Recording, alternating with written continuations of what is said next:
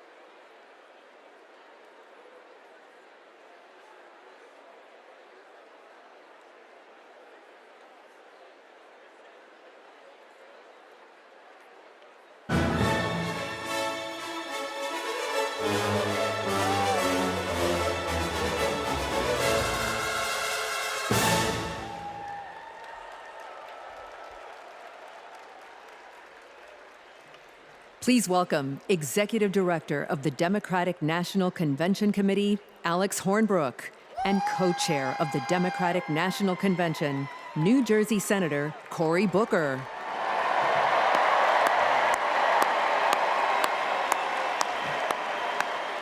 Good evening, everyone. On behalf of Convention Chair Minyan Moore, it is my honor to pass the gavel to Co-Chair Senator Cory Booker.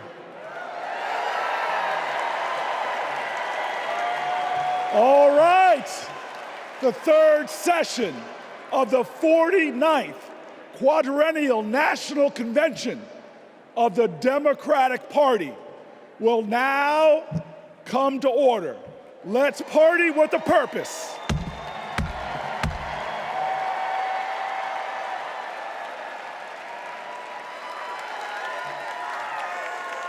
Please welcome Priest Sri Rakesh Bhatt and Bishop Leah Daughtry.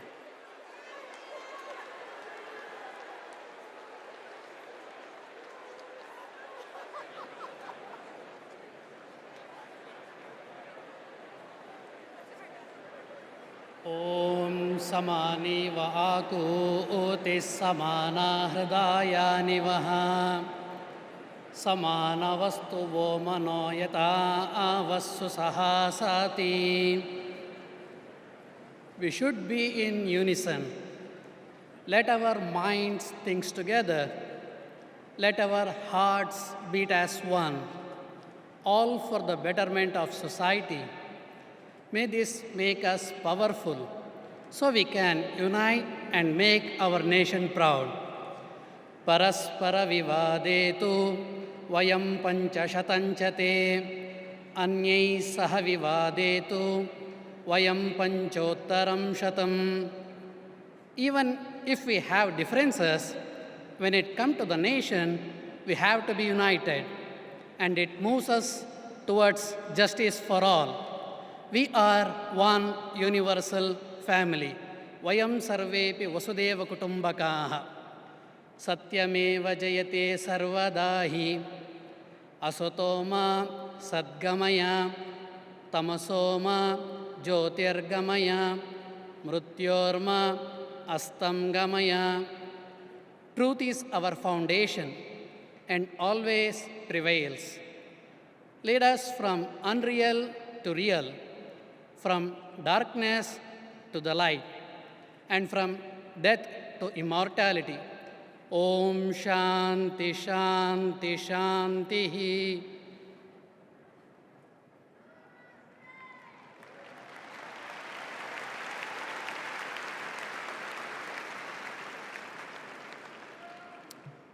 In the book of Isaiah 58 and 12, some of you will rebuild the ancient ruins. You will restore the foundations laid long ago.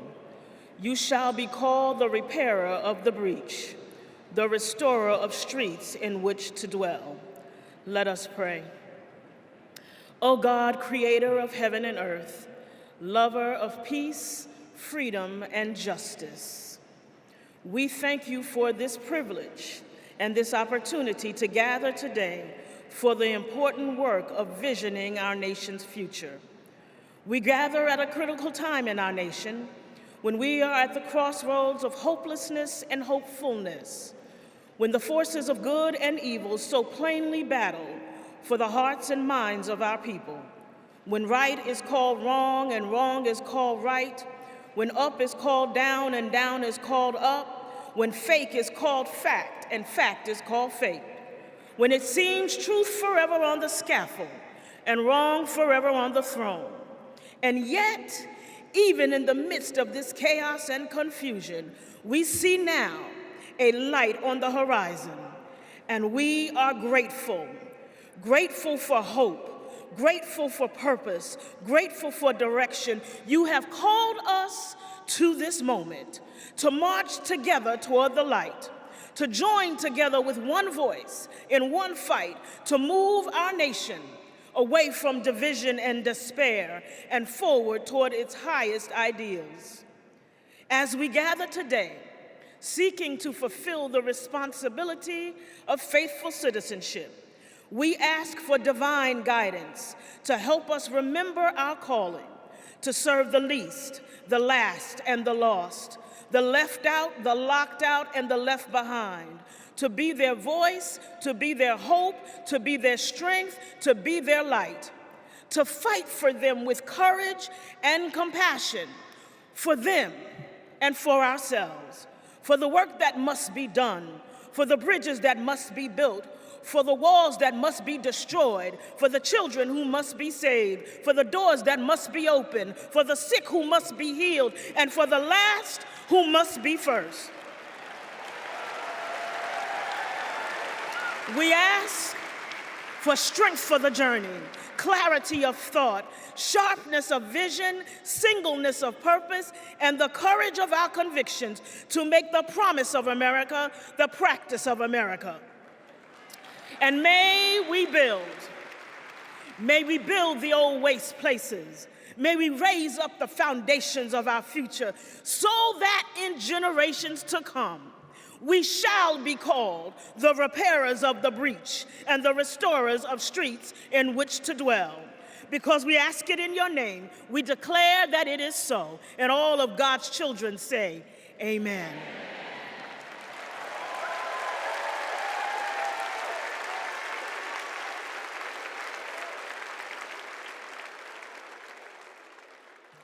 Please welcome Moreland Arts and Health Sciences Magnet School 3rd and 4th graders to lead us in the Pledge of Allegiance. I pledge allegiance to the flag of the United States of America and to the republic for which it stands, one nation, under God, indivisible, with liberty and justice for all.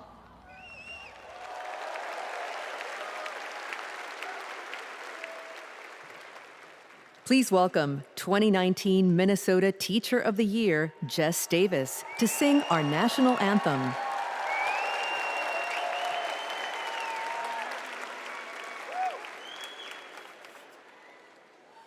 Oh, say, can you see by the dawn's early light what so proudly we hailed at the twilight's last gleaming, whose broad stripes and bright stars through the perilous fight o'er the ramparts we watched were so gallantly streaming, and the rockets red and glare, the bombs bursting in air, gave proof through the night that our flag was still there. Oh, say does that star-spangled banner yet wave o'er the land of the free and the home of the brave?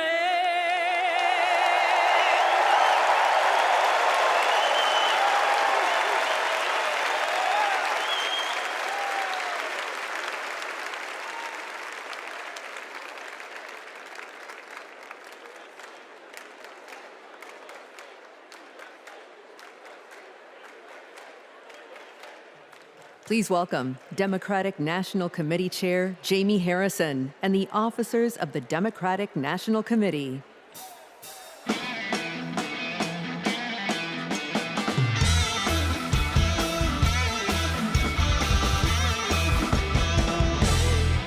Hello, hello. So my friends, for the past 3.5 years, I'm fortunate to have worked with some amazing Democrats to strengthen and rebuild this Democratic Party. Please welcome to the stage several of our DNC officers. Vice Chair, President of the ASDC, and Chair of the Minnesota DFL, Ken Martin. Vice Chair and former Mayor Keisha Lance Bottoms. Vice Chair Henry Munoz. Treasurer Virginia McGregor. And you all know him from last night, the famous roll call star, our Secretary, Jason Ray.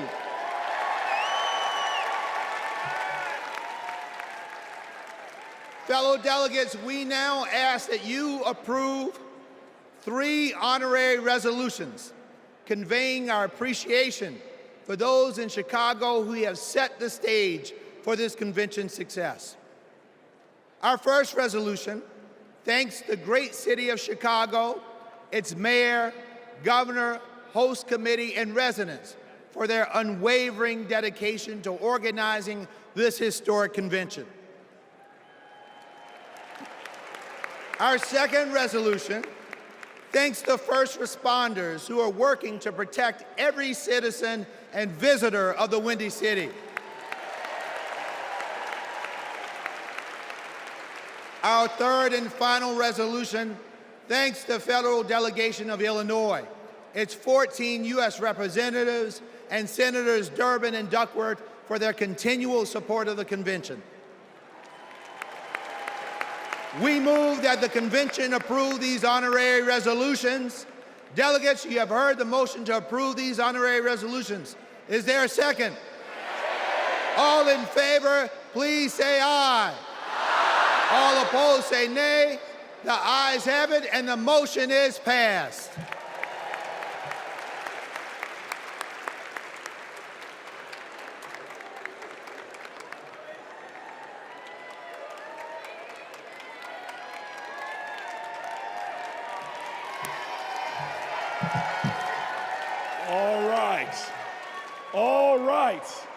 All right, y'all, welcome to night 3.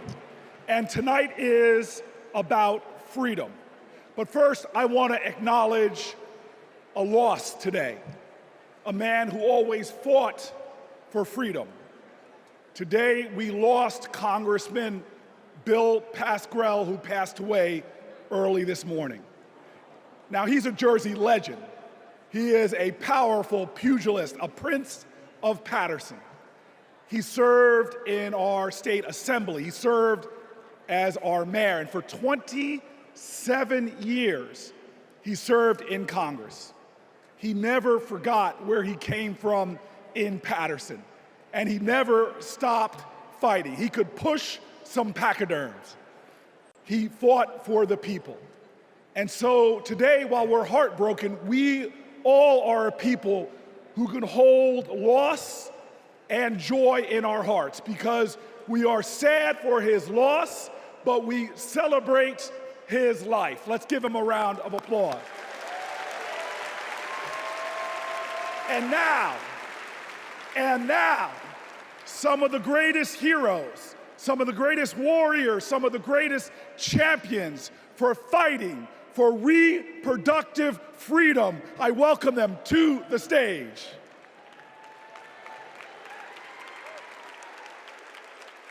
Don't know why, but I feel like freedom.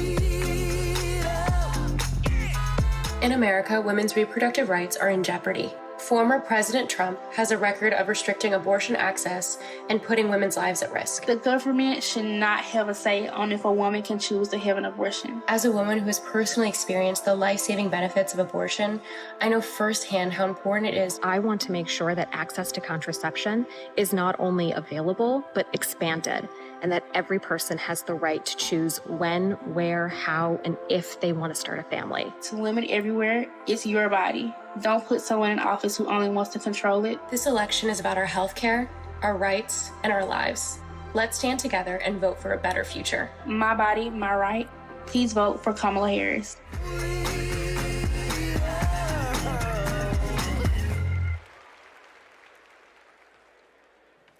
Please welcome President of Reproductive Freedom for All, Minnie Timaraju.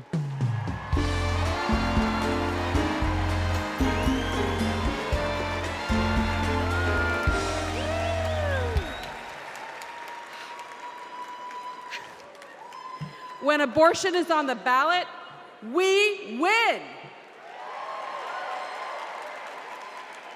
In California,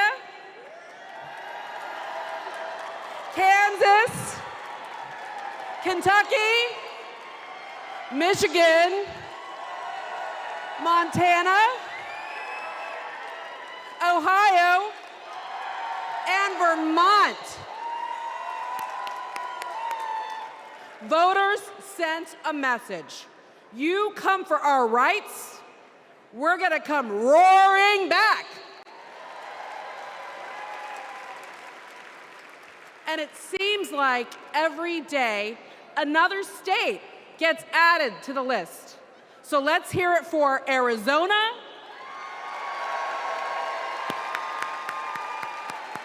and Montana. The latest states to announce that the people will get to have their say this November. Because voters who support reproductive freedom, we're not the minority, we're the majority.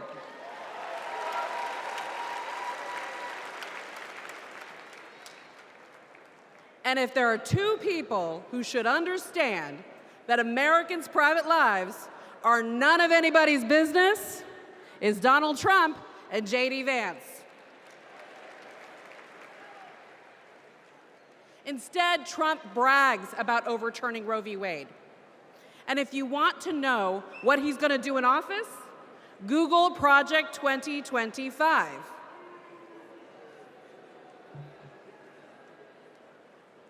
Kamala Harris has her own project for 2025, restoring reproductive freedom.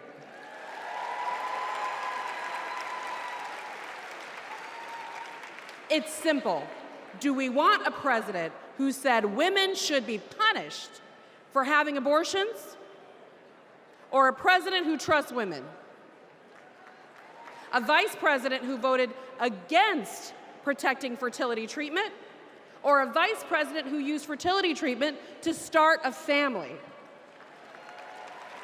A president who created the crisis we're in, or a president who will fix it? This election will decide America's future. So let's elect Kamala Harris and Tim Walz. Thank you.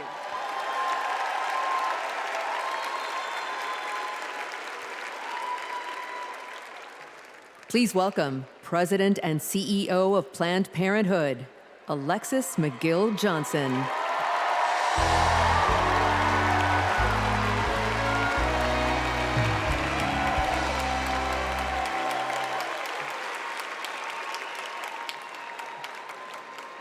Last summer, a Planned Parenthood patient in Georgia realized that she was pregnant and didn't want to be. But Georgia bans abortion after 6 weeks. So she drove to South Carolina, but arrived the day that their 6-week ban went into effect. She went back home and then went to Florida. But she arrived just days when she was too late under their ban. She had to fly all the way to California to get an abortion. Now remember, each time she had to get the money up, she had to miss work, she had to find childcare. Now imagine if this was an emergency situation. In Texas, doctors who have feared going to jail have sent patients to wait in hospital parking lots rather than provide the emergency care they need. And in Idaho, they have airlifted patients to other states. We cannot call ourselves a free nation when women are not free.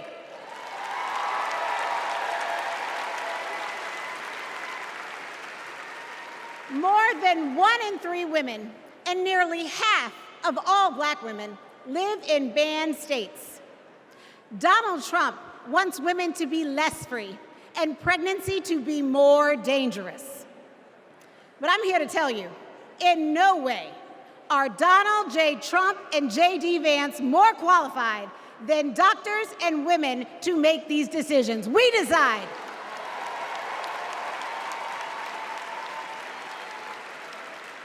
We trust women. We trust doctors.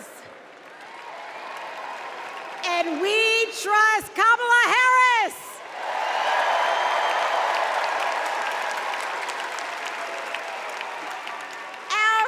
Our future is on the ballot. Our bodies are on the ballot. And come November 5th, we will decide this election.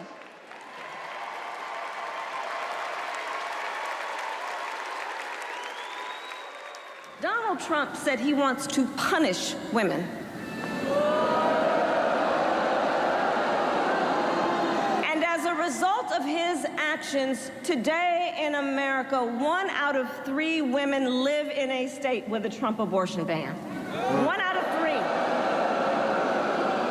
Some of these bans go back to the 1800s, even before women had a right to vote. Think about that. Well, Tim and I have a message for Trump and others who want to turn back the clock on our fundamental freedoms. We're not going back.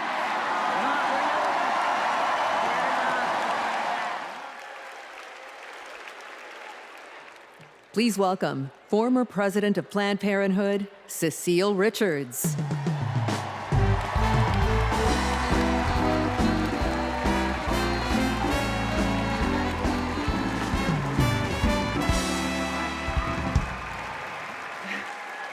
Last few weeks have been a celebration of women, from cheering on Team USA to supporting Kamala Harris for president. As my mother, Governor Ann Richards, would say, I hear America singing. When women are free to make their own decisions about their lives and to follow our dreams, we are unstoppable. But when Roe versus Wade was overturned, a generation of young people lost that freedom. Like Ashley, a 12-year-old rape survivor in Mississippi. Because of her state's abortion ban, she started 7th grade with a newborn. That's the Republican promise of states' rights. Last year, I became a grandmother. And during my daughter's pregnancy, nothing mattered more to me than her health. Politics should never stand in the way of anyone's health care or prevent any family from experiencing the joy my grandson, Teddy, has brought to my life. One day, our children and grandchildren may ask us, when it was all on the line, what did you do? And the only acceptable answer is, everything we could.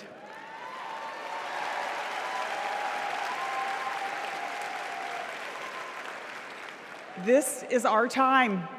This is our time. So let's go elect Kamala Harris and Tim Walz.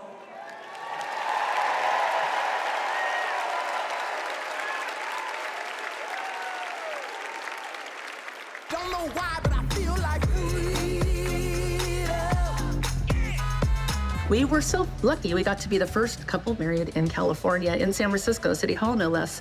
So we arrived at City Hall and were so thrilled to find out that Attorney General Harris wanted to come and officiate our wedding.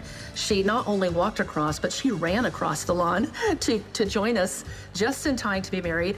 And she brought such joy to the space and to us, and has ever since, because Attorney General Harris, now Vice President Harris, soon to be President Harris, believes in all families, and she believes in our family.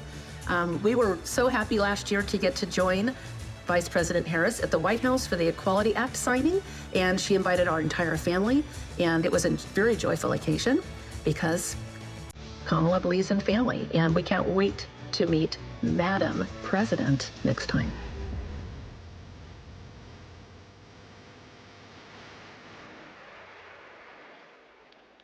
Please welcome President of the Human Rights Campaign, Kelly Robinson.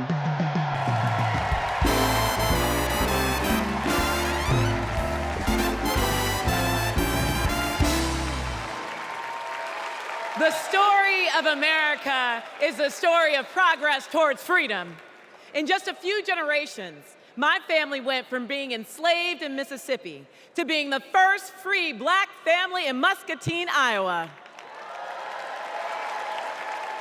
to now preparing to elect President Kamala Harris. Progress is happening, my friends. The 20+ million LGBTQ+ Americans are living proof of it. We are your friends and your neighbors, your classmates and your family. Like Daniel, a trans kid in Tucson who's going to his very first prom. Like Eric from San Antonio, who sacrificed in combat and then came home to battle Don't Ask, Don't Tell. Like Sandy and Chris, the first same-sex couple to get legally married in California 11 years ago, in a ceremony officiated by Kamala Harris. Donald Trump wants to erase us. He would ban our health care, belittle our marriages, bury our stories, but we're not going anywhere. We are not going back.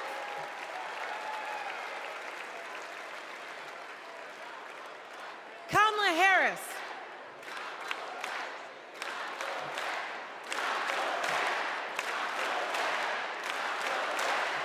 Kamala Harris and Tim Walz, they are champions for LGBTQ+ freedom, y'all.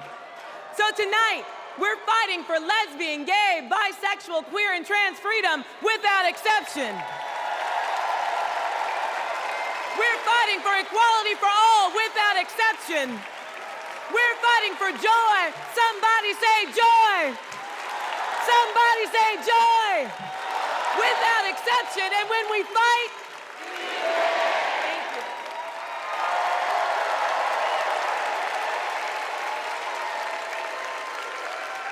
Please welcome President of Emily's List, Jessica Mackler.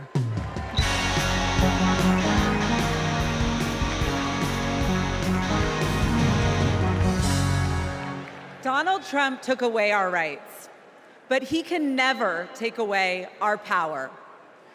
Republican attacks on abortion didn't begin with the end of Roe, and they didn't end there either. Millions of women across this country are living with the devastating consequences of Republican abortion bans. Now comes Project 2025, a blueprint for banning abortion in all 50 states. It would give extremists like Donald Trump and J.D. Vance the power to monitor your pregnancy and even prosecute doctors for mailing abortion medication. Make no mistake, the threat of Project 2025 is very real, but so is our ability to stop it. In 2022, Democrats didn't just run on reproductive freedom, we won on reproductive freedom. And in 2024, we are coming back to the polls to finish the job. In his devastating opinion, Justice Alito wrote that women are not without electoral or political power. And Donald Trump and Republicans are about to find out just how true that is. The opportunity is before us. The power is in our hands, and the time is now.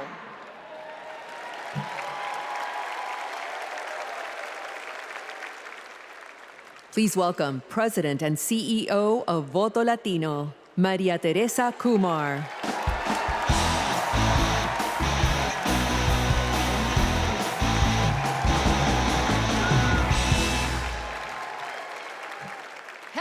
Chicago!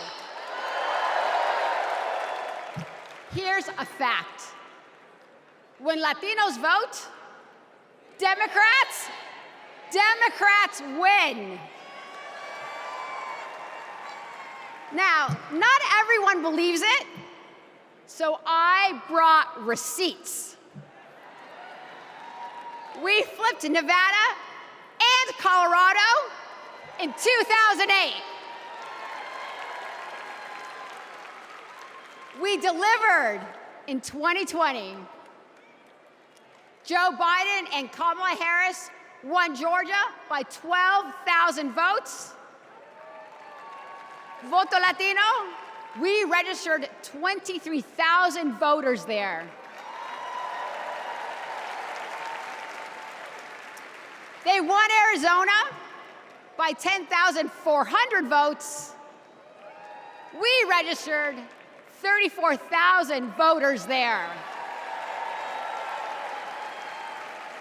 Because we proved that when Latinos vote, Democrats win. Now, they're trying to suppress our vote. Boo. Our sacred and universal right as Americans. So let me be clear. Voto Latino has registered 1.5 million voters. And we are just getting started. Because since 2020, 4 million young Latinos have become eligible to vote this election. And I couldn't be prouder because we are registering them faster than any time in our history. This year, we will prove it again. When Latinos vote, you guys got the memo. Another fun fact, this year, more Latinos will vote than any time in our history. So that means, sí se puede, se está haciendo, sí se puede. So that means that together, we will make history and elect Kamala Harris president. Vota!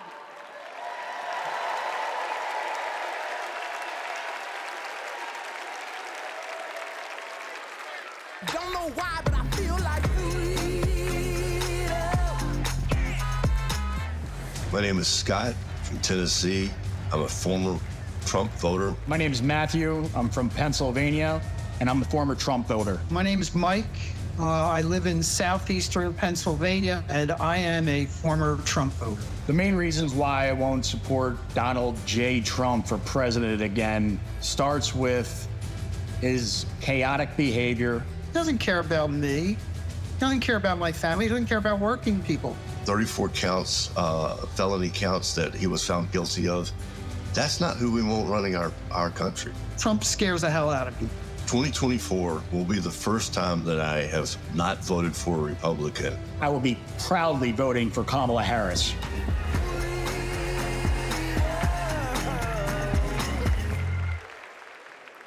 Please welcome New York Representative Tom Suozzi.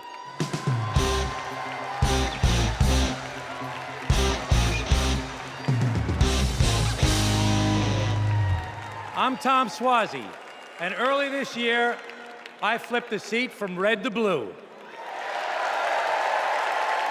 My father came from Italy as a boy. He was the first kid in the neighborhood to go to college. He served as a navigator during World War II, came home, and at 28 was elected the youngest judge in the history of New York State. What a country. The immigrant experience, e pluribus unum, out of many, one. My family's experience, Kamala Harris's experience, the American experience. That's why the polarization on immigration is so painful. Let's be clear, the border is broken. But this year, when Democrats and Republicans worked together to finally write new border laws, we were blocked. We all know who sabotaged us. We reject the divisiveness. We reject the dysfunction. We reject the deception. My Italian grandfather used to toast new couples. He'd say marriage sometimes is hard, but in the end, non ci sono rose senza spine. You can't have the roses without the thorns. You have to work for it. To be a nation of immigrants is hard sometimes too. You have to work for it. Tonight, we celebrate the roses of life. We come together from every state, from every ethnicity, from every race and religion. We come together tonight to celebrate our candidate, Kamala Harris, who knows America is worth it, who knows this nation, built by immigrants, is a rare and beautiful thing, and who joyfully accepts the challenge to work across party lines, to secure our border, to treat people like human beings, and to move our country forward.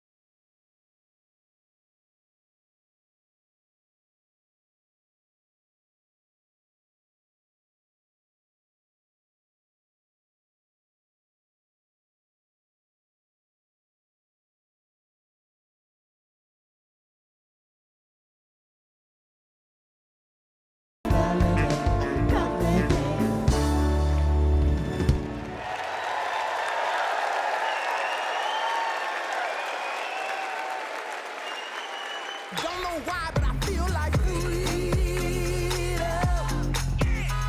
One reason here of the many of why I'm voting for Vice President Kamala Harris and Governor Tim Walz. I want to keep what President Biden started with the infrastructure plan and getting this country moving. Because of these investments into our country, it has put people like me, young people like me, Gen Zers, into work in the trades, working on electricity, carpentry, you name it. The Inflation Reduction Act and the infrastructure bill had the biggest impact on climate change. It's going to give us the opportunity to electrify our 7,000 square foot facility and go solar in the next 2 years. If you invest money in infrastructure, you're investing money in the country. Vote for Harris Walz in November to continue these investments into our country and to grow our country forward. We should all vote Harris Walz 2024.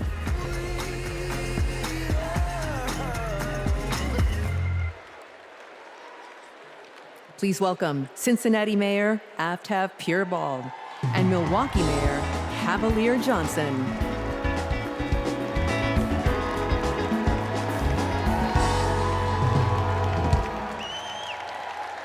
Hello, my name is Aftab Pureball, and I am the first Asian American mayor in the great city of Cincinnati.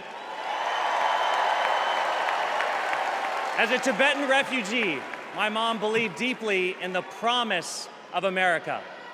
And when I was growing up, she and my dad, who is from India, taught me that when you make a promise, you keep it. For years, politicians came through my city and promised to fix the Brent Spence Bridge, which connects Ohio to Kentucky. Donald Trump was one of them. He did what they all do, press conference here, photo op there, but nothing changed until Kamala Harris and Joe Biden. Joe Biden told Cincinnatians, we're gonna fix that damn bridge. And 4 months later, he signed the bipartisan infrastructure law. It gave our city the biggest infrastructure investment in history. It will stitch our communities back together, and it will fix that damn bridge once and for all. That's what leadership looks like. Not hollow promises, but solid progress. Not lip service, but true, honest-to-God public service. And under Kamala Harris, the progress will only continue.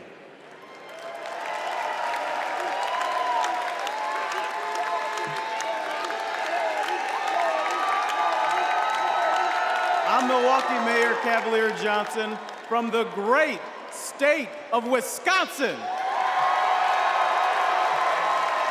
In Wisconsin, keeping promises is important. So is making amends for your mistakes. One of those mistakes happened 60 years ago in a neighborhood called Bronzeville, brimming with Black music, Black culture, and entrepreneurship.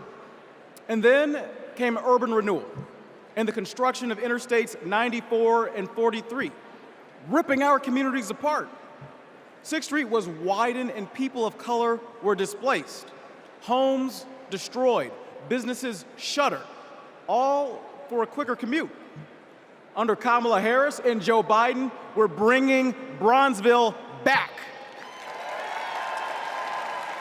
With more green space, bike paths, and walkable streets to serve people who actually live there. The music is coming back. The culture is coming back. And thanks to the bipartisan infrastructure law, the opportunities are coming back. It's now my privilege to introduce two Milwaukeeans who know firsthand the power of reconnecting our communities, Rashawn Spivey and Deanna Branch.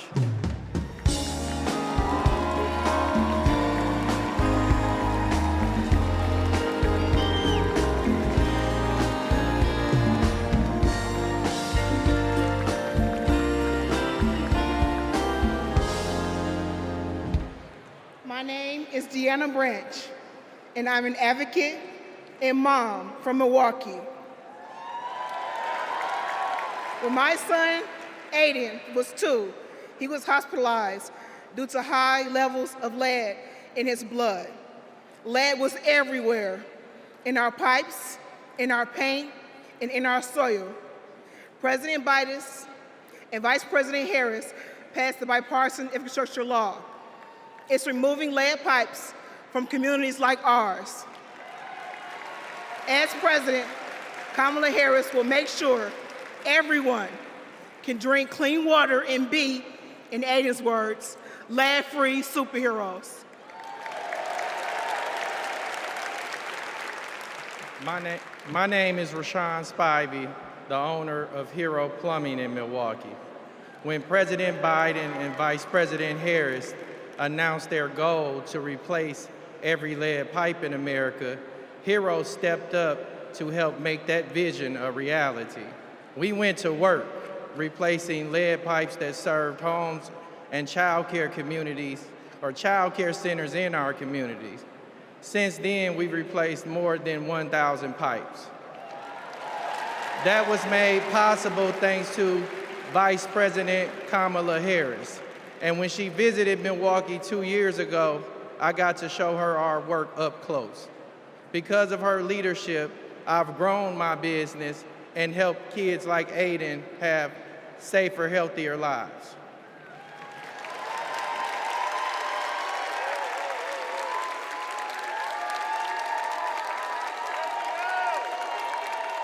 Don't know why, but I feel like freedom. Vice President Harris came and visited my restaurant. She understands immigrant-owned businesses. She understands women-owned businesses. She understands the important role of small businesses and sees business owners not just as the backbone of our economy, but as community leaders. She has a proven track record of advocating for policies that support small businesses and push for economic equity. The sueño americano está vivo. The American dream is alive. The last 4 years have been positive, and we've experienced growth. I am truly excited to have Kamala Harris as a presidential candidate. In this election, we have another opportunity to prosper, to connect, and to unite under the American dream. I'm proud to support her for president because I believe she will lead us to a brighter future.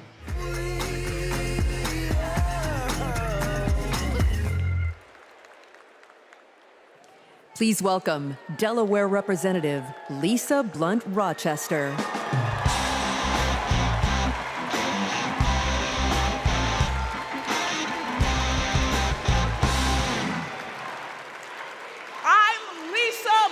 Rochester, mother, grandmother, and congresswoman, and hopefully the next senator from the great state of Delaware. The proud home of President Biden. We love you, Joe. In Delaware, we know that when small businesses thrive, communities thrive. We know that when our roads and our bridges are strong, communities are strong. When everyone has a fair shot at a better future, America is limitless. Now, Democrats, we know this, but you know who doesn't know it? Donald Trump. He has, with his friends, said the quiet parts out loud. But not only said them out loud, he wrote a book about it. What's it called? Project 2025. So with so much on the line, we've got to turn our biggest challenges into our greatest and brightest of hope. For me, Bright Hope was the name of the church that my grandmother attended for 70 years in Philadelphia. It's not just a name. It's how I approach my life. It's how I'll lead as Delaware Senator. And it's how Kamala sees the future of America. Now, there are some who think our politics are too broken for Bright Hope. But if you want to see hope, just look. Bright Hope is record numbers of Black and brown entrepreneurs starting businesses. Bright Hope is an opportunity economy. economy, where we invest in our communities and build affordable housing. Ladies and gentlemen, Bright Hope is 4 words. Madam President Kamala Harris. Are you ready for Bright Hope? Are you ready to fight for our freedom? Are you ready to flip the House, protect the Senate, and send Kamala to the White House? Then let's go!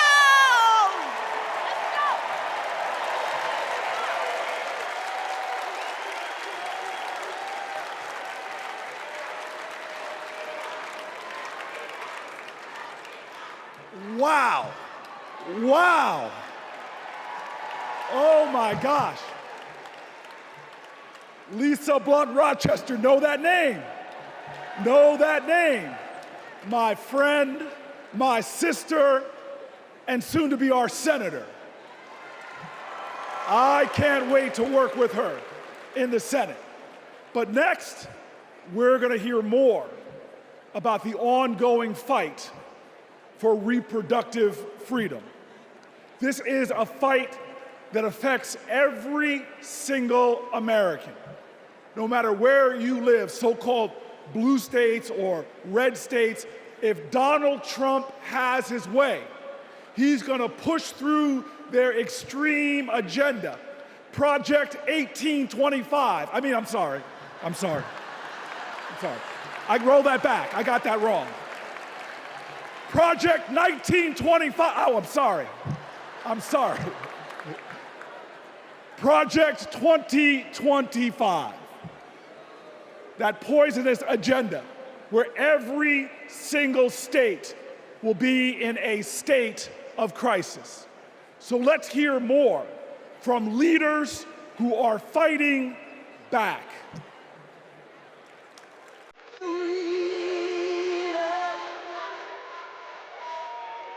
Freedom means unity.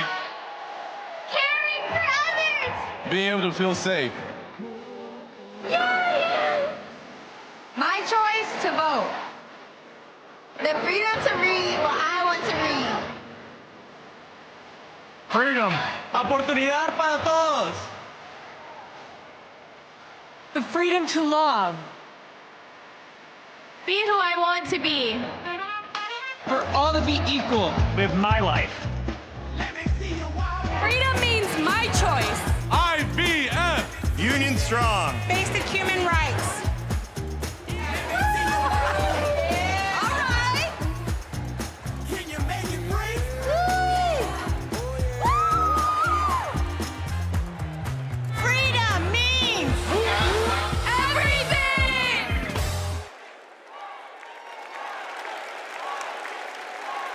Please welcome New York Representative Grace Meng.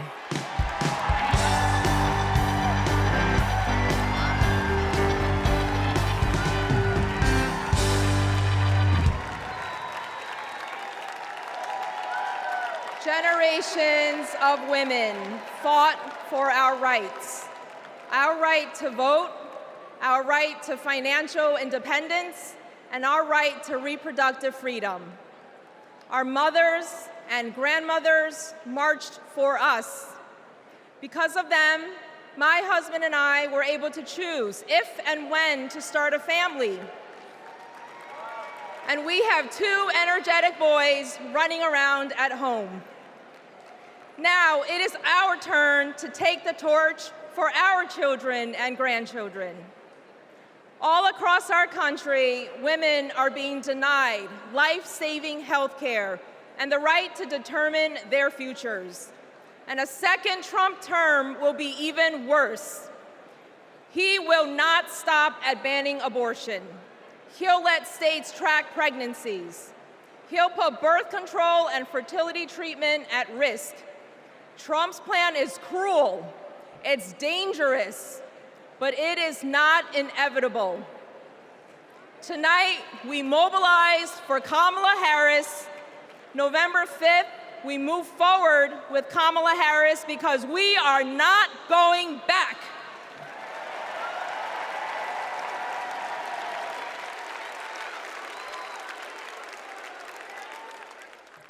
Please welcome Colorado Governor Jared Polis.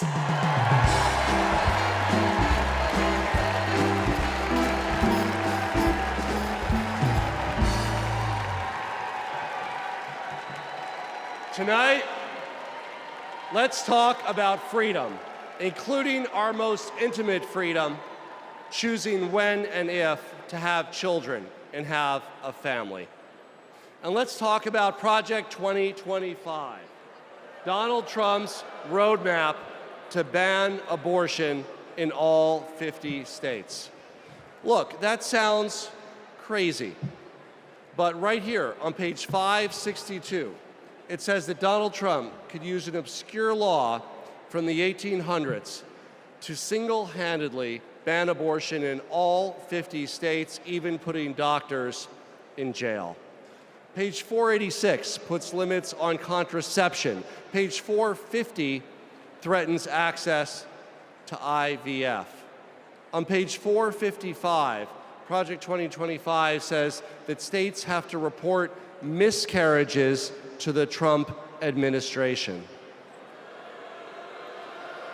Page 451 says the only legitimate family is a married mother and father where only the father works. You know what? I'm going to take that one out. I'm going to put that in my pocket so I can share it with undecided voters so they better understand what's at stake this election. Project 2025 would turn the entire federal government and bureaucracy into a massive machine. It would weaponize it to control our reproductive and personal choices. Look, as a Redditor, gamer, entrepreneur, and Swiftie from the free state of Colorado, I'm excited by Kamala Harris's vision for protecting and expanding our personal freedom, internet freedom, and economic freedom.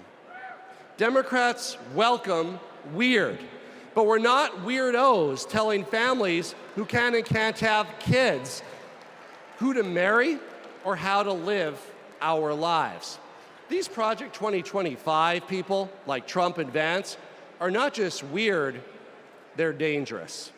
They want to take us backwards, but we aren't going back, like ever, ever, ever. Let's stop Project 2025 and elect Kamala Harris president this November.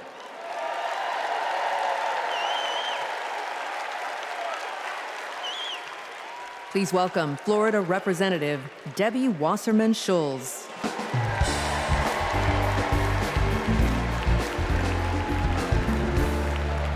Hello, America. As a proud Floridian, I bring you a cautionary tale. For the people of my state, Project 2025 isn't just a threat. It's a reality that we battle every day. From the classroom to the emergency room, Governor DeSantis turned Florida into a testing ground for the right's most egregious, dangerous policies. I can tell you firsthand, it's been devastating for families in my district and across the state. Today in Florida, state policy requires that kids are taught racist lies about so-called benefits of slavery. Books are banned. Teachers are censored. And our LGBTQ plus community endures endless state-sponsored hate. Even a cruel "don't say gay" school law. Today in Florida, as we grapple with record heat and rising seas, extreme MAGA Republicans deleted mentions of climate change from state law. Today in Florida, a near total abortion ban endangers women's health and their lives every day. I keep thinking about a Central Florida woman I met named Deborah. And at 23 weeks pregnant, she got news every future parent dreads. Her baby's kidneys never developed. Doctors told her that not only would her baby not survive, her own health was in danger. Deborah couldn't get the care she needed in Florida, and she couldn't afford to travel hundreds of miles to get it. She had no choice but to carry her son Milo to term, only to watch him die in her arms 2 hours later. This is Project 2025 in practice. It's what Donald Trump and J.D. Vance want for the whole country. But we're not going to let it happen, are we? Now, I say this as a Floridian, but also a mom and an American. We can't let them do to America what they did to Florida. Are you with me? So let's fight like hell to elect Kamala Harris, the next president of the United States of America. Thank you so much.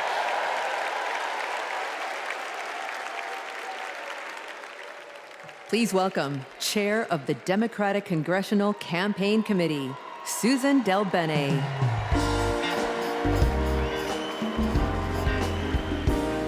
Hello, Democrats!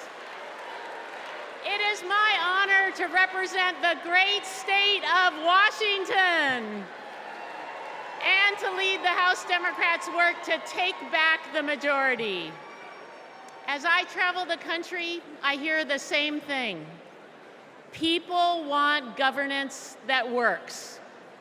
They don't want tax cuts for the ultra-wealthy, not a national abortion ban, or more chaos and dysfunction, or blind loyalty to Trump. In other words, they don't want Republicans in charge. We're here because we need to elect Vice President Harris and Governor Walz. And giving them a Democratic Congress is how we turn promises into progress. A Democratic majority means lowering costs and growing the middle class, expanding the child tax credit and making it permanent, protecting reproductive freedom, and yes, a Democratic House means Speaker Jeffries will certify the 2024 election. We need just 4 more seats to take back the majority. The good news is we have fantastic candidates in winnable districts all across the country. In battleground states like Michigan and Arizona, in blue states like New York and California, and even in states like Iowa and Nebraska. And we're going to make history by picking up a seat in the state where I was born, Alabama. In 2022, we came within 7,000 votes of the majority. So it's within our power to win these critical races. This election is about our rights, our freedoms, our democracy, and our future. So let's get out the vote. Let's take back the House. Let's make Hakeem Jeffries our next speaker. And let's send Kamala Harris and Tim Walz to the White House. Thank you.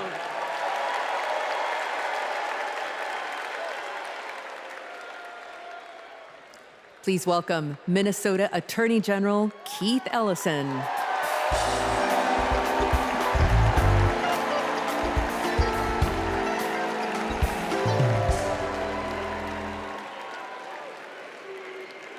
Friends, I'll never forget when I first saw the video of the murder of George Floyd. I was heartbroken, I was angry. And that morning, my phone rang. And on that line was Governor Tim Walz. Tim Walz felt the exact same way I did. And a few days later, Tim appointed me to prosecute Floyd's murder. Almost a year after that, minutes after the guilty verdict came down, my phone rang again. And it was Vice President Kamala Harris calling to congratulate my team and the work. Now, Kamala and Tim, they understand the legacy of George Floyd. No one is above the law, and no one is beneath it. No one is outside the circle of our compassion. In the Republican Party, everyone thinks they're above the law. Hell, nearly a dozen of their own lawyers are facing serious charges. Even their lawyers need lawyers.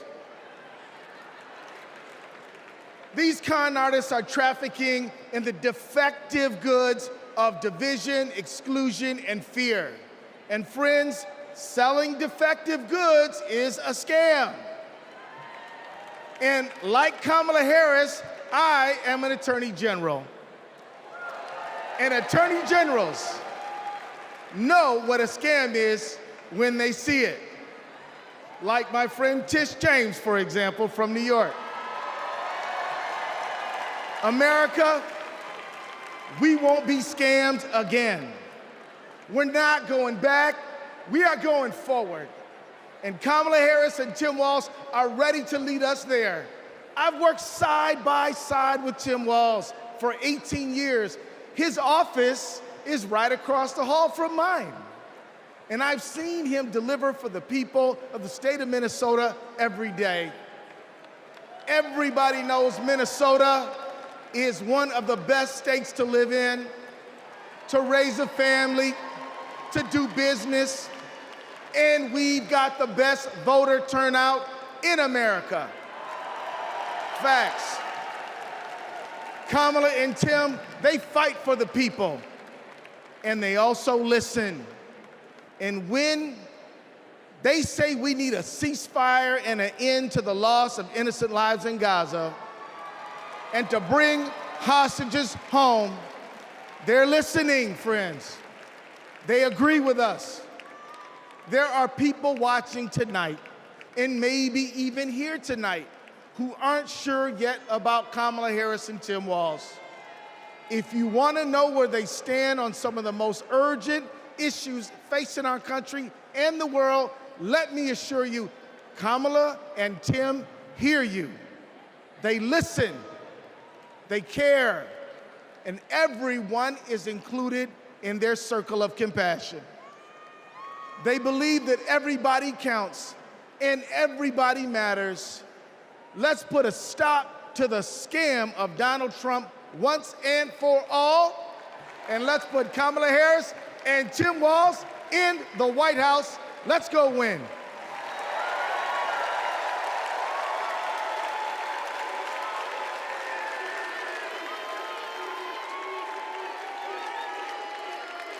Have you ever discussed Special Counsel Mueller or his investigation with anyone?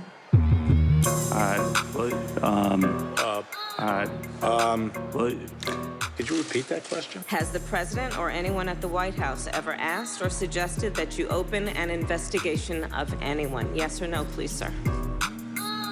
Seems you'd remember something like that. I don't know. Please answer the question. Senator, I think I've answered the question. No, you've not. I'm not able to be rushed this fast. It makes me nervous. Can you think of any laws that give government the power to make decisions about the male body?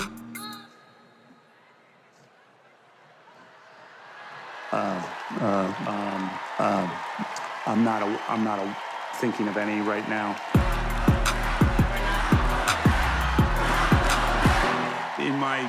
Never mind. Let's move on. Okay.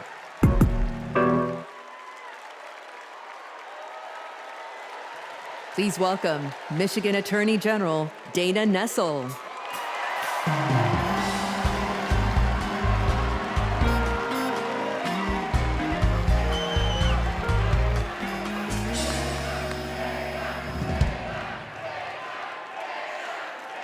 Chicago.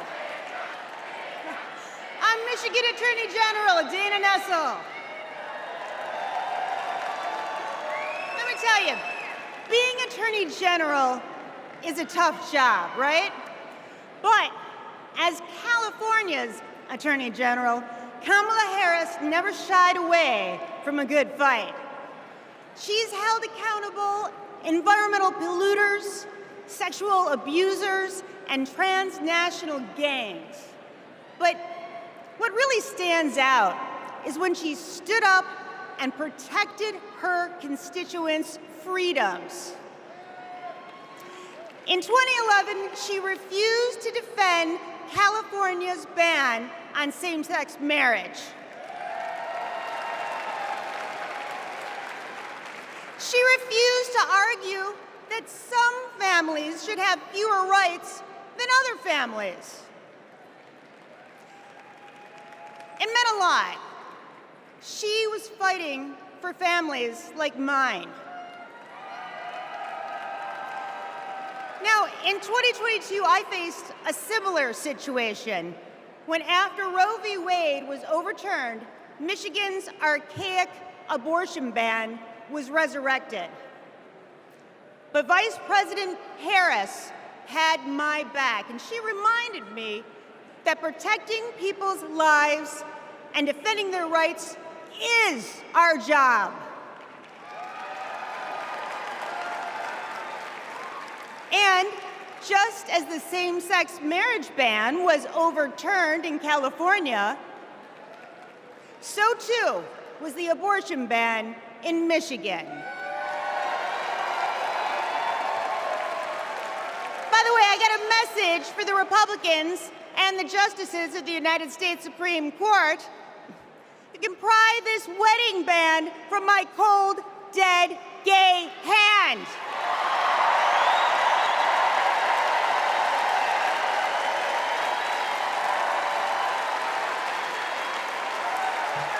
And I'm retaining a lot of water, so good luck with that. Look, I know that whether she's Attorney General or President of the United States, Kamala Harris will always be in our corner. Now, America, you get to be the judge. Do we go back to the corruption, criminality, and chaos of Donald Trump? Or do we move forward with Kamala Harris? We know when she takes an oath to preserve, protect, and defend the Constitution, she's actually read it. We know that she'll appoint Supreme Court justices who will protect our freedoms. And let me tell you, Kamala knows you go from the courthouse to the White House, not the other way around. Ladies and gentlemen, I rest my case.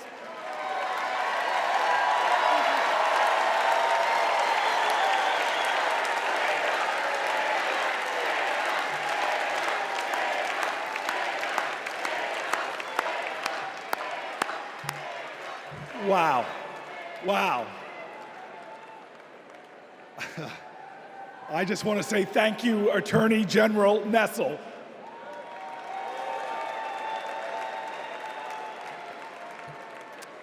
So coming up, we have John and Rachel, proud, loving parents of 3.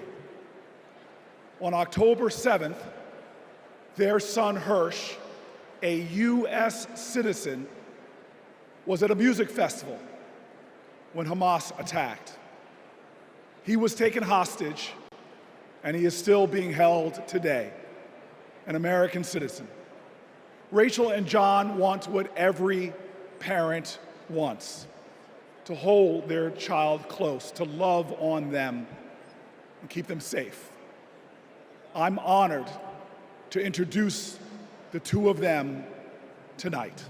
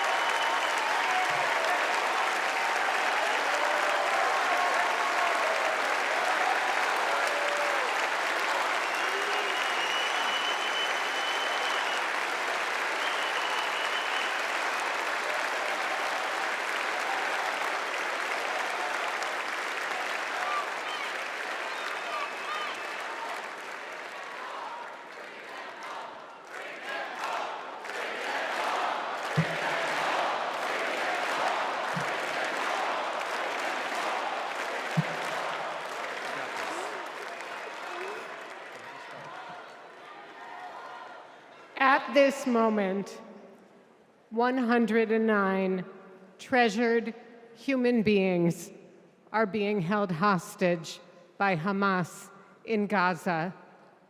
They are Christians, Jews, Muslims, Hindus, and Buddhists. They are from 23 different countries. The youngest hostage is a 1-year-old red-headed baby boy, and the oldest is an 86-year-old mustachioed grandpa. Among the hostages are 8 American citizens. One of those Americans is our only son. His name is Hirsch. He's 23 years old. And like Vice President Kamala Harris, Hirsch was born in Oakland, California. Hirsch is a happy-go-lucky, laid-back, good-humored, respectful, and curious person. He is a civilian. He loves soccer, is wild about music and music festivals, and he has been obsessed with geography and travel since he was a little boy. His bedroom overflows with atlases, globes, maps, and National Geographic magazines. On October 7th, Hirsch and his best friend, Honor, went to a music festival in the south of Israel. It was advertised as celebrating peace, love, and unity. They also went to celebrate Hirsch's 23rd birthday. As rockets began to fall, Hirsch, Honor, and 27 other young festival goers took refuge in a 5-foot by 8-foot bomb shelter. Terrorists began to throw grenades into the shelter. Honor stood in the doorway and repelled 7 of those grenades before the 8th one killed him. Altogether at the Nova Music Festival, 367 young music lovers were killed. This was just one of the many attacks on neighborhoods and communities in southern Israel on that terrible day. In total, 1,200 were killed, including 45 Americans. Hirsch's left forearm, his dominant arm, was blown off before he was loaded onto a pickup truck and stolen from his life and me and John into Gaza. And that was 320 days ago. Since then, we live on another planet. Anyone who is a parent or has had a parent can try to imagine the anguish and misery that John and I and all the hostage families are enduring. Rachel and I are comforted to be back in our sweet home, Chicago. We were both born and raised here, and our families still live here. This is a political convention, but needing our only son and all of the cherished hostages home is not a political issue. It is a humanitarian issue.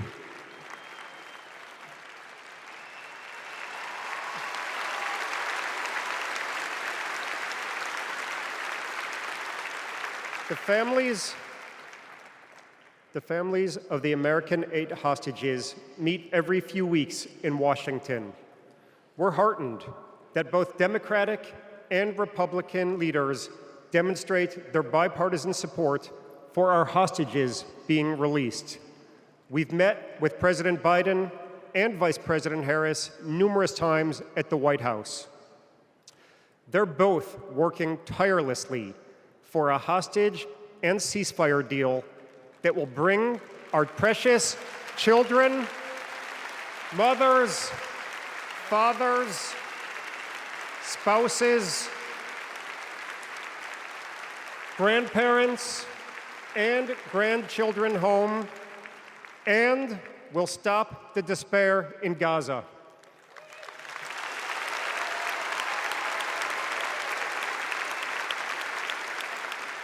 We are all deeply grateful to them.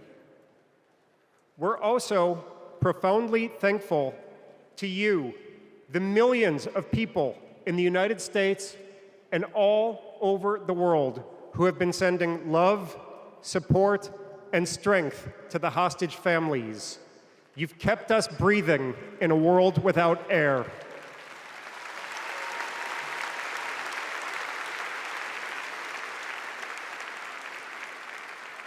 There is a surplus of agony on all sides of the tragic conflict in the Middle East. In a competition of pain, there are no winners.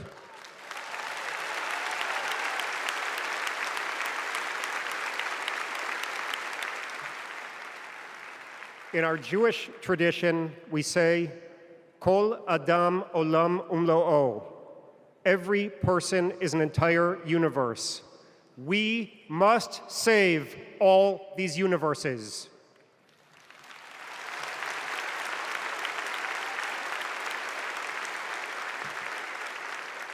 In an inflamed Middle East, we know the one thing that can most immediately release pressure and bring calm to the entire region. A deal that brings this diverse group of 109 hostages home and ends the suffering of the innocent civilians in Gaza.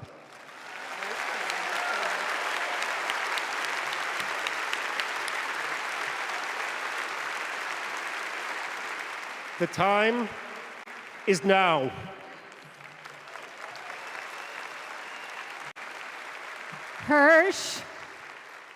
Hirsch, if you can hear us, we love you. Stay strong. Survive. Bring them home.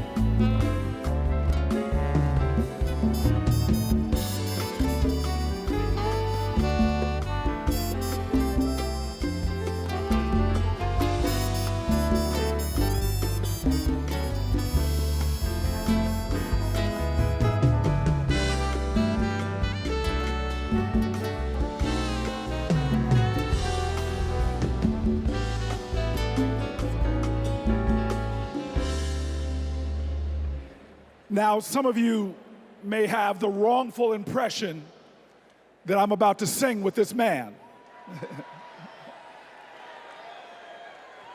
That ain't gonna happen. But I'll tell you what, I wanna bring you all to a street in Newark, New Jersey called Martin Luther King Boulevard.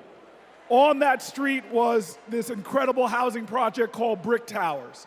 We never mistaked wealth with worth. In those towers was a tenant president named Miss Virginia Jones. Her son was murdered in the 1980s in the lobby of one of those buildings, but she was a woman of invincible joy. And I'll tell you this, I used to ask her, how are you so joyful? And she would always tell me, as a church woman, she'd say, the joy I have, the world didn't give it to me. Come on now, come on now. She taught me that you've got to generate the joy, that hope is the active conviction that despair will never have the last word. And so tonight, there are so many challenges in our nation. There are so many problems that we're facing. Heck, if America hasn't broken your heart, you don't love her enough. But yet, we will be joyful warriors. We are going to bring back to the journey of our nation joy. And if there's any tradition in America that has helped us to generate that joy, it has been the artists of America. It has been those folks bringing the rock and roll and the funk, bringing the gospel and the hard rock. Well, tonight we are blessed by one of those great American artists that helps us to cleanse our spirits, to raise our hearts, and to bring in that joy. Ladies and gentlemen, I give you one of the true greats in America, someone to bring the joy to this incredible arena, Maren Morris.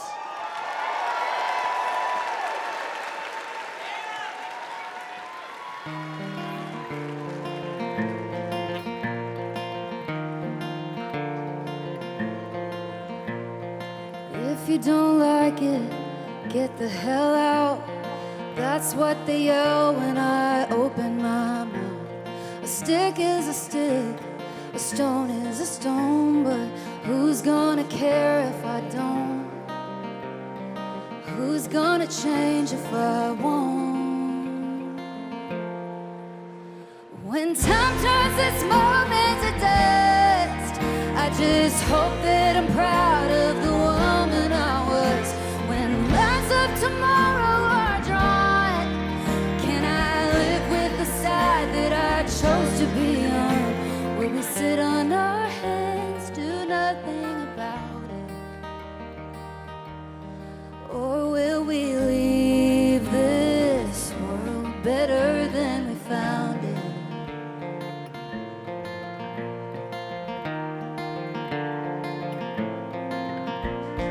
Over and under and above the law, my neighbor's in danger. Who does he call when the wolf's at the door? What would you do? Shouldn't we try something new? We're over a barrel and at the end of one too. When time turns this moment to dust, I just hope that I'm proud of the woman I was. When lines of tomorrow are drawn, can I live with the side that I chose to be on? Will we sit on our hands, do nothing about it? Or will we leave this world better than we found it?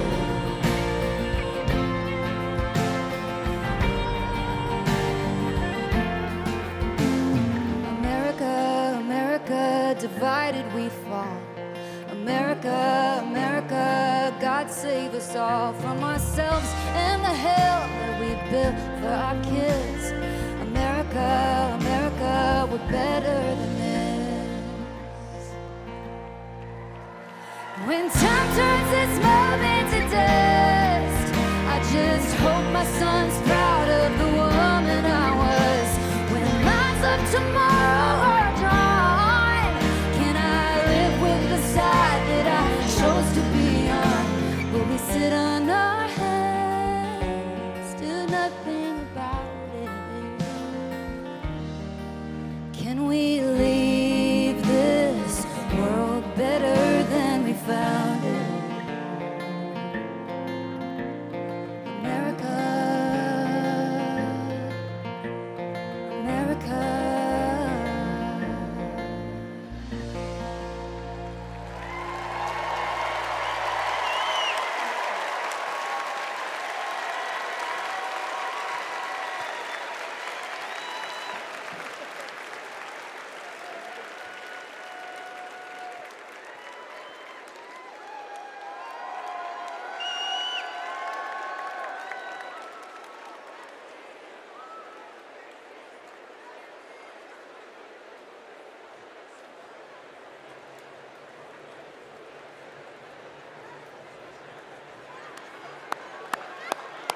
All right, all right. You know what? I'm inspired. Maybe I will sing a song. To Donald Trump, a little B.B. King classic, The Thrill Is Gone.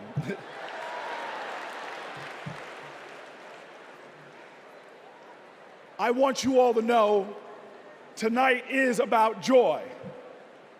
American history, our common history, is a testimony to taking on the insurmountable and achieving the impossible. That should bring us joy.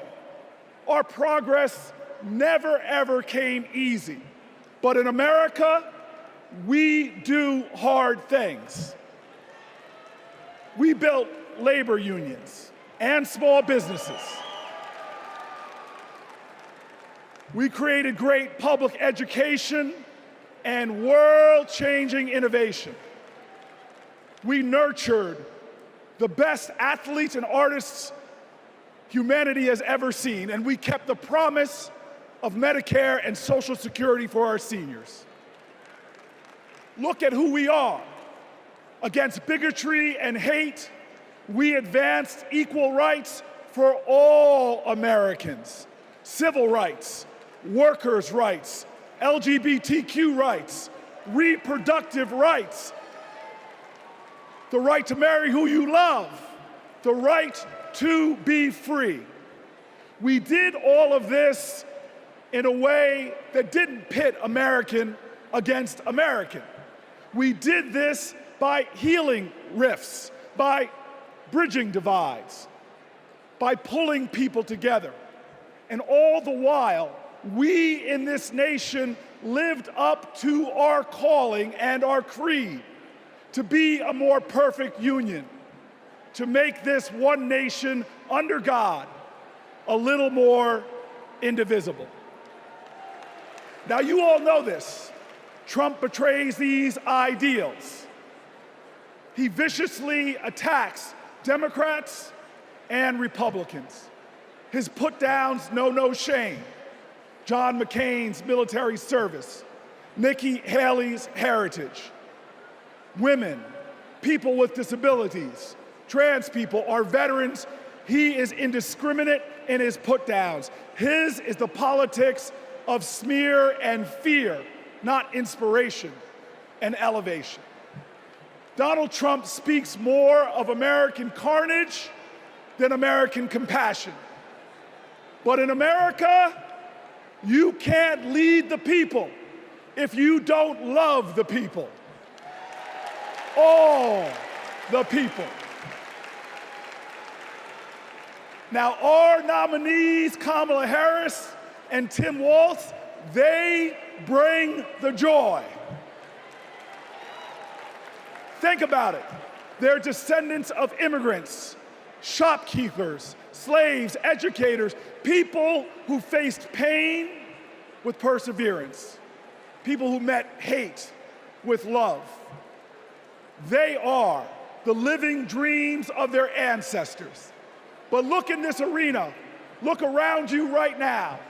We are all our ancestors' wildest dreams. Generations who faced impossible odds and that responded to every one of their challenges with that classic American creed, yes, we can.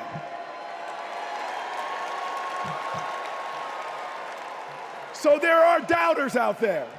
There are people that doubt our collective strength. They want to tell us how bad we are.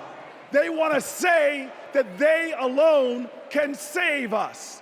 Well, we know that the power of the people is greater than the people in power. And we're not going to lose our faith. Look, I want everybody in here to let us all say it together. I believe in America. Let me hear you. I believe in America. I believe in America because our elders told us that no matter what the obstacle, like the gospel says, we shall overcome. I believe in America because our soldiers died on beaches and battlefields. They died at sea and in the air so that we could be free today and say together, I believe in America. I believe in America because our fighters fought at Stonewall. Our marchers marched in Selma. Delegates met at Seneca Falls. Every single one of them believed in America, even when America didn't believe in them. Say it with me now. I believe in America because King dared to dream the impossible dream, because Neil Armstrong went to impossible heights, and because when we elect Kamala Harris, there is not a boy or girl in America from any creed, color, or heritage that will ever think being President of the United States is impossible again. Say it with me. I believe in America, the land of hope and heroism. I believe in America, the land of courage and compassion. I believe in America, where we share common ground and common cause and one common destiny. And let me tell you, if you believe in America, if you love in America, then you will work for America. And when we work together, when we stand together, when we organize together, when we vote together, I will tell you this, when we fight, we win.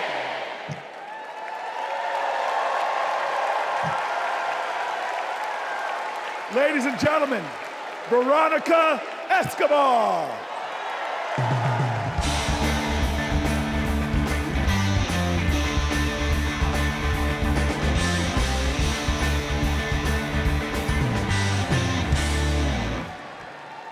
Buenas noches. Like countless Texans, I grew up going back and forth across the border from El Paso to Ciudad Juarez. My family would shop, have dinner, go to the doctor, pick up medicines. The border is my beloved home, the place where my children grew up. Forget what you hear on the news. I'm from there. When it comes to the border, hear me when I say, you know nothing, Donald Trump.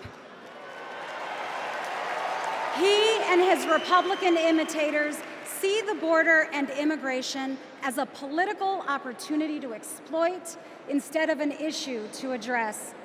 Congress hasn't passed comprehensive immigration reform in nearly 4 decades. The 3 times they tried, Republicans blocked legislation that would have funded border security and created a more humane immigration system. They are not serious people. You know who is serious? Kamala Harris. I met the vice president when she visited El Paso. I saw firsthand how she engaged with law enforcement, migrants, and human rights advocates. She was curious. She asked questions. She listened. And she didn't care if the cameras were on. Most of all, she recognized that the situation at the border is complicated, as filled with opportunities as it is with challenges. All Republicans have to offer is demonization and bluster. Democrats have solutions. With Kamala Harris as president, we can live up to the promise of America. We can strengthen legal pathways to immigration. We can secure our borders, and we can treat with dignity those who seek a better future within them.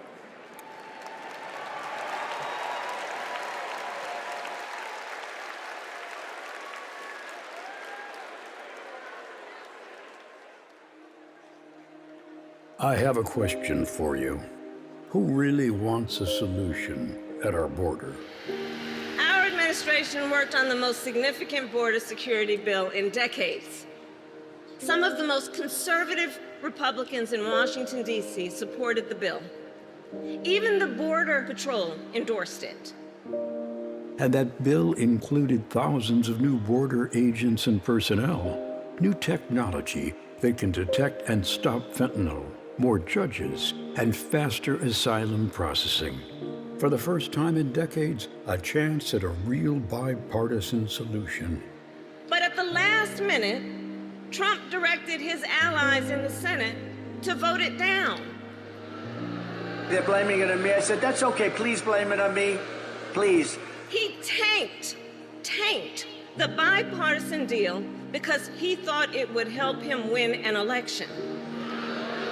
Which goes to show Donald Trump does not care about border security. He only cares about himself. The real difference is, I was the Attorney General of a border state. In that job, I walked underground tunnels between the United States and Mexico on that border with law enforcement officers. I went after transnational gangs, drug cartels, and human traffickers that came into our country illegally. I prosecuted them in case after case, and I won. So here is my pledge to you. As president, I will bring back the border security bill that Donald Trump killed, and I will sign it into law and show Donald Trump what real leadership looks like.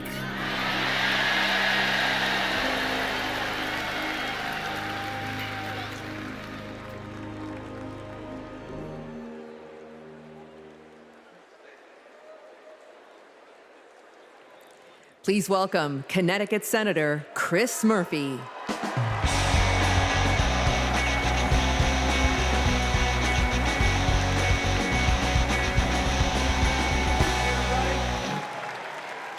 So,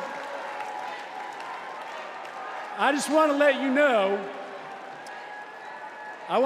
that everything that you just saw in that video, that's exactly what happened.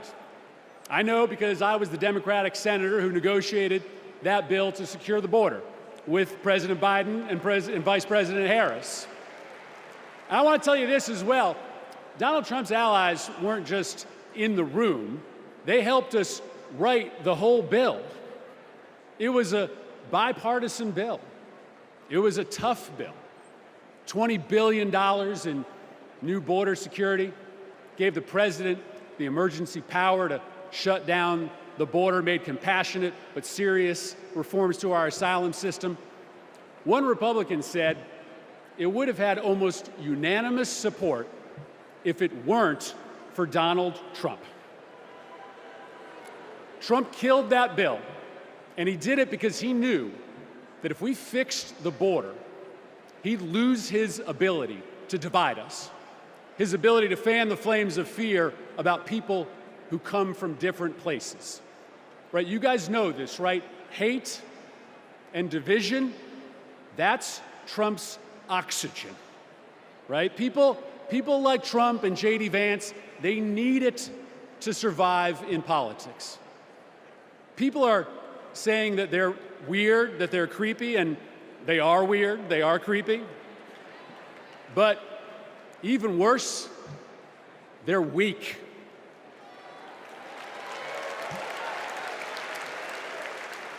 Kamala Harris is not weak. For 20 years, Kamala Harris has been tough as nails when it comes to securing our border. When she was a California prosecutor, she went after drug smugglers, human traffickers. She put 100 gang members away in a single sweep.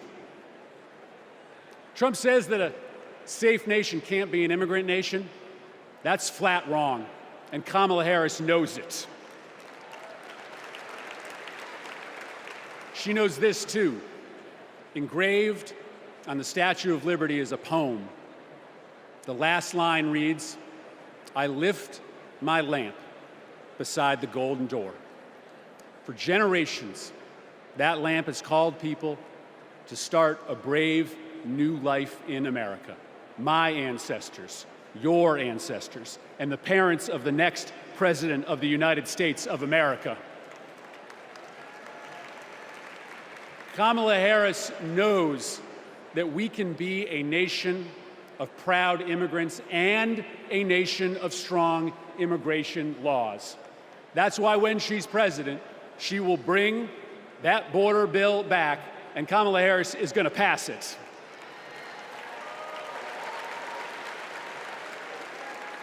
How do I know this? Because in this race, there is only one candidate who has ever been willing to do the worthy, redeeming work of making our country better, of recognizing that we do not have to choose between celebrating our heritage and enforcing our laws, right? The beautiful thing about America is that we can be both. We can be a nation of immigrants who love their country and a nation with a secure border. And there is only one candidate who can deliver that vision of America, and it's Kamala Harris. Thank you very much, Democrats.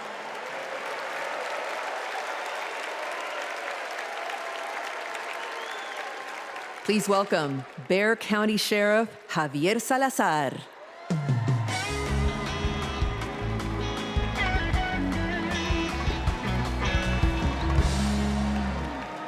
On the other side of the border, the traffickers, they pack migrants into 18-wheelers like cattle, 50, 100 at a time. Then they seal the doors. That's when the 911 calls come. We hear them, desperate, terrified, gasping for air. Now, sometimes we get there in time. Sometimes, despite our best efforts, we can't. When Donald Trump comes down to Texas, stands next to officers in uniforms just like mine, he's not there to help us. Don't think that, not for a second. He is a self-serving man.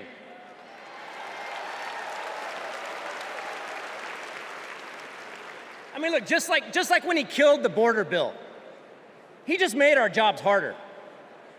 Now, Kamala, on the other hand, has been fighting border crime for years. She's gone down to Mexico and worked to stop the traffickers. And when the traffickers didn't stop, she put them in jail. Now, down in my neck of the woods, we call that fooling around and finding out. I may be paraphrasing a bit. We protect, now the border sheriffs that I know, right, and we're like Kamala. We protect and serve.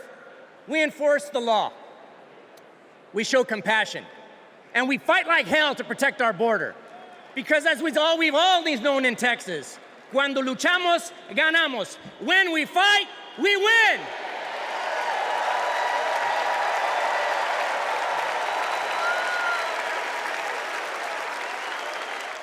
Please welcome California Representative Pete Aguilar.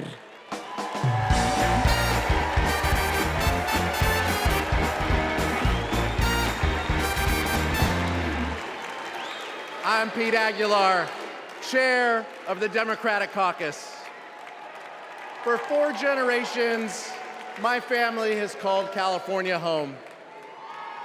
I grew up in San Bernardino, a working-class community defined by family, faith, and hard work. These values, shared by Latino families across this country, are what made my family's American dream possible. And only Kamala Harris and Tim Walz will protect the American dream so that every family can earn a living, own a home, and reach their full potential. This is a vision for America that Donald Trump will never understand. All he knows is chaos and division. He talks about tearing American families apart, pitting neighbor against neighbor, community against community. Compare that to what Kamala Harris has done as vice president. Almost 500,000 people who live here and are married to a U.S. citizen can now apply for lawful permanent residents. DACA recipients who graduated college have easier access to work visas. And we would have much more security at the border if Donald Trump hadn't tanked the bipartisan bill. Folks, we don't have to choose between a secure border and building an America for all. Under President Harris, we can and will do both. As a prosecutor, she took on transnational gangs and cartels. As president, she will fight for pathways to citizenship. And I can tell you, as the highest-ranking Latino in Congress, our community understands the stakes in this election because we believe in the promise of this country. We believe our nation is stronger when we keep families together. We believe our union is more perfect when dreamers become doctors, teachers, construction workers, and military service members. Latinos believe in that American dream and a brighter future.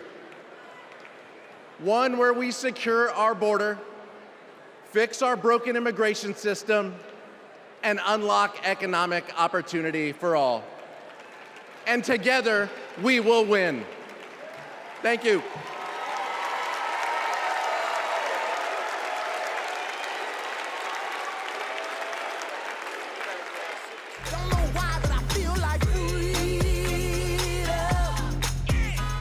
I'm a Filipino-Japanese DACA recipient. I am a third-year medical student, and I am a DACA recipient. Thanks to DACA, I've been able to open up my own business and represent clients as a lawyer. So many of my dreams came a little bit closer. It is disheartening to know that the court system may end DACA next year, and to also hear Donald Trump calling for mass deportations. It is time that we recognize dreamers for who they are. We are contributors to this great nation. I support Vice President Harris, who has continued to fight for DACA recipients. She was the one who stood with us, who sat with us, who heard our stories. We need a future President Harris to ensure that dreamers like me can continue to work and provide for ourselves, our communities, and our families.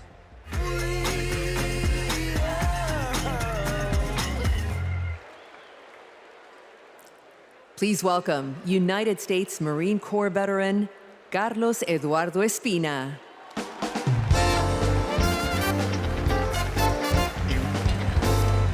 Buenas noches, mi gente. My name is Carlos Eduardo Espina. And if 2 decades ago, when my parents immigrated to College Station, Texas,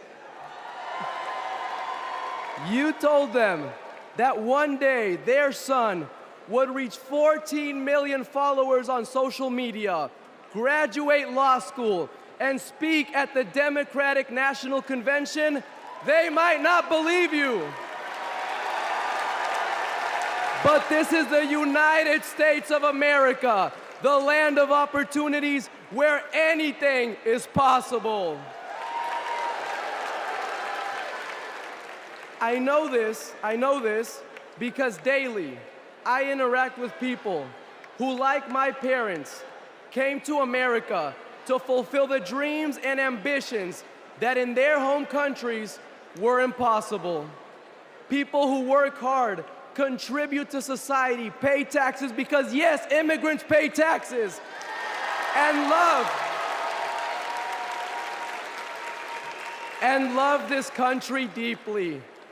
The same people Donald Trump wants you to believe are poisoning the blood of our country.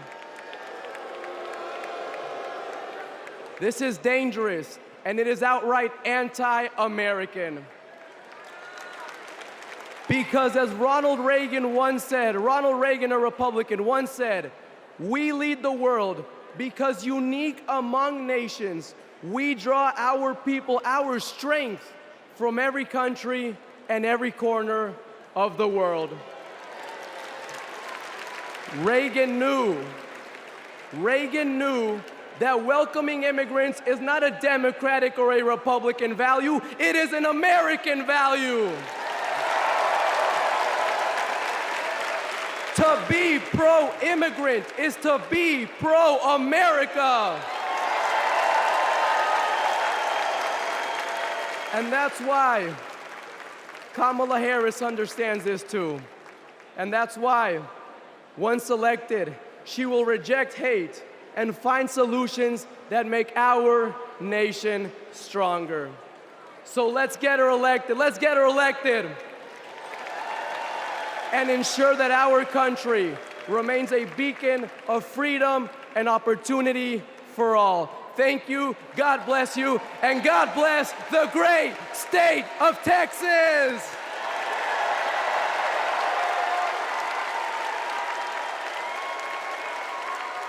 Please welcome former Homeland Security and Counterterrorism Advisor to Vice President Pence, Olivia Troy.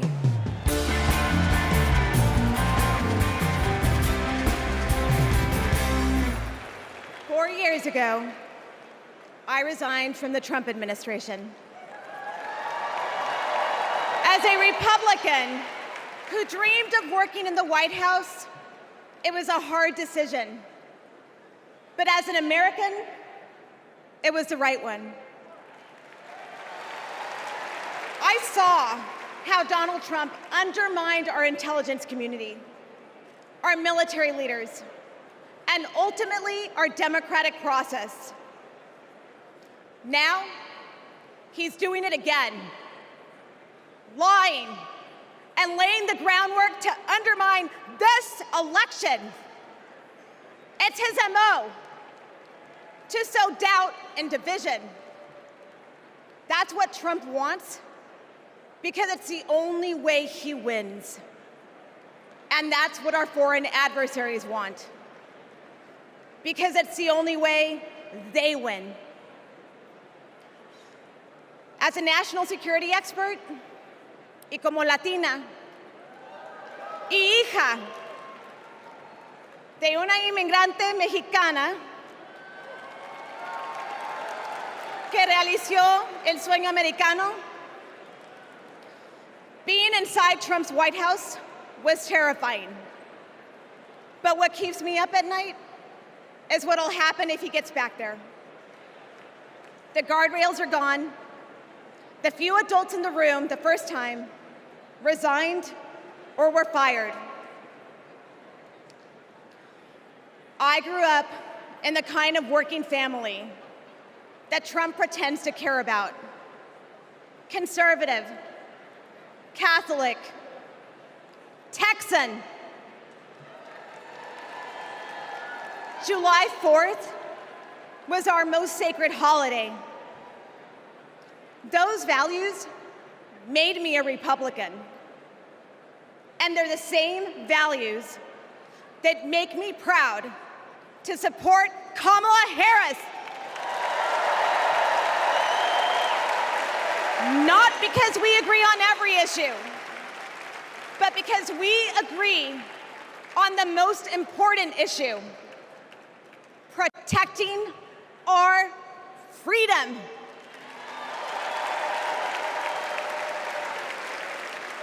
So to my fellow Republicans, you aren't voting for a Democrat. You're voting for democracy. You aren't betraying our party. You're standing up for our country. Thank you. Gracias.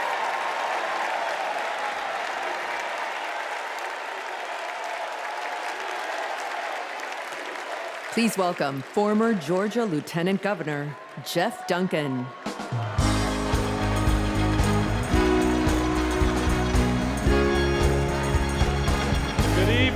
Good evening. I bring greetings from the great state of Georgia. So let's get the hard part out of the way. I am a Republican. But tonight, I stand here as an American.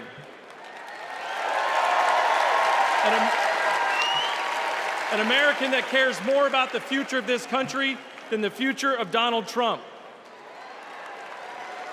My journey started to this podium years ago when I realized Donald Trump was willing to lie, cheat, and steal to try to overturn the 2020 election. I realized Trump was a direct threat to democracy, and his actions disqualified him from ever stepping foot into the Oval Office again.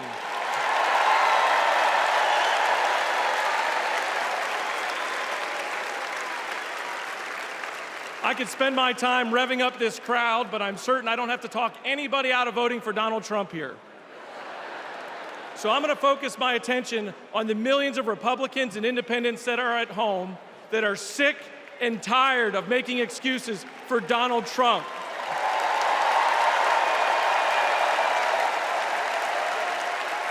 If Republicans are being intellectually honest with ourselves, our party is not civil or conservative. It's chaotic and crazy, and the only thing left to do is dump Trump.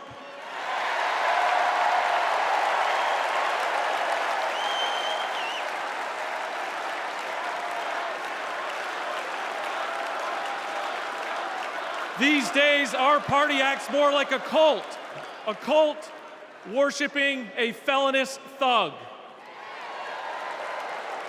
Look, you don't have to agree with every policy position of Kamala Harris. I don't. But you do have to recognize her prosecutor mindset that understands right from wrong, good from evil. She's a steady hand and will bring leadership to the White House that Donald Trump could never do. Let me be clear to my Republican friends at home watching. If you vote for Kamala Harris in 2024, you're not a Democrat, you're a patriot.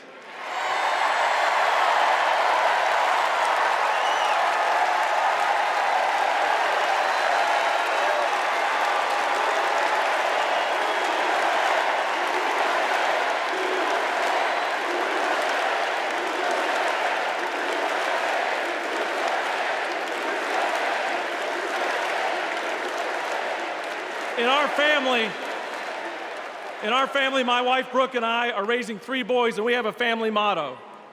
And it says, doing the right thing will never be the wrong thing. During 2020, during the lowest of lows, when we had armed officers outside our house protecting us from other Republicans, Donald Trump had targeted us. My son came downstairs, and he handed me this coaster that I'd given him years before at a father-son retreat for our church. And he said, hey, Dad, doing the right thing will never be the wrong thing. Stay strong.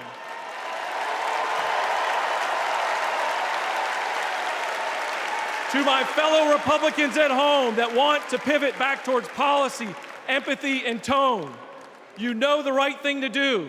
Now let's have the courage to do it in November. Thank you, and God bless you.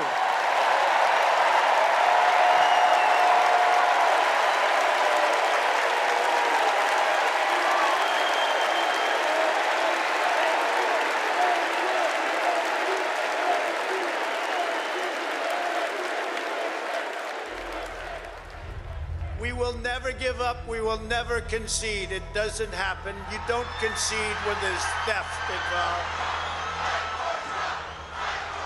And after this, we're going to walk down, and I'll be there with you. We're going to walk down to the Capitol, because you'll never take back our country with weakness. You have to show strength, and you have to be strong.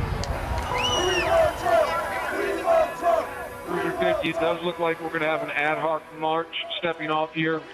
There's a crowd surge heading east. Mike Pence, I hope you're going to stand up for the good of our Constitution and for the good of our country. And if you're not, I'm going to be very disappointed in you. I will tell you right now.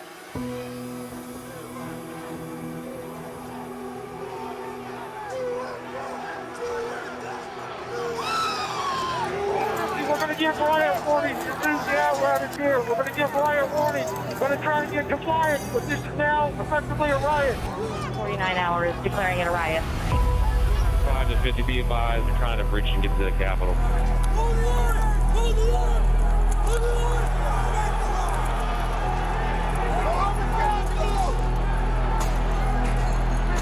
a breach of the Capitol. Breach of the Capitol to the upper level. Mike Pence didn't have the courage to do what should have been done to protect our country and our Constitution. Bring out Pence. Bring out Pence. Bring out Pence.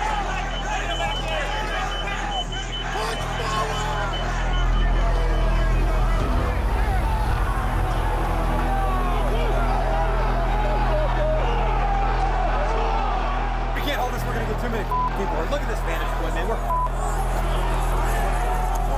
We're trying to hold the upper deck. We're trying to hold the upper deck now. We need an area for the House members. They're all walking over now through the tunnels. We need to move now. Copy. If we lose any more time, we may lose the ability to leave. So if we're going to leave, we need to do it now. We lost the line. We lost the line. All MPD, pull back. All MPD, pull back to the upper deck. ASAP. H208 with 4 members. The doors barricade. There's people flooded the hallways outside. We have no way out. Officers still remaining on the House floor, so we can secure the members on the other side. Copy. Officers down! Get them up! Get them up! Get them up!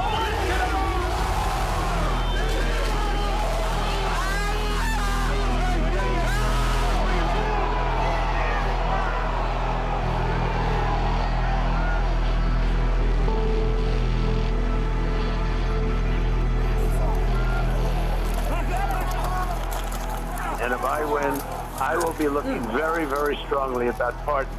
And I mean full pardons with an apology to many, an apology.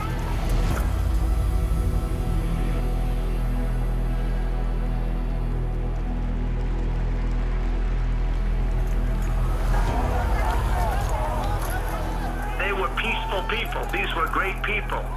The crowd was unbelievable. And I mentioned the word love, the love in the air. I've never seen anything like it.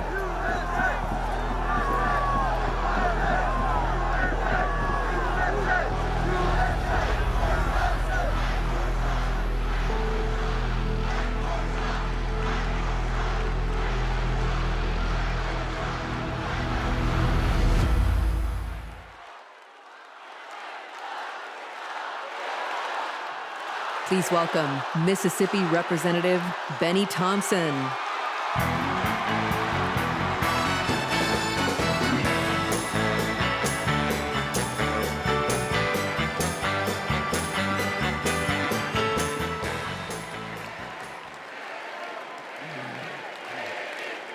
On January 6th, like most of my colleagues, I had one goal: to uphold the votes of the American people, the cornerstone of our American democracy.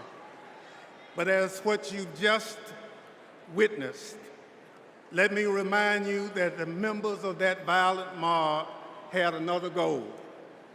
They wanted to stop the peaceful transfer of power for the first time in American democracy.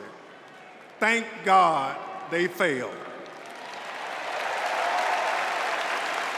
Because in this country, we settle our differences at the ballot box, not through violence. It took a long time to get here, and we are not going back. Because I remember that dark history. It's my own history. In this life, my father never cast a vote because of Jim Crow. So I dedicated my career to protecting the votes against violence and discrimination. You can imagine what I felt on January 6th when I saw with my own eyes those insurrectionists trying to take that away. They did it to rob millions of Americans of their votes. They did it because Donald Trump couldn't handle losing. He lied about the election fraud.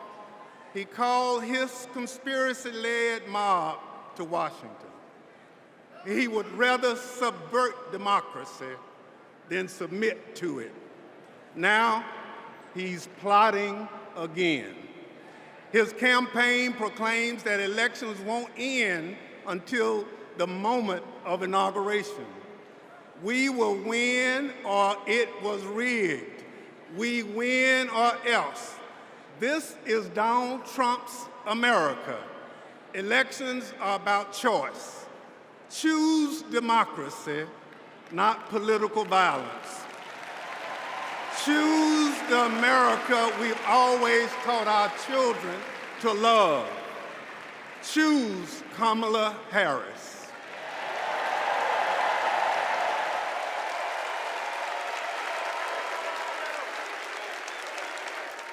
Please welcome former United States Capitol Police Sergeant Aquilino Ganell.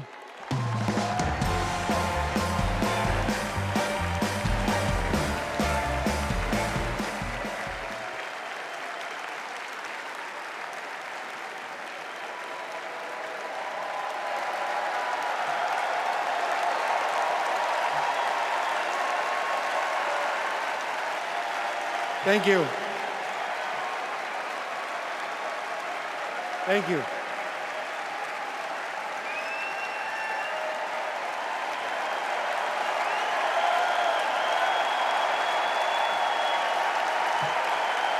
Thank you. Before I begin, I need to acknowledge the sacrifices that 5 officers who died as a result of January 6 made on that day.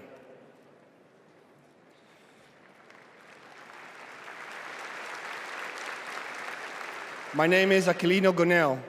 I immigrated to the U.S. from the Dominican Republic when I was 12.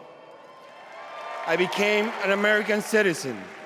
I was a sergeant in the U.S. Army and a Capitol Police officer. I had seen violence while serving in Iraq, but nothing prepared me for January 6. We officers risked everything to protect innocent people. We were beaten and blinded. I was assaulted with a pole attached to the American flag. President Trump summoned our attackers and sided with them. He betrayed us. When I joined the Army and Capitol Police, I took an oath to defend the Constitution. I did so with duty in my soul, and I still feel it. To Donald Trump, I ask, why don't you?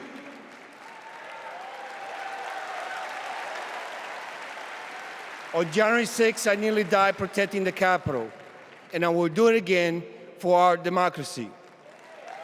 The way to preserve it is to elect Kamala Harris, our first female commander-in-chief.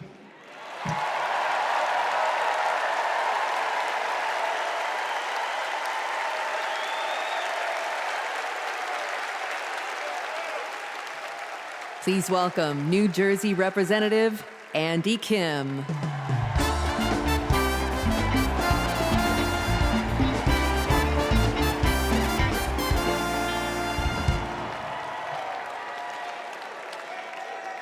When I was a kid, my parents brought me to the Capitol. They taught me that it's sacred ground, a symbol of our democracy. When I got to Congress, I was excited to bring my little boys to the same beautiful building. I asked them, "Do you like the Capitol?" And my oldest son, Austin, said, "I love the Capitol, and lowercase too." They are so sweet. But shortly after, we saw something unimaginable. A mob tearing down flags, assaulting police officers. That night, I walked into the rotunda. The floor was covered in broken glass and garbage, strewn with the chaos unleashed by Donald Trump. And I thought to myself, how did it get this bad? So I did the only thing I could think of. I grabbed the trash bag and started cleaning up.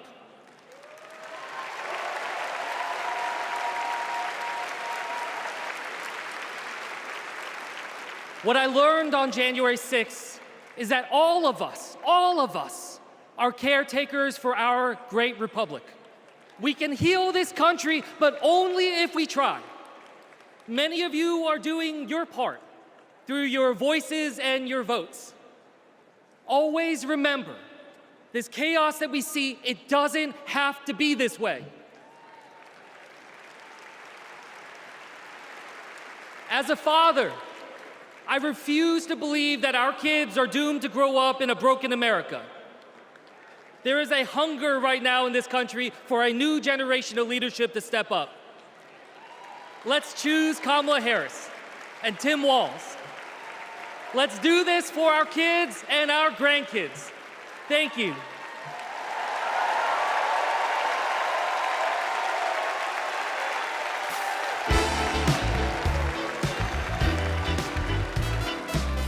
Please welcome Olivia Juliana.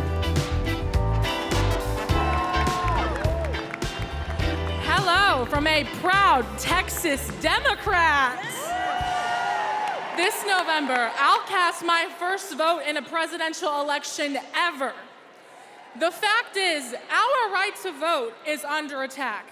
I've seen it. Long wait lines. People blocked from registering to vote. Texans denied our voice. Donald Trump's Republicans are making it harder for us to vote, but we won't let them get away with it. And Kamala Harris won't let them get away with it either. She's fought for our freedoms. She's fought for our voice, but we will only be heard if we vote. As the saying goes, if you're not at the table, you're on the menu. So Gen Z, let's take our seat in our democracy and cast our ballots this November for Kamala Harris and Tim Walz. And now, ladies and gentlemen, American icon Stevie Wonder.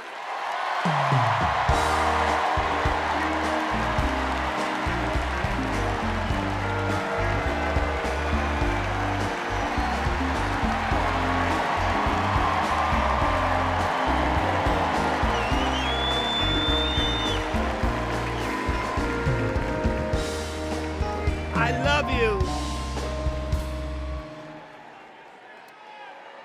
I just want to say, I love you. I love you. And every song that I've sang, every song that I've written, it's because of my love for you right here. But this year I've prayed very hard for peace to come to our world's nations, but also to each one of our hearts. Even though our hearts have been beaten and broken, beyond prayer, I know the importance of action, and now is the time to understand where we are and what it will take to win. Win the broken hearts, win the disenchanted, win the angry spirits. Now is the time.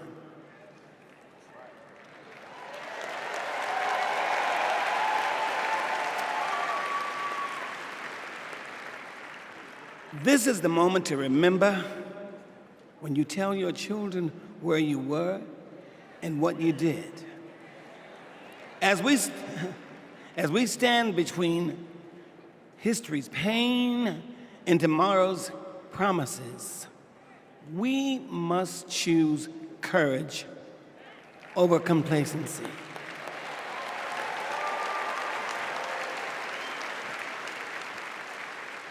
It is time to get up and go vote.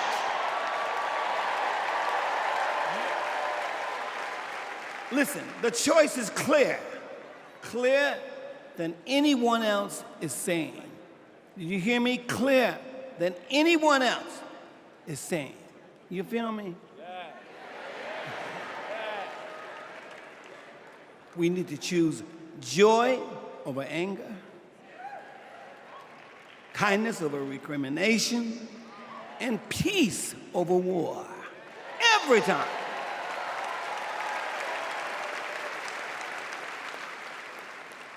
We must choose to be above the ugly words, the hateful anger, and the division those words and anger create. We must keep on keeping on until we truly are a united people of these United States. And then we will reach our higher ground. Are y'all ready? Are y'all ready to reach your higher ground? Are you ready to reach our higher ground? Tell me. I want to hear you again. Are you ready? Are we ready? Because you know we need Kamala Harris. Yes, we do. And we need a great man, as we do have, as a future vice president. You know that. So you know what? I'm depending on you to do, as Spike Lee would say, the right thing. Are y'all ready? Are y'all ready? Are you ready? Mowski, are you ready? I'm ready, Steve. Dancers, are you ready? All right, we need everybody. Clap your hands like this. Everybody clap your hands. Clap, clap, clap, clap. Now somebody scream.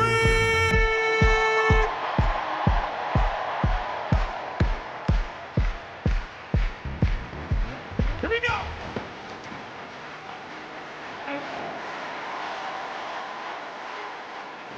Are y'all ready? Oh, you're gonna have to get louder than that. I want y'all to sing with me. Come on. People. People. You sing. People that hold us. Y'all say keep on going. Yeah.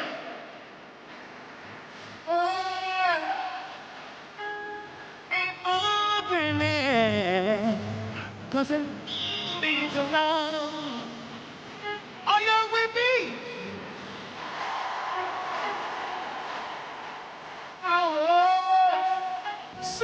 People dying. I got people dying. People dying.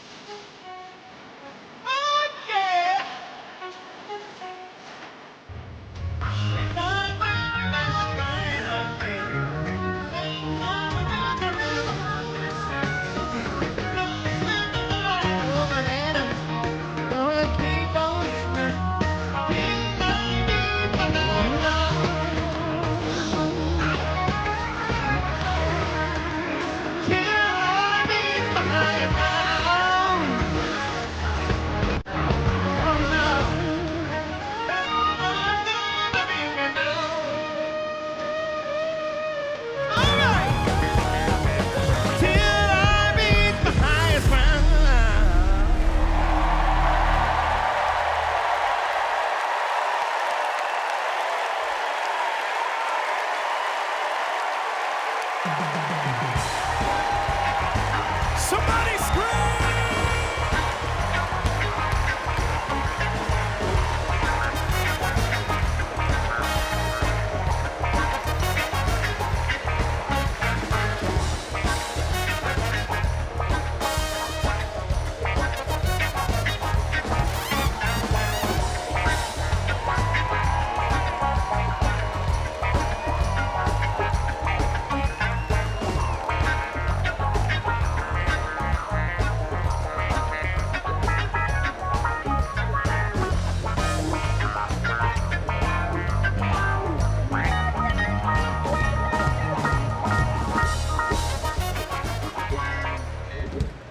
Wow.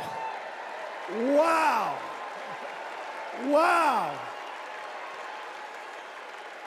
I couldn't see the rest of y'all, but from back, Nebraska was getting down. Stevie's song is powerful, but so was his words. He said courage over complacency. He gave us a call in his remarks. But now I gotta tell you, the party is gonna keep going. We're just getting started, y'all. And this is a segment that I am very, very excited about because it might be Wednesday night and we might be in Chicago, but it's starting to feel like something I've wanted to say my whole life. Live from New York, it's Saturday night. Please welcome Kenan, Thompson.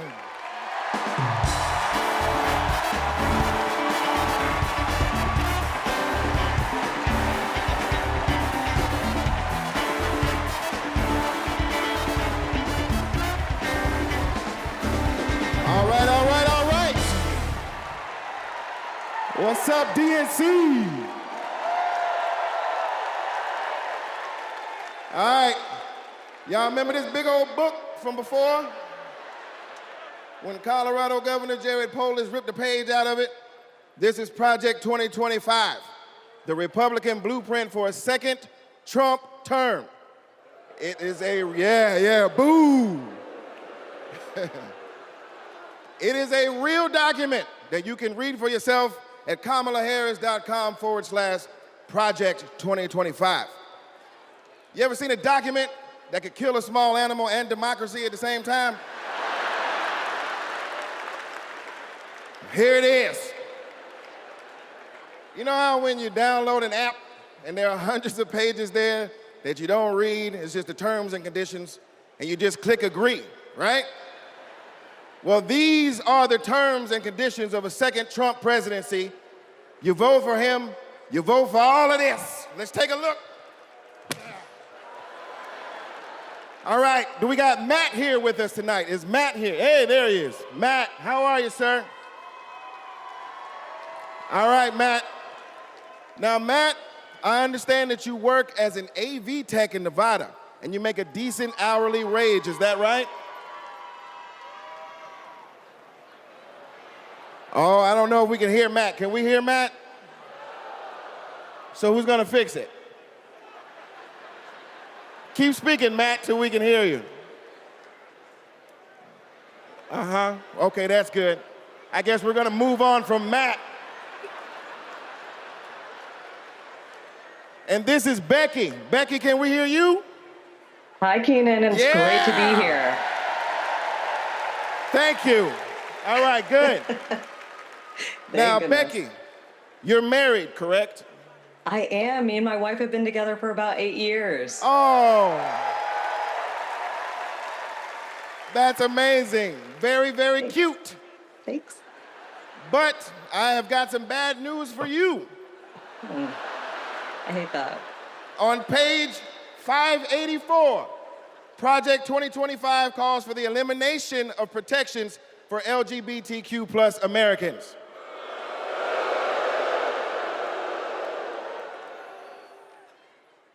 So yeah, right back to the Stone Age. I'm afraid so. Right back to the Stone Age. That's terrible. Yeah, it is. Thank you, Becky, for being here and making that wonderful point. All right, next up, we have Nirvana. Nirvana, are you with us? And your people are with us as well? All right, good. Now, Nirvana, I understand that you are on insulin to manage your diabetes, yes? Yes, and thanks to President Biden and Vice President Harris, I only pay $35 a month for my insulin. That is great. That is great. But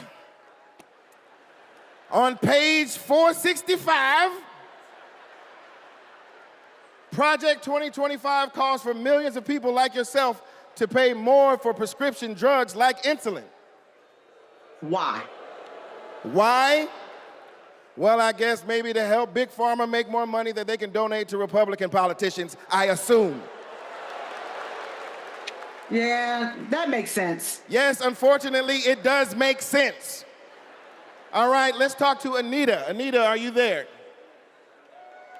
Yes. Hello, Anita. Hello. And Anita, what do you do for a living? I'm an OBGYN who delivers babies and does surgery. An OBGYN. She is an OBGYN that delivers babies. Uh-oh. Uh-oh, yeah. It's bad news, isn't it? It sure is. On page 459, Project 2025 resurrects a law from the 1800s called the Comstock Act to ban abortion nationwide and throw healthcare providers in jail. Oh my God, that is awful. Yes, it is awful. All right, let's do one more. Is Sharia with us? Sharia, are you there? Hey, Kenan, I'm here. Yes, Sharia, I love it. All right, let's talk to you. I understand that you work for the federal government? Yes, sir. I'm in the United States Department of Education. I'm a proud civil servant and a proud union president. She works for the Department of Education and she's a proud civil servant. Well, unfortunately for you, on page 78, Project 2025 calls for President Trump to purge the civil service of everyone who isn't a MAGA loyalist. Are you a MAGA loyalist? Now, Kenan, absolutely not. I'm just asking. I mean, you might as well be, because also page 319 calls for the complete elimination of the Department of Education. There's a bunch of stuff in here, but that's all we have time for at the moment. Just remember, everything that we just talked about is very real. It is in this book. You can read it online at kamalaharris.com/Project 2025. And most importantly, you can stop it from ever happening by electing Kamala Harris as the next president of the United States.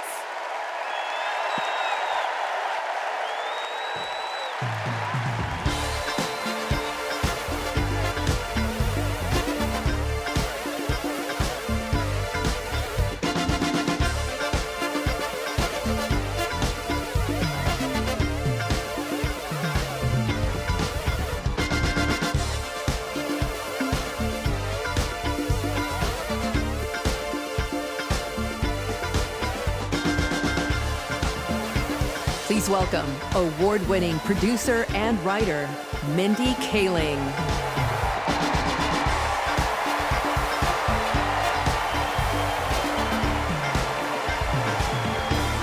Good evening, everyone.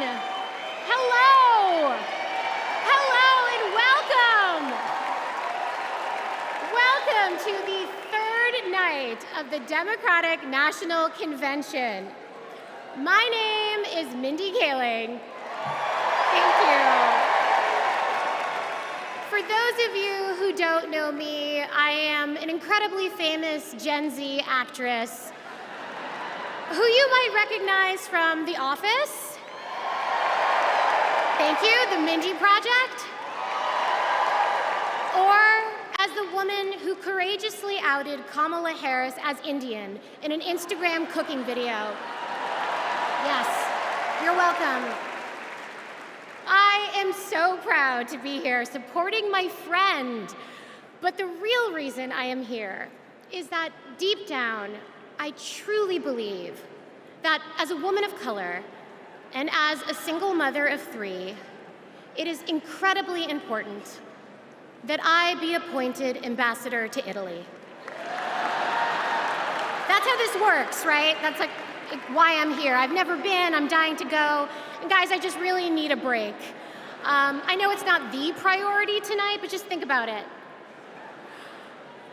I am actually here because I have known the Vice President for a long time, and I want to tell you a story about one of the first times I ever met her.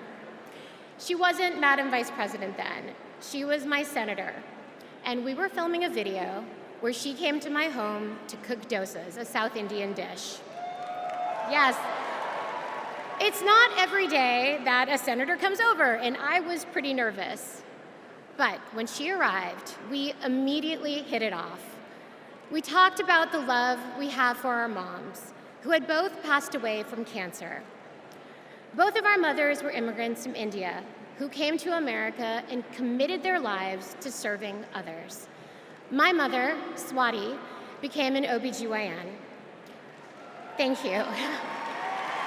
Kamala's mother, Shyamala, became a scientist with a PhD who dedicated her life to trying to find a cure for cancer. And after speaking to Kamala, it was clear to me that Shyamala had passed down the same optimism and fearlessness to her daughter. But the thing I remember the most about the vice president is that Kamala Harris can cook. Guys, she was so much better than me. But she also knew that my family was watching. So as she gently corrected my sloppy dosa making, she was complimenting me every step of the way, making sure that my daughter, Kit, heard how good of a cook I am.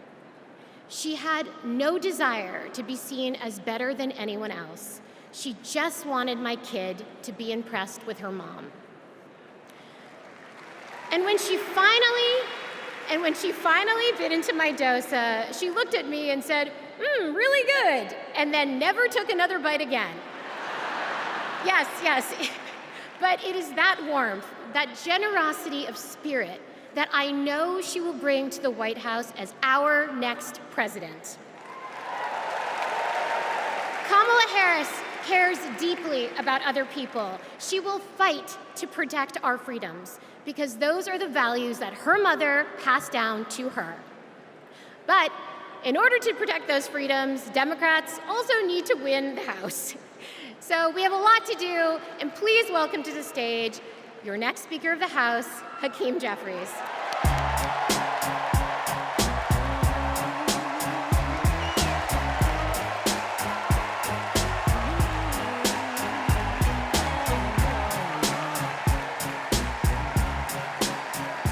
Good evening, Democrats.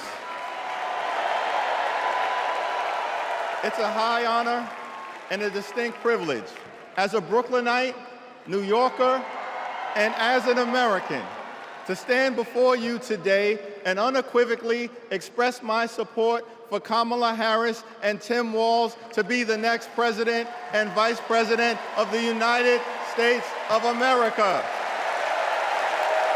Over the last few years, House Democrats have been hard at work, and we could not have asked for a better leader to partner with than President Joseph Robinette Biden, who will go down as one of the most consequential presidents of all time.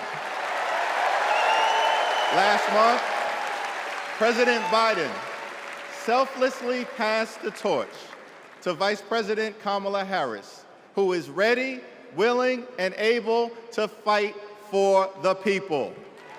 Kamala Harris is a courageous leader, a compassionate leader, and a common sense leader who will deliver real results for everyday Americans.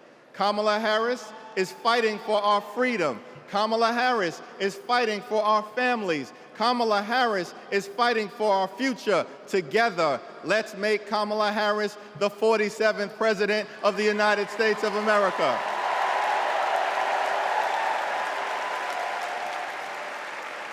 In our great country, when you work hard and play by the rules, you deserve to earn a living wage. You deserve to have an affordable place to call home. You deserve to educate your children in a great public school that is free from gun violence. And you deserve high-quality, affordable health care, and you deserve the chance to one day retire with grace and with dignity. But for far too many people in our great country, they are struggling to live paycheck to paycheck. And as a result, the American dream is out of reach. Here's the thing. Extreme MAGA Republicans don't care about everyday Americans. They only care about themselves. Our approach, led by Kamala Harris and Coach Walz, is very different. We care about you, the American people. And we will fight hard to make sure that the American dream is alive and well in every single community. Now, the road ahead will not be easy, which brings me to you-know-who. Donald Trump is like an old boyfriend who you broke up with, but he just won't go away. He has spent the last 4 years spinning the block, trying to get back into a relationship with the American people. Bro, we broke up with you for a reason.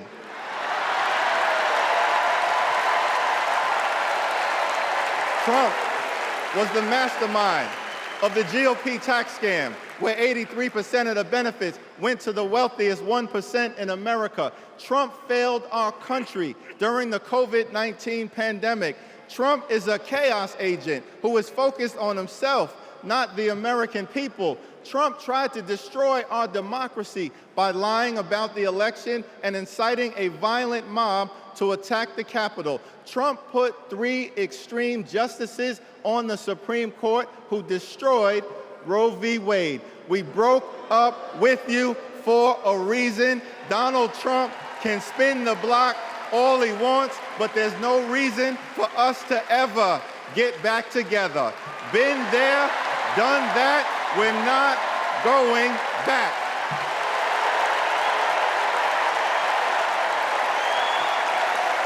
Kamala Harris and House Democrats will always put people over politics. Kamala Harris and House Democrats will lower costs and grow the middle class. Kamala Harris and House Democrats will fix our broken immigration system and secure the border. Kamala Harris and House Democrats will strengthen the relationship between the police and the community. Kamala Harris and House Democrats will continue to combat the climate crisis with the fierce urgency of now. Kamala Harris and House Democrats will protect Social Security, protect Medicare, protect Medicaid, protect the Affordable Care Act, protect working families, protect small businesses, protect the middle class, protect free enterprise, protect our children, protect our seniors, protect our veterans, protect our unions, protect our dreamers, and always protect a woman's freedom to make her own reproductive health care decisions.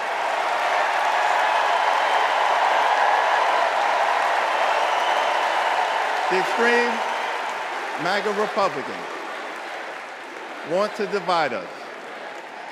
But the Constitution promises equal protection under the law. We are one nation, under God, indivisible, with liberty and justice for all. Together, let's build a brighter future for our children and our grandchildren. In the Old Testament, book of Psalms, the scripture tells us that weeping may endure during the long night, but joy will come in the morning. Here's how we do it. Strategize on Sunday. Meet the moment on Monday. Take it to them on Tuesday. Work it out on Wednesday. Thank the Lord on Thursday. Fight the power on Friday. Set it off on Saturday. Get a few hours of sleep, wake up the next day, and do it all over again until joy comes in the morning.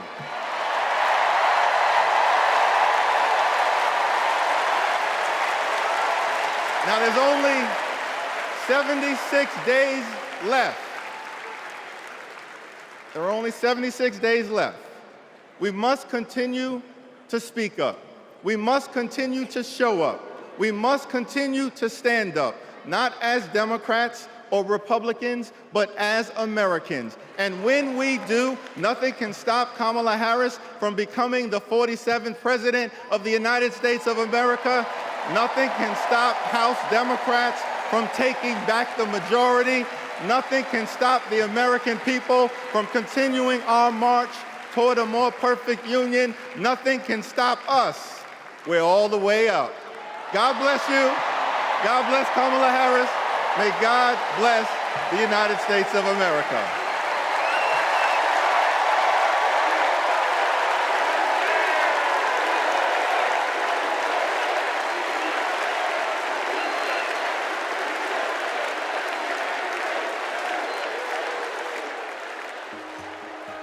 You want to go outside today? Yeah. Want to go put your shoes on?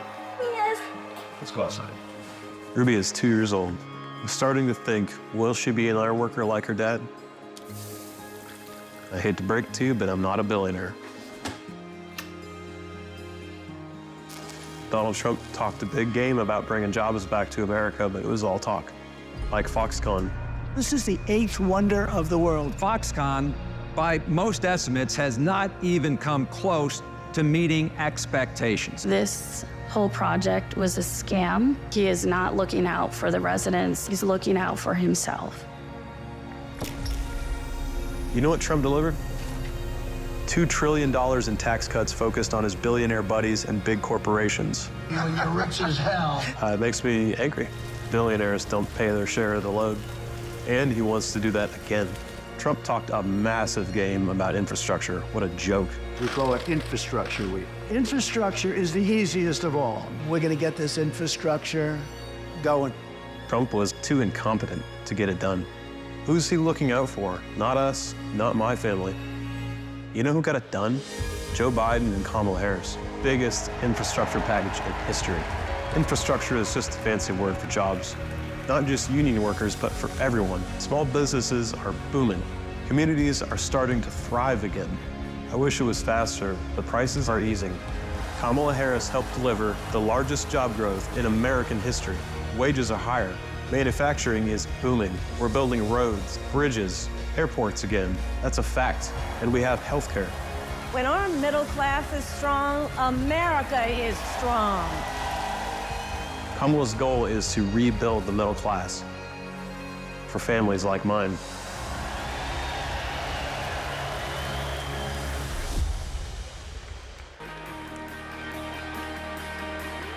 Please welcome the 42nd President of the United States, Bill Clinton.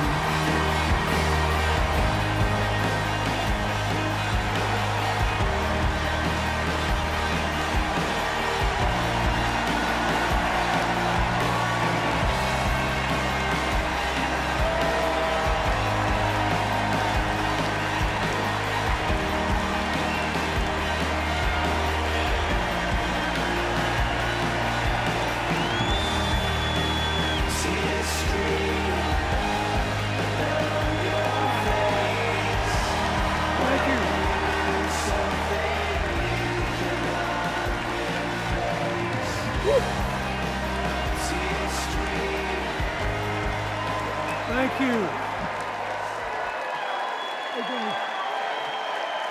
Thank you. Whoa.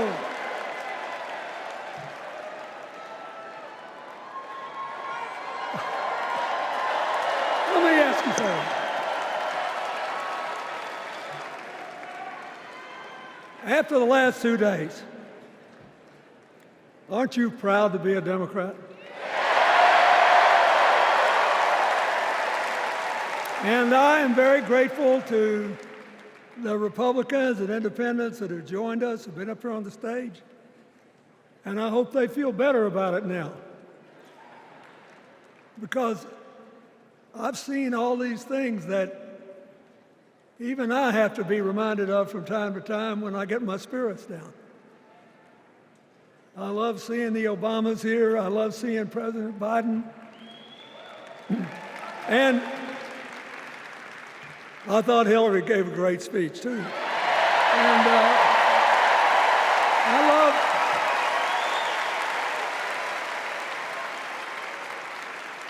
But I love seeing all these young leaders. A bunch of them are coming up after me. They look better, they sound better, and they'll be exciting. I do want to say one word about President Biden. Remember, he had an improbable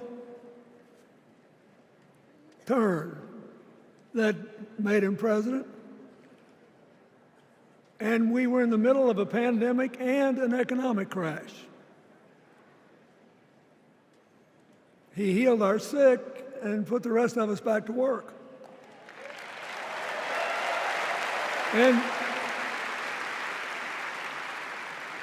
he strengthened our alliances for peace and security. He stood up for Ukraine. He's trying desperately to get a ceasefire in the Middle East.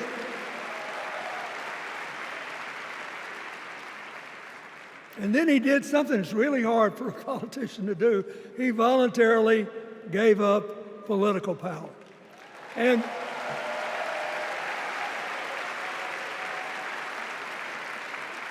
George Washington knew that, and he did it. And he set the standard for us serving 2 terms before it was mandatory. It helped his legacy, and it will enhance Joe Biden's legacy. And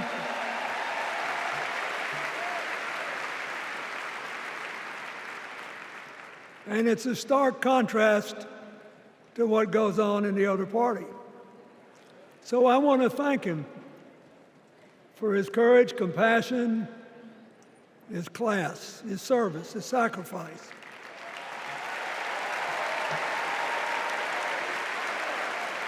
Joe Biden, thank you. And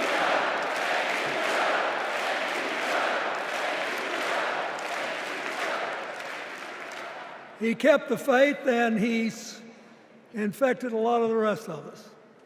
Now let's cut to the chase. I am too old to gild the lily.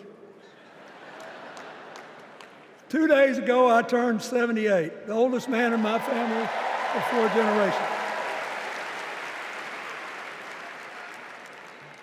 And the only personal vanity I want to assert is I'm still younger than Donald Trump.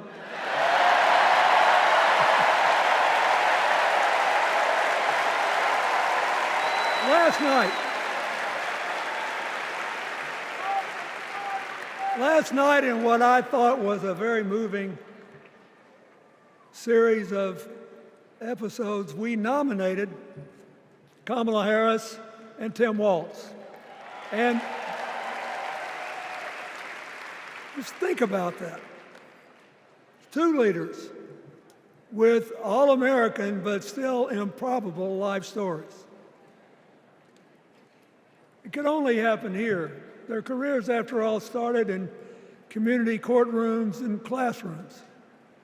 2 leaders who spent a lifetime getting the good job done. Now, one of the things that I've noticed over my increasingly long life is that a presidential election is unique in several ways. First of all, it's the greatest job interview for the greatest job in the world. Secondly,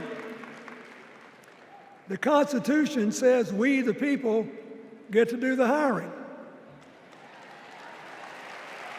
And the third thing is that every 4 years, we get to change the requirements for the job. So here's what I'm thinking, because I try to apply this in every election. Will this president take us backward or forward?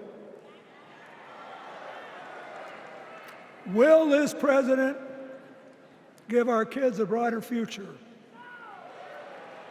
Depends. Will this president bring us together or tear us apart? Will the president increase the peace, security, and stability and freedom that we enjoy and extend it to others as we can. We, the people, we have to make a decision about these kind of questions. And every 4 years, it's a little different because the people come at the candidates, and they say, as they're saying now, here are our problems, solve them. Here are our opportunities, seize them. Here are our fears, ease them. Here are our dreams, help them come true.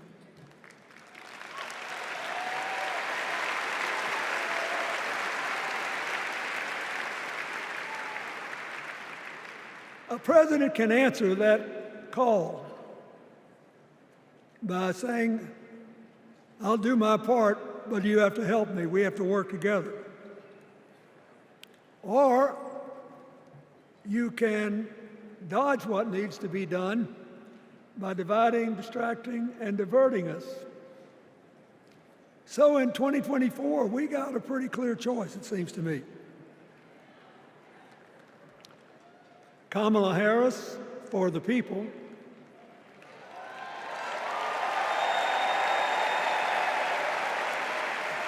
and the other guy who's proved even more than the first go-around that he's about me, myself, and I. I know which one I like better for our country.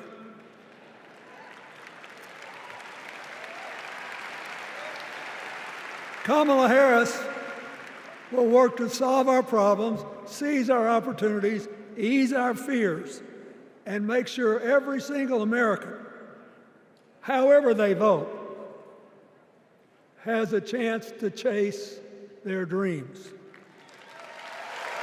You know, when she was young, she worked at McDonald's. And she greeted every person with that 1,000-watt smile and said, how can I help you? Now she's at the pinnacle of power and she's still asking, how can I help you? I'll be so happy when she actually enters the White House as president, because she will break my record as the president who spent the most time at McDonald's.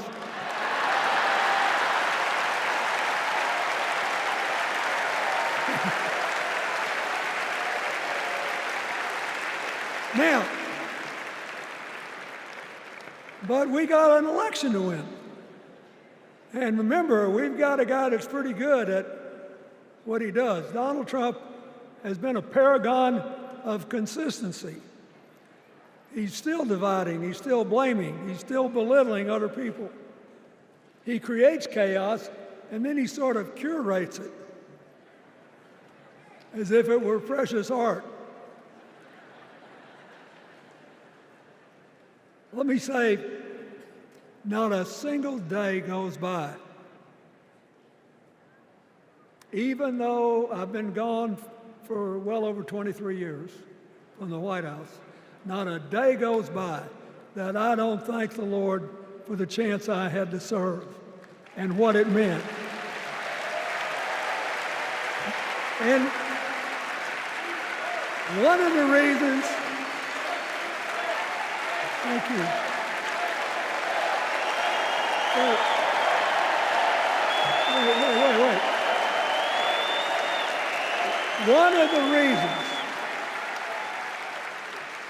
One of the reasons I love the job so much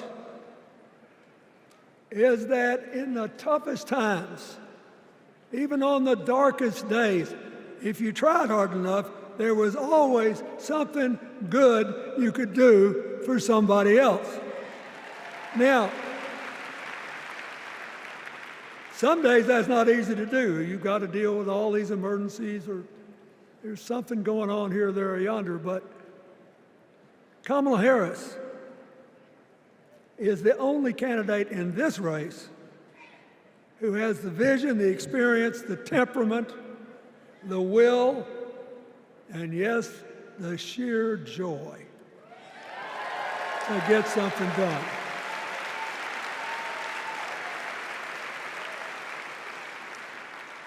I mean, look, what does her opponent do with his voice? He mostly talks about himself, right? So the next time you hear him, don't count the lies. Count the eyes.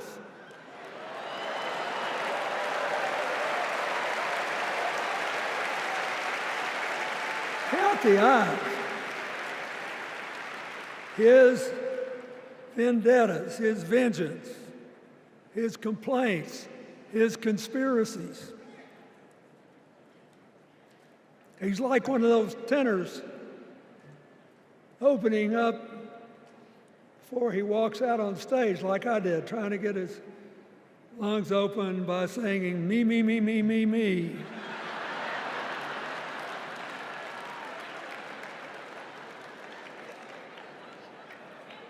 When Kamala Harris is president, every day will begin with you, you, you, you.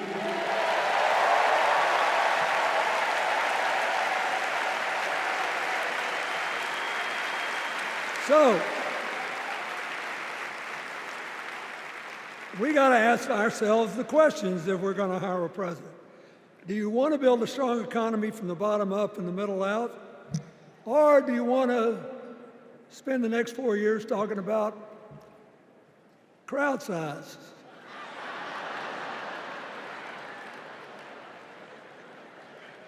You're going to have a hard time believing this, but so help me, I triple-checked it. Since the end of the Cold War in 1989, America has created about 51 million new jobs. I swear I checked this 3 times. Even I couldn't believe it. What's the score? Democrats 50, Republicans 1.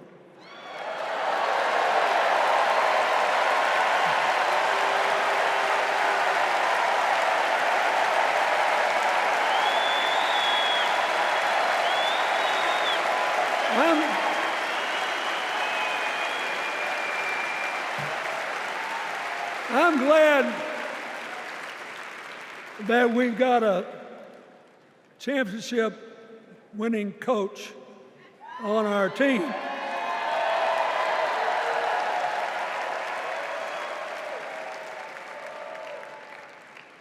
But even the most limited of us in what we know about football or any other sport knows that if you're got 50 and the other side's got 1, you're ahead.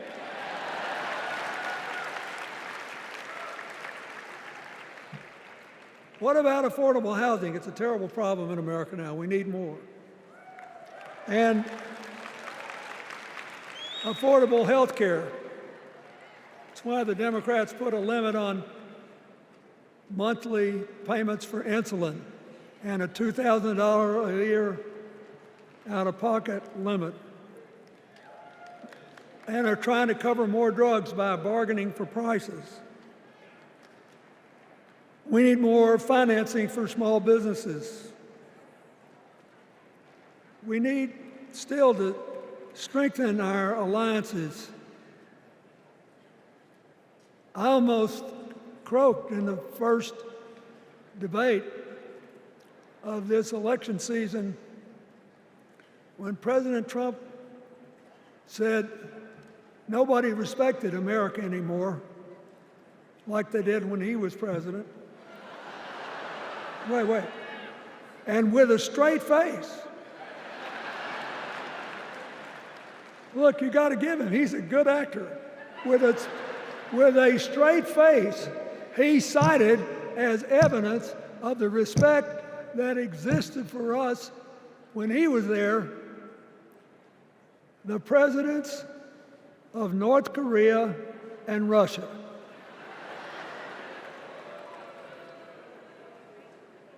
I'd rather have the people who respect us now. And one of the things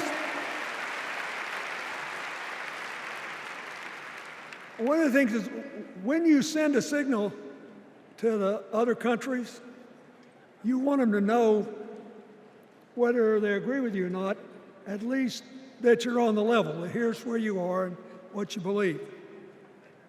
What are they supposed to make to these endless tributes to the late, great Hannibal Lecter?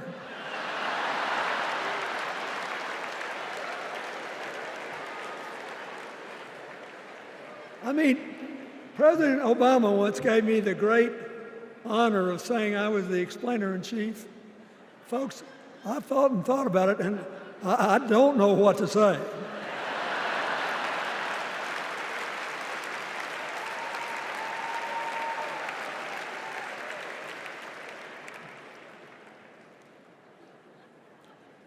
Like Hakeem Jeffries, I too want an America that's more joyful, more inclusive, more future-focused. Just think what a burden it's been on us to get up day after day after day after day, buried in meaningless hot rhetoric, when there's so many opportunities out there, so many problems that need to be solved. I want that. And that's the America Kamala Harris will lead. And she's already made her first presidential decision, and she knocked it out of the park when she asked Governor Tim Walz to be her nominee for vice president.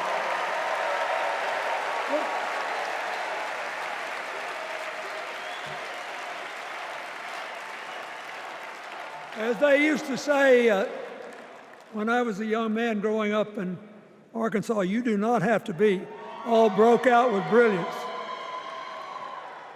You just look at Tim Walz, listen to him, follow his record as a teacher, as a coach, in the National Guard,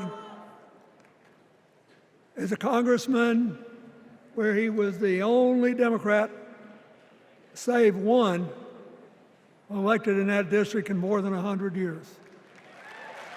And he stayed a long time. And then he became a great governor. And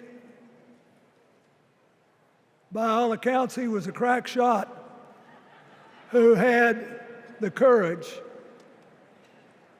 among his rural constituents to say, we do not need these assault weapons available to people who can kill our kids in school.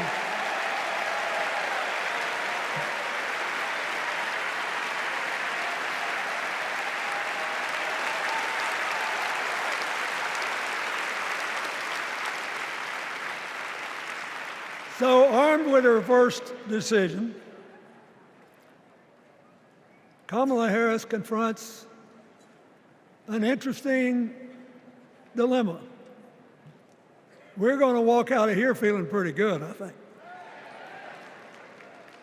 We've got energy, we are happy, we feel like a load's off our shoulders. And we know we're just being asked to fight the same fight that the forces of progress have had to fight for 250 years.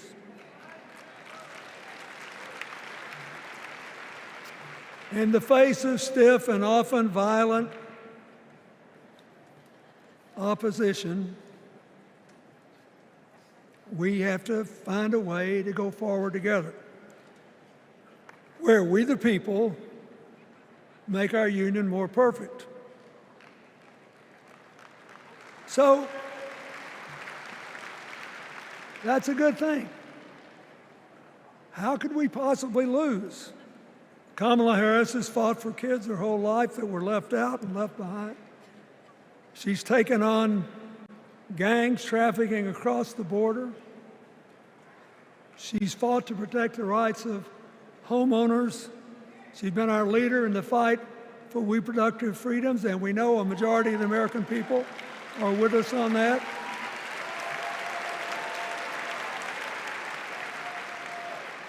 And she's gained an invaluable amount of experience as vice president, advancing our values and interests around the world. She's already said she's going to work really hard to make sure that no American working full-time lives in poverty or has to worry about their children living in poverty.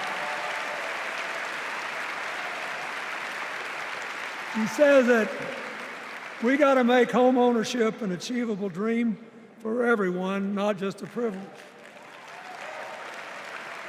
She said that and this meant a lot to me, that she would protect everybody's right to vote, whether or not they voted for her. They were citizens and they deserve the right to vote.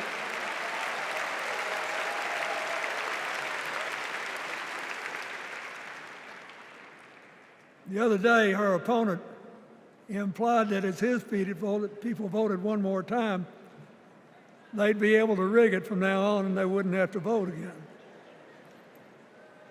You think they're kidding, but I know a lot of these folks, and most of them are really good people, but some of them think that they are bound to dominate America politically, economically, and socially, and they have to use politics to do it, and they should rig the system.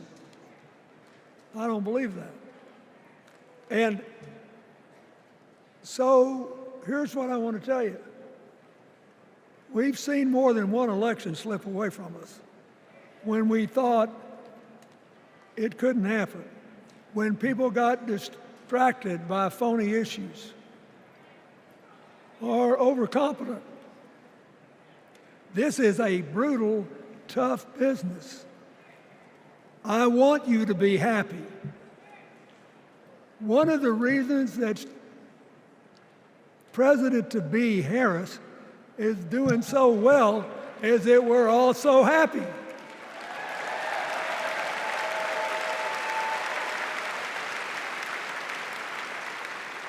But you should never underestimate your adversary.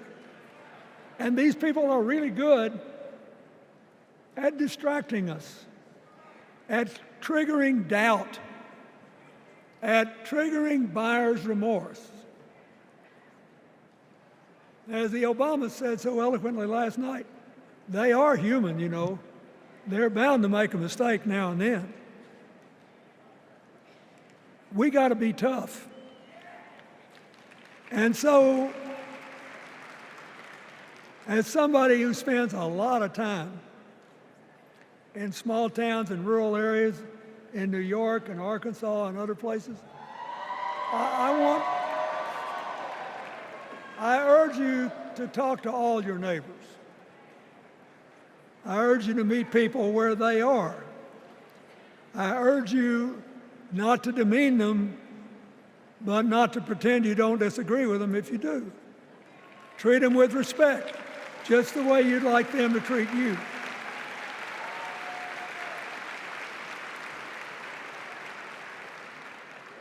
Ask for their help and then follow our leader, Kamala, and ask them, how can I help you? We Democrats right now have a lot of hay in the barn. We've got massive achievements, massive advances, but there's still a lot of slips between today and Election Day that we have to navigate. And so I want to say this from the bottom of my heart. I have no idea how many more of these I'll be able to come to. I started in '76, and I've been to every one since. But no, 72. Lord, I'm getting old. But here's what I want you to know. if you vote for this team, if you can get them elected and let them bring in this breath of fresh air, you will be proud of it for the rest of your life. Your children will be proud of it. Your grandchildren will be proud of it.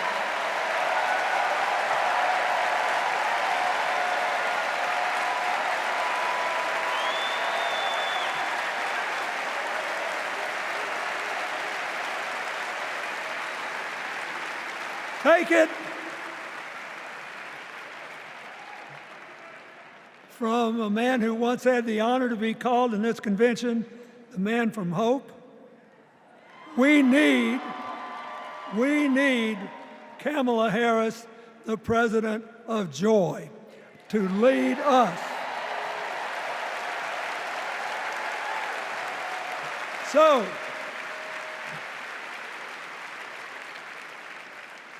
I'll be doing my part, you do yours.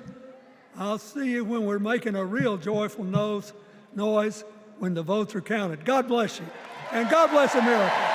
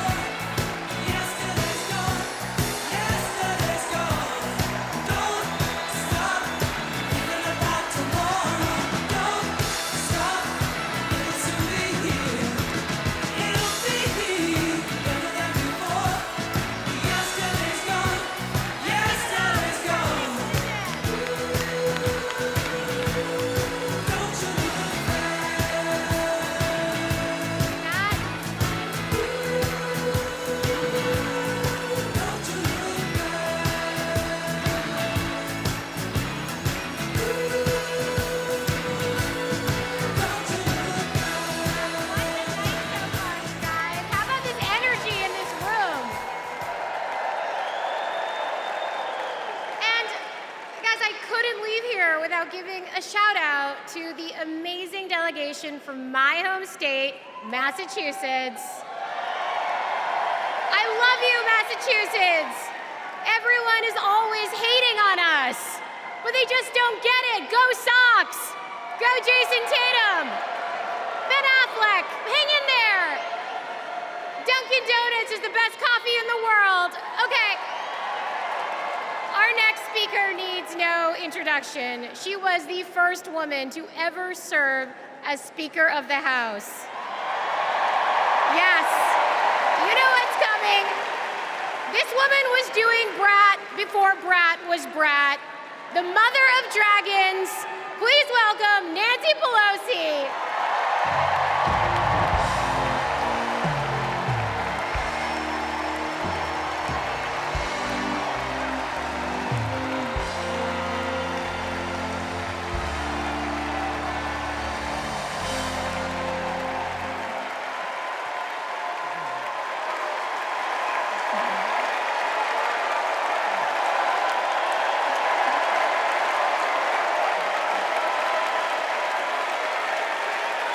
Hello, California.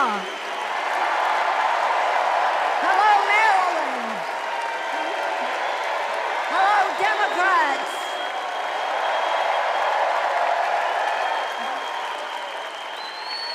On January 20th, 2021, with the inauguration of Joe Biden and Kamala Harris, we established one of the most successful presidencies of modern times. And we quickly proved that Democrats deliver. Millions of jobs, stronger infrastructure and rural broadband, a Biden child tax credit, rescuing human pensions, honoring our veterans, bold climate action, lowering the cost of prescription drugs, all thanks to President Biden's patriotic vision of a fairer America, doing so with liberty and justice for all. Thank you, Joe.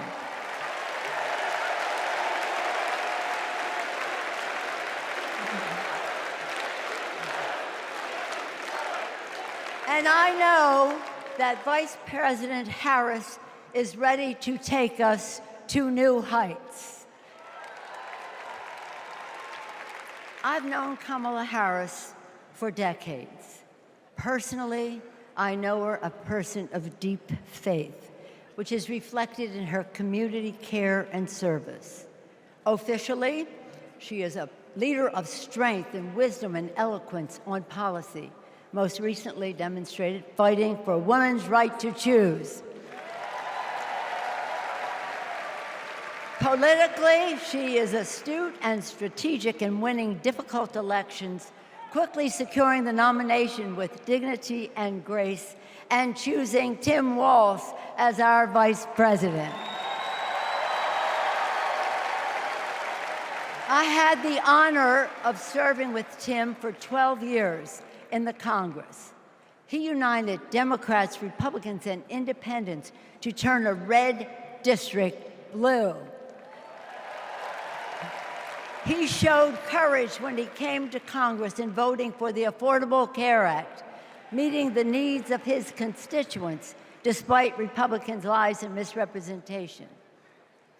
When he went home, won the election, he returned to Congress. He fought for our Americans' heroes as the Democratic leader of the Veterans Affairs Committee. Thank you, Tim.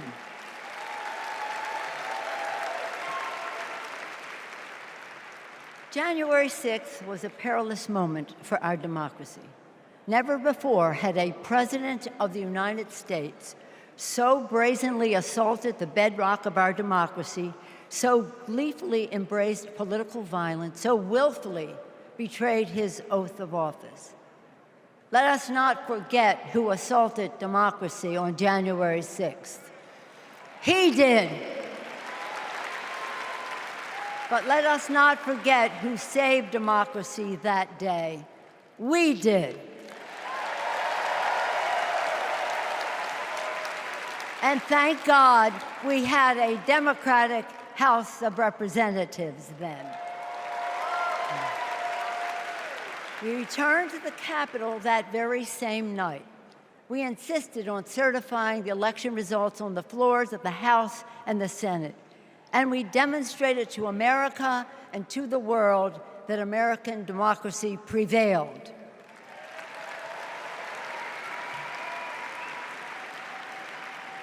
The parable of January 6th reminds us that our democracy is only as strong as the courage and commitment of those entrusted with its care. And we must choose leaders who believe in free and fair elections, who respect the peaceful transfer of power. The choice couldn't be clearer. Those leaders are Vice President Harris and Governor Walz.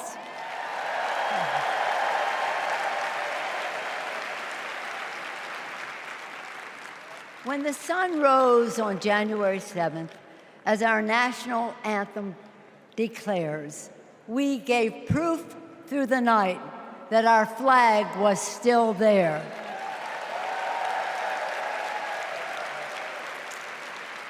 Now, in this election, we are called upon to do the same, to stand together, to reject autocracy, to choose democracy, and we will do so by electing a Democratic House with Hakeem Jeffries as Speaker of the House,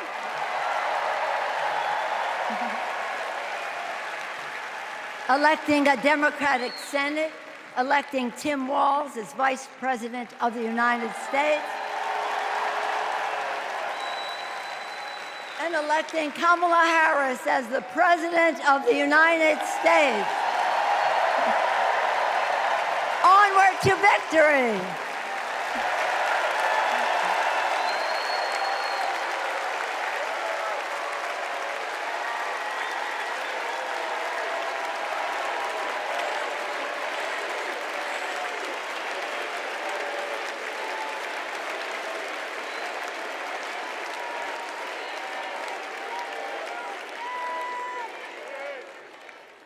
Please welcome Alexander Hudlin, Jasper Emhoff, and Arden Emhoff.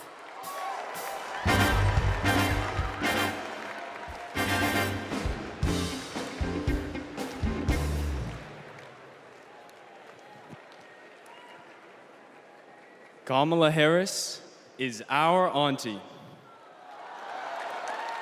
She'll be a president who cares for all of us. She'll lift us up. In 2016, we celebrated Auntie's Senate win. We saw Trump winning. I was only 9, but I knew enough to be concerned. Auntie said, "Do you know what superheroes do? They fight back. And we will too." She will make time for what matters. You know, no one is busier than my auntie, but she always makes time for family. From moments as simple as cooking and sharing a meal, to exchanging stories and jokes. Auntie taught me about present and what's important, and I know that's how she'll lead. She'll treat everyone with respect. Even as a kid, Auntie made me feel that I was seen, that my words are important, that I am important and loved. I know she'll value others' perspectives, no matter their age or their background. Auntie, we love you. We're so proud of you. And most importantly, you're a baller. And as you'd say, let's win this thing. Let's win this thing.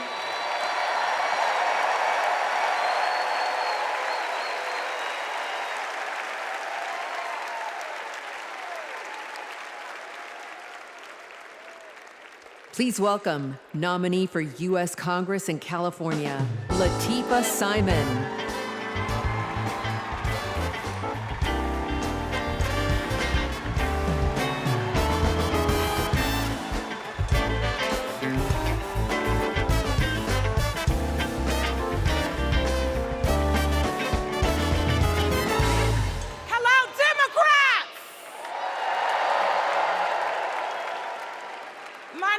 Latifah Simon, and I am running for Congress.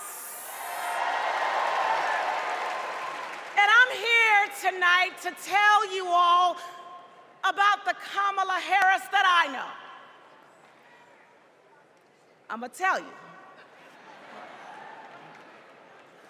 When Kamala Harris was the district attorney in San Francisco, California, I was a teen mother running an organization working to end sex trafficking among beautiful young women and girls, to build the self-determination and power among those girls.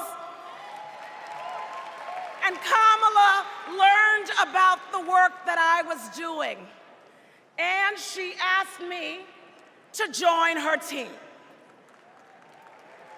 And I joined her team. She saw my potential, my commitment, and the good work that we could do together. And I saw her. I saw Kamala Harris holding the hands of sexual assault survivors. I saw scores of mothers who lost their babies to gun violence, lining up day after day at the courthouse, waiting only to speak to Kamala because they knew that she would hear them, that she would truly see them, because there's something about Kamala Harris. For those who know her, you know. When she hears your story, she carries it with her. When she sees you, she truly sees you. She truly sees you. She is the best among us. After working with Kamala Harris day in and day out for 5 years to create programs that supported young people to get out of the criminal justice system once and for all, with good jobs, with opportunity. She wanted to get to the root cause of a broken criminal justice system. I saw her chip away. She came early and she left late every single day because, you know, like those mothers, like those sexual assault survivors, when she goes into that Oval Office, when she goes into that Oval Office, I guarantee you she will take all of us with her. All of us. The single mothers, the disabled veterans, the low-income folks who are dying to survive, the immigrants who are trying to work towards the promise of America. She will take us all. The farm workers, she will take us all with her. All of us. That is the Kamala Harris that I know so deeply. That is the Kamala Harris that I love. A woman of the people. A woman, a fierce woman for the people. Good night, Democrats.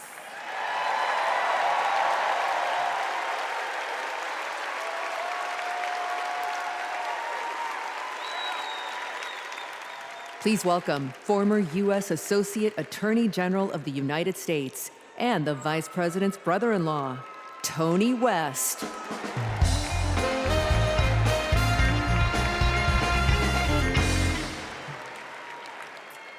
"35 years ago, in my first week at law school, I met a new classmate, Maya Harris.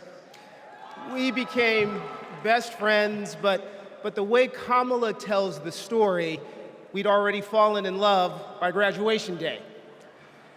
And when Maya and I married, I not only gained a life partner I love, a daughter I adore, and a mother-in-law I revered, someone I affectionately called Mother Harris, I also gained a sister I cherish, Kamala. Now, Maya, Kamala, and I each pursued different legal careers, but we were motivated by the same values: a belief in equal opportunity, a yearning for fairness, a passion for justice.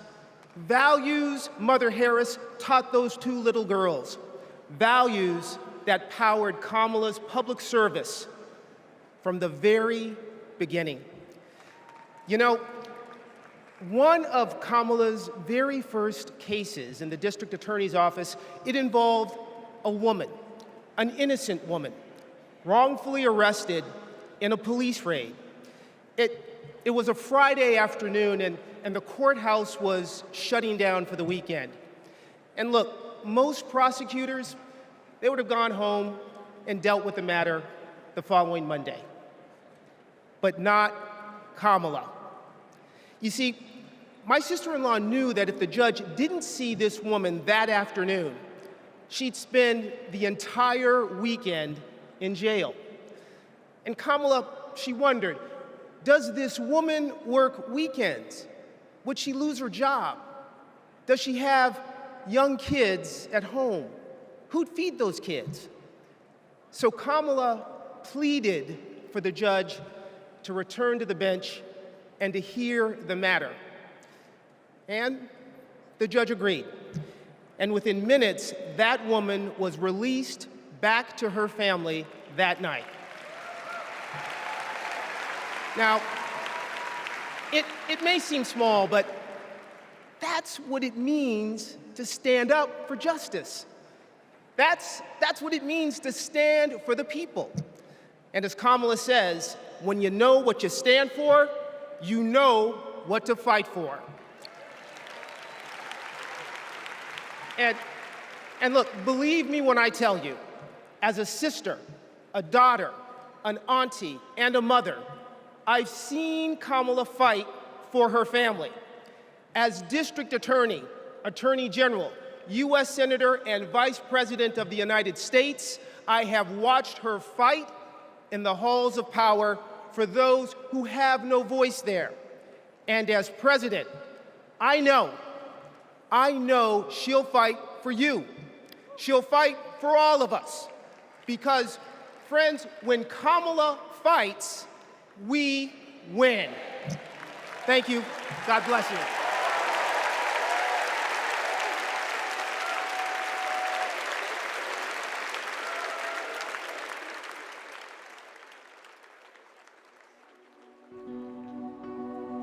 A crime against any one of us is a crime against all of us. The work that she did as Attorney General was taking on issues to help people who were trying to make a life for themselves and their families.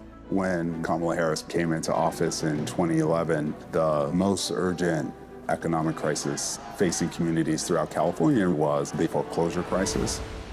For too many Californians, hopes for lasting homeownership have been dashed. Victims have fallen prey to a series of mortgage scams, fraud, and unfair business practices. In order to get meaningful relief, we had to sue the banks and see through a lengthy litigation process. When Kamala was sitting at the table negotiating, it wasn't just about the money, it was about real people. I vividly remember her thinking about Mommy, who could finally afford to buy her first home, and how proud Mommy was. So Kamala knew what was at stake for families and even whole communities. We are very proud to announce a tremendous victory for California. She truly believes that every single person, every American is worthy of the promise and the prosperity of this country. And every time Kamala has run for a bigger office, it's because she believes that she can have a bigger impact. We are making a commitment tonight with this celebration of this Senate race to bring our country together. In the Senate, to get a position on the Intelligence Committee is very coveted because it is about protecting our nation's security. And Kamala hit the ground running. She would not let a witness off easily. Did you have any communications with Russian officials for any reason during the campaign that have not been disclosed? I don't recall it. I need to be correct as best I can. I do want you to be honest. And I'm not able to be rushed this fast. It makes me nervous. Her questioning of Attorney General Sessions was historic, and she earned the respect of colleagues on both sides of the aisle. Kamala, as a senator, was a truth teller. She was there to expose what some of these guys were and what they intended to do. Can you think of any laws that give government the power to make decisions about the male body?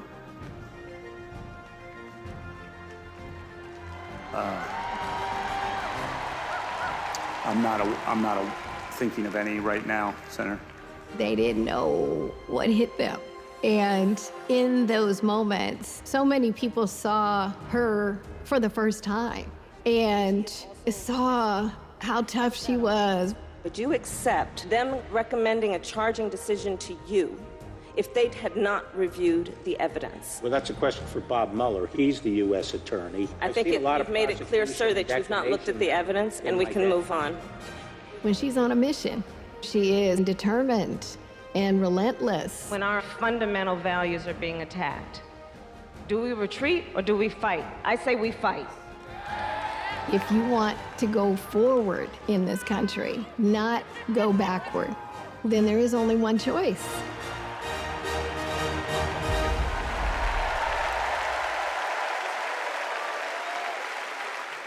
Please welcome Nevada Senator Katherine Cortez Masto.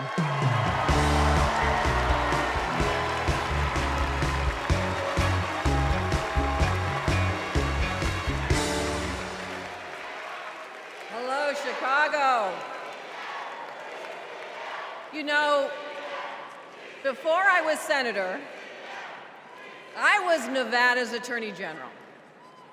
And that's when I met Kamala Harris, my colleague in California. Now, we bonded over many things. And working together, I quickly learned what kind of person she is. She is a strong leader. Here's how I know. As AGs, we took on the big banks after the foreclosure crisis. And let me tell you, Kamala did not settle for less than homeowners deserved. Her leadership helped win billions for working families nationwide. Delivering for families, that's Kamala Harris. Kamala and I also worked to protect our southern border. During that time, Kamala invited a group of AGs across the border to meet with Mexican officials. Now, we worked together to put transnational criminals and drug smugglers behind bars. Holding criminals accountable, that's Kamala Harris. Listen, and when we took on human traffickers, Kamala had us meet with survivors so that we could understand who we were fighting for. Standing up for justice, that's Kamala Harris. So trust me when I say I know she will fight for our families and our freedoms. Now, we must fight for her. Every vote matters. I know, in 2016, Nevadans elected me, the granddaughter of a baker from Mexico, to serve as the first Latina in the United States Senate. I'll tell you what. And in 2022, my reelection came down to 7,928 votes. Because of voters in Nevada, the Democrats won the Senate majority. And I'm here to tell you, we can do it again. We can send Kamala Harris and Tim Walz to the White House. Are we ready to do it? Are we ready to fight? Let's get it done, Chicago. Thank you, everyone.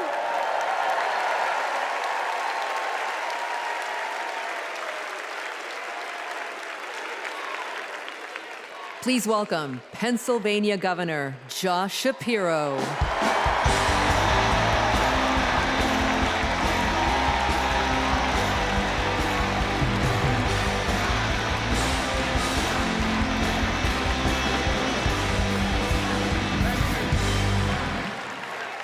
Thank you. 2.5 centuries ago in Philadelphia, a band of patriots declared their independence from a king and set ourselves on a path of self-determination. Generation after generation has embraced that responsibility. Ordinary Americans rising up, demanding more, seeking justice. And in every chapter of our American story, we've made progress and advanced the cause of freedom. Today we find ourselves writing that next chapter. Will we be a nation defined by chaos and extremism? Or will we choose a path of decency, honor, and continued progress? Kamala Harris, well, she has spent her entire career making progress. Donald Trump, a man with no guardrails, wants to take away our rights and our freedoms. And listen, while he cloaks himself in the blanket of freedom, what he's offering isn't freedom at all. Because hear me on this, it's not freedom to tell our children what books they're allowed to read. No, it's not. And it's not freedom to tell women what they can do with their bodies. And hear me on this, it sure as hell isn't freedom to say you can go vote, but he gets to pick the winner. That's not freedom. But you know what? You know what, Democrats? We are the party of real freedom. That's right. The kind of real freedom that comes when that child has a great public school with an awesome teacher because we believe in her future. Real freedom that comes when we invest in the police and in the community so that child can walk to and from school and get home safely to her mama. Real freedom that comes when she can join a union, marry who she loves, start a family on her own terms, breathe clean air, drink pure water, worship how she wants, and live a life of purpose where she is respected for who she is.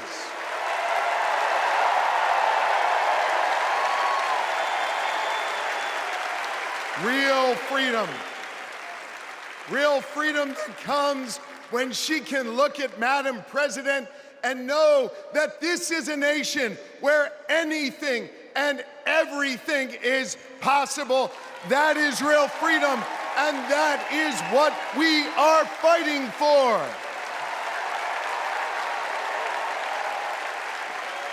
You know, Kamala and Tim's names may be on the ballot, but it's your rights. It's our rights. It's our future and freedoms that are on the line.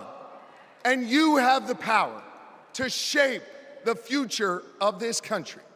Just like our ancestors who fought for freedom on the battlefield and sat in at lunch counters so our kids could stand up. Now it's on us. It's on us, my friends, to organize in our communities and on our For You pages around three basic American principles. We value our freedom, we cherish our democracy, and we love this country. And listen,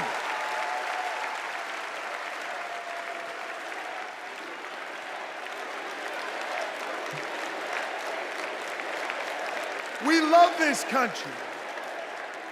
And listen, despite our challenges, hear me on this, I want you to know I have never been more hopeful because I see in all of you the enduring promise of America.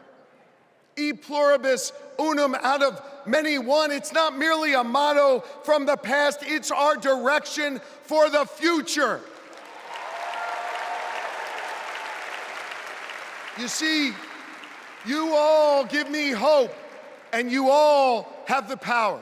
So let's use that power. Let's do the hard work necessary to win this election and write the next chapter in our American story. So are you ready to protect our rights?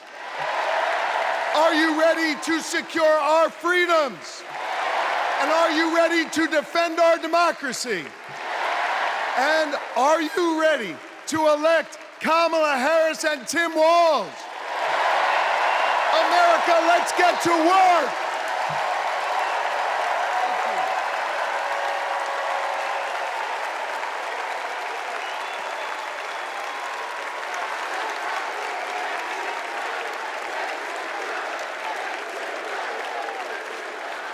Please welcome author, activist, and youngest presidential inaugural poet in American history, Amanda Gorman.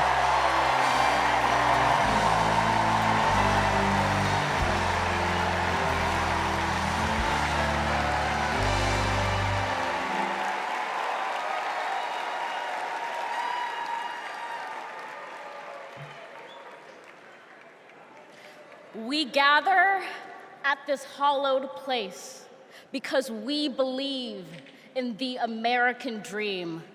We face a race that tests if this country we cherish shall perish from the earth, and if our earth shall perish from this country. It falls to us to ensure that we do not fall, for a people that cannot stand together cannot stand at all. We are one family, regardless of religion, class, or color. For what defines a patriot is not just our love of liberty, but our love for one another.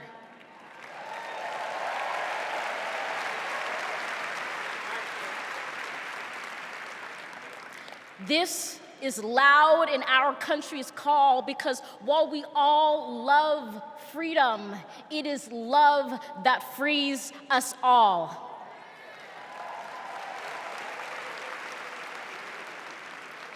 Empathy emancipates, making us greater than hate or vanity. That is the American promise, powerful and pure.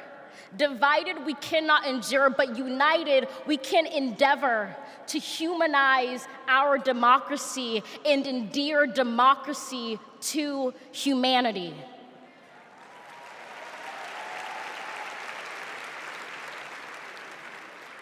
And make no mistake, cohering is the hardest task history ever wrote. But tomorrow is not written by our odds of hardship, but by the audacity of our hope, by the vitality of our vote.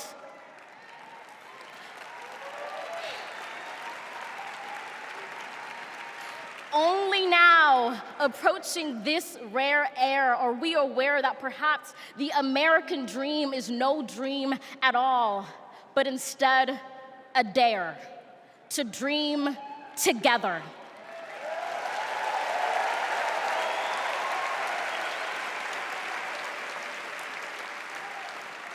Like a million roots tethered, branching up humbly, making one tree. This is our country from many, won from battles won, our freedoms sung, our kingdom come has just begun.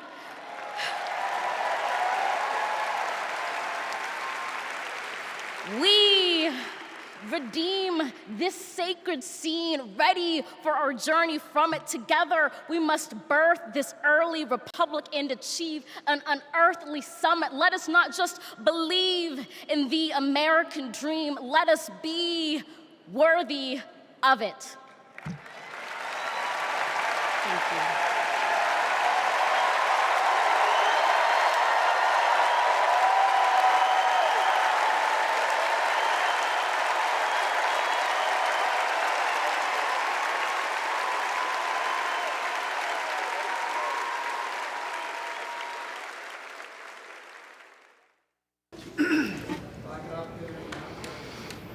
There's a word I heard. The word is called freedom.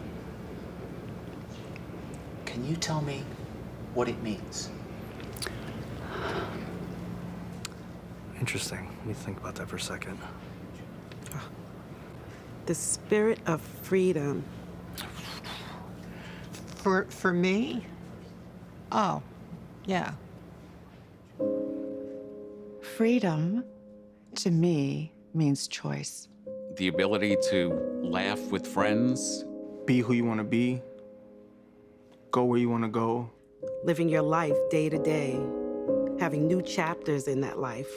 I believe in having your own words and being able to do what you want to. The freedom to raise our family in healthy communities. The idea that I can turn to my partner, my husband, and say I love you with every being of my soul. Being able to start a family when I want to, being able to, support the missions that I want to go to the church that I want to. Not everyone has the same opportunities, but the United States is, of anywhere I've ever been, it's the one place where you can accomplish more.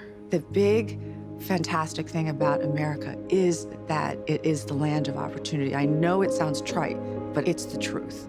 I grew up with a single mom, and she really imbued in me these qualities that you just really have to care about your neighbors and your family and your friends. I feel like the American dream is having opportunities, having opportunity to go to college if you want to, having opportunity to get any job you can, no matter who you are or where you come from. The American dream is about having the ability to make choices about your medical care and do whatever you want to do with your life without anybody telling you if it's good or not. We are in an incredible moment in history. We've seen women stripped of their most fundamental right to autonomy over their bodies. The freedom to make choices about your body, your life, your career should be entirely in your control.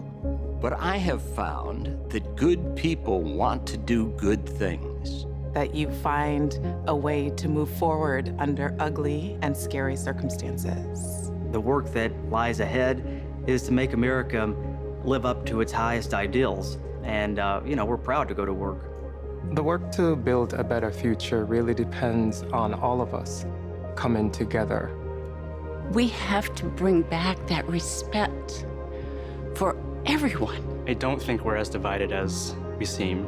Let's come together as one big nation. I feel like we are on the verge of something very amazing in this country. It makes me want to fight for our children and future generations to ensure they have just as many, if not more, freedoms than we had. I believe in a future where my mom can feel safe no matter where she is in the country. A future that is filled with a healthy and vibrant planet, where families are not separated by fences or jail bars. A future in which we all get what we need. I want to see that for people who are younger than me. Hopefully the kids I teach can chase their dreams and believe in what they want to be. I want a future for him that he knows that he's covered and protected. Everyone should think about what we can leave to the next generation. It's our responsibility. It's what we have to do. My name's Tyler. My name's Yvette. And we believe in love. I'm Alex. I'm Kiara. My name is Steven. My name is Charlie. I'm a proud 7th-generation Texan. I am from Waterford, Michigan, just north of Detroit. I'm from East Tennessee. And we believe in the American dream. We believe in a better world for our child, and we believe in this country. My name is Karen, and I believe in justice. My name is Nancy. My name is Thoreau. My name is Jennings. My name is Dana. My name is Todd. And we believe in freedom. My name is Gina, and I believe in freedom. My name is Pat, and I believe in the freedom to work together.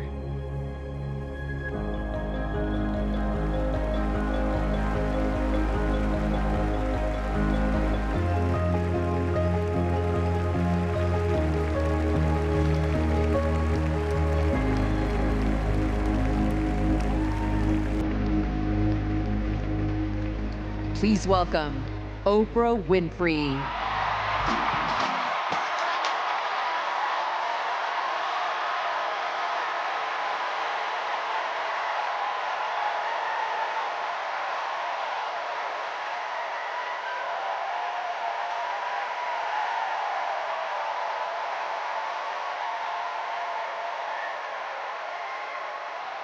Good evening, everybody!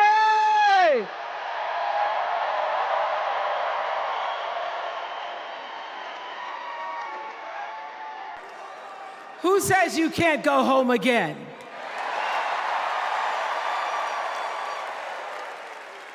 After watching the Obamas last night, that was some epic fire, wasn't it? Some epic fire. We're now so fired up, we can't wait to leave here and do something.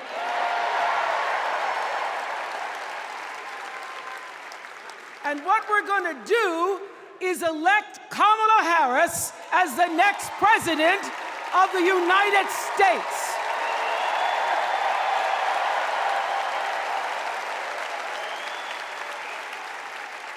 I am so honored to have been asked to speak on tonight's theme about what matters most to me, to you, and all of us Americans: freedom.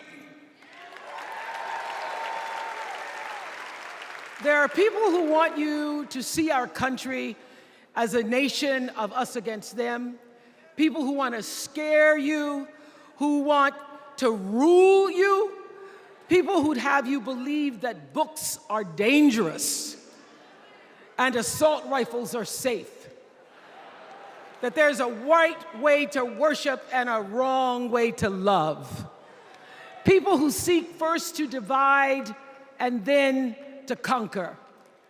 But here's the thing. When we stand together, it is impossible to conquer us.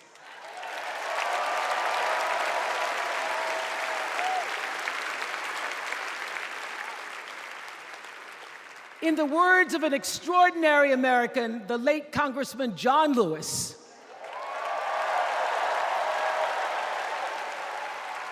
he said, no matter what ship our ancestors arrived on, we are all in the same boat now. Congressman Lewis knew very well how far this country has come because he was one of the brilliant Americans who helped to get us where we are. But he also knew that the work is not done. The work will never be done because freedom isn't free. America is an ongoing project. It requires commitment. It requires being open to the hard work and the heart work of democracy. And every now and then, it requires standing up to life's bullies.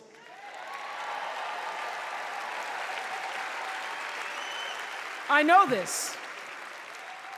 I've lived in Mississippi, in Tennessee, in Wisconsin, Maryland, Indiana, Florida, Hawaii, Colorado, California, and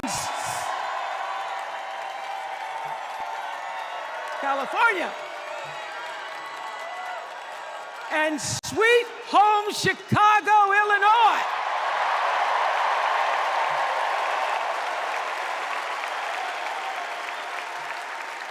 I have actually traveled this country from the redwood forests, love those redwoods, to the Gulf Stream waters.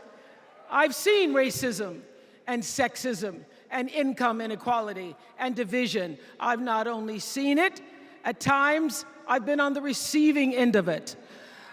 But more often than not, what I've witnessed and experienced are human beings, both conservative and liberal, who may not agree with each other, but who'd still help you in a heartbeat if you were in trouble. These are the people who make me proud to say that I am an American.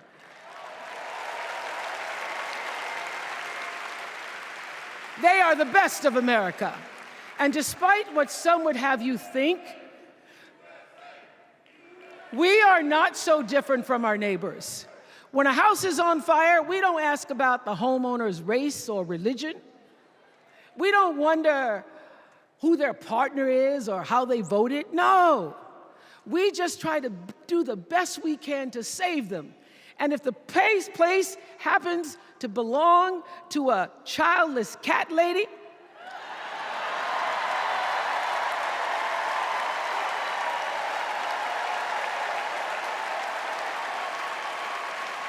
well, we try to get that cat out too.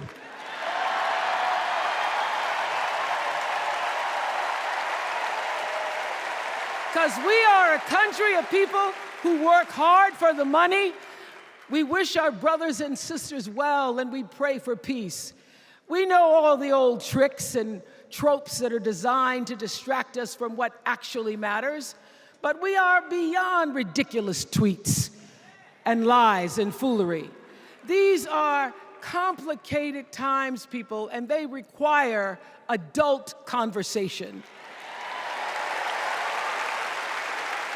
And I welcome those conversations because civilized debate is vital to democracy, and it is the best of America.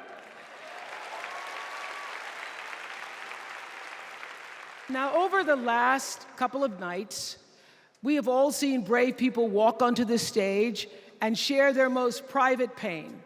Amanda and Josh, Caitlin, Hadley, they told us their stories of rape and incest and near-death experiences from having the state deny them the abortion that their doctor explained was medically necessary. And they've told us these things for one reason, and that is to keep what happened to them from happening to anybody else. Because if you do not have autonomy over this, if you cannot control when and how you choose to bring your children into this world and how they are raised and supported, there is no American dream.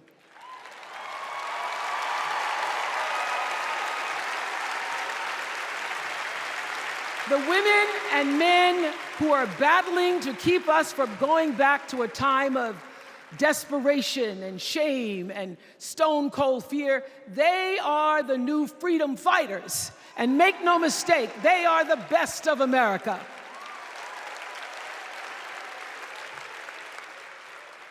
I want to talk now about somebody who's not with us tonight. Tessie Prevost Williams was born in New Orleans, not long after the Supreme Court ruled that segregated public schools were unconstitutional. That was in 1954, same year I was born. But I didn't have to head to first grade at the all-white McDonough 19 school with a U.S. Marshal by my side like Tessie did.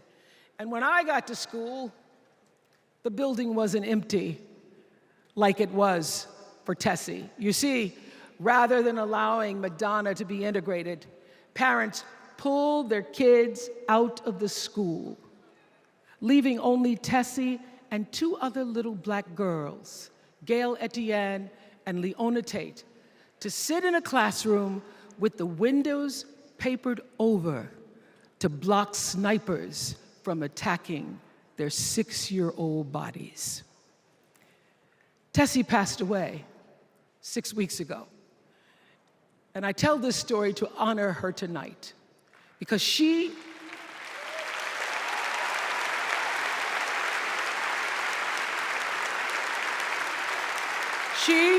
like Ruby Bridges and her friends, Leona and Gail, the New Orleans Four they were called.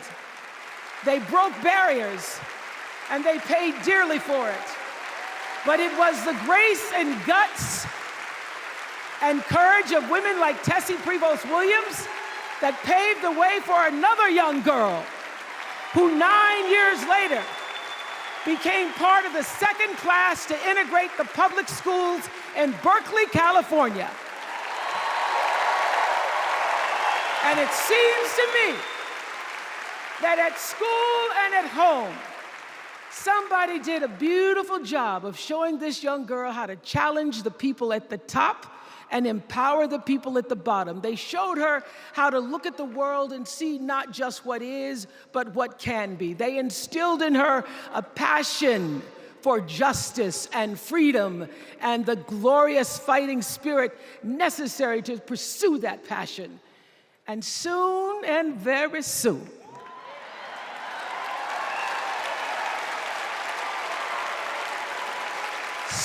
very soon, we're going to be teaching our daughters and sons about how this child of an Indian mother and a Jamaican father, two idealistic, energetic immigrants,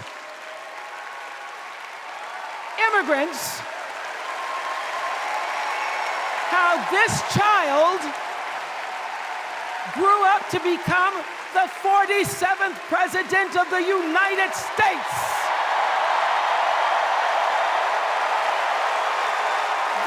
Is the best of America.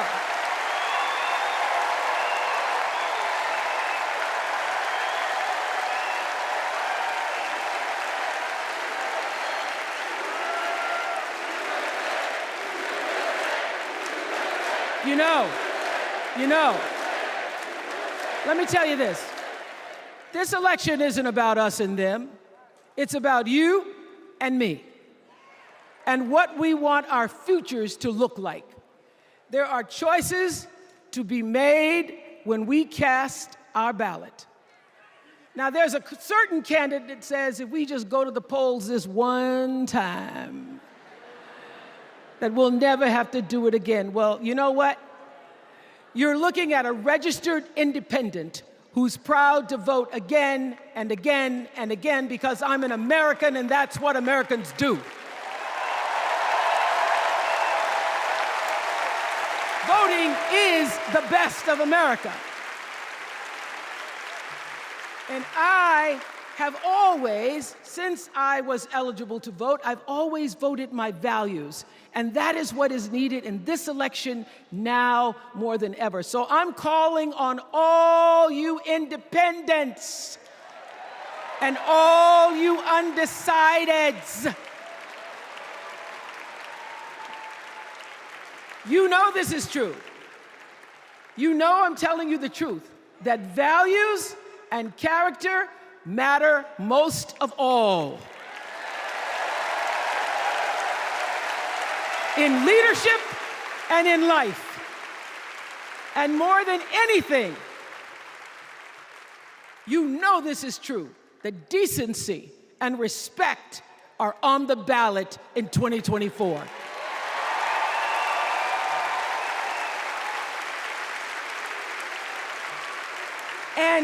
And just plain common sense. Common sense tells you that Kamala Harris and Tim Walz can give us decency and respect. They're the ones that give it to us. So, we are Americans. We are Americans. Let us choose loyalty to the Constitution over loyalty to any individual. Because that's the best of America. And let us choose optimism over cynicism, because that's the best of America. And let us choose inclusion over retribution. Let us choose common sense over nonsense.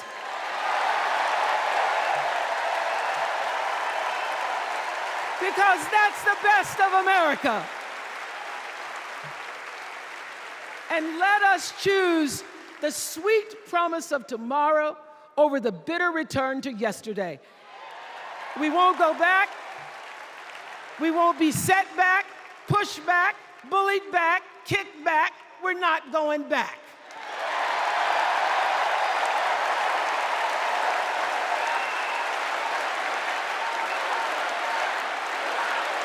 Not going back. We're not going back. So, let us choose. Let us choose truth. Let us choose honor. And let us choose joy.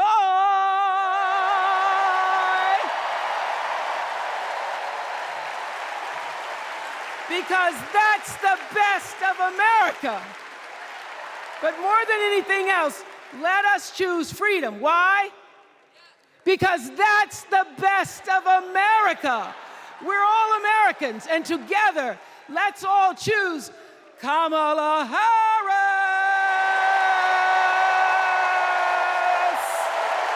Thank you, Chicago. Thank you, America.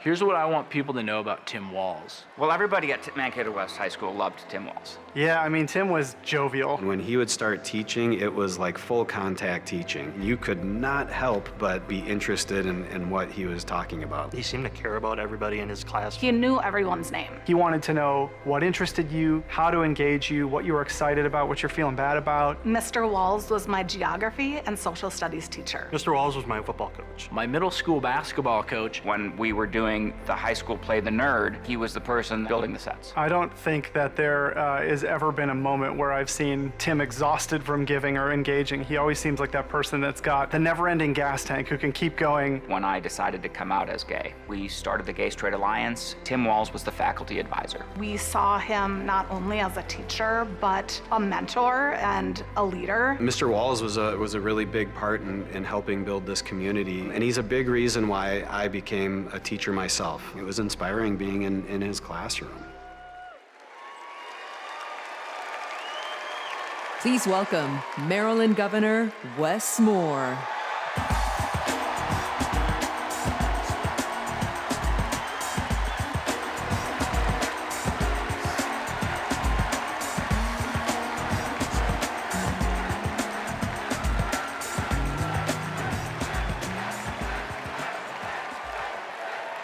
Thank you. Thank you. On March 26th, at 1:30 in the morning, a container ship, the length of 3 football fields, slammed into the Francis Scott Key Bridge in Baltimore, and the bridge collapsed. A port that drives 13% of our state's economy was now closed. Thousands of workers were hours away from waking up and realizing they no longer had a job. 6 Marylanders who had been on the bridge in the middle of the night fixing potholes lost their lives. And one of the first phone calls that I got that morning started with these 3 words. Gov, it's Kamala. She said, I know you spoke to the president, and I want you to know we are here with you every step of the way.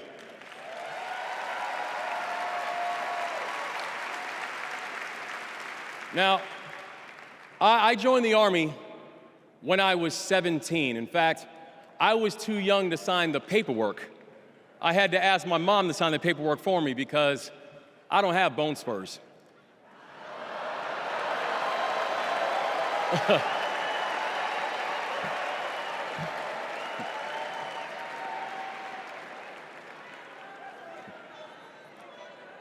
I led soldiers in combat in Afghanistan.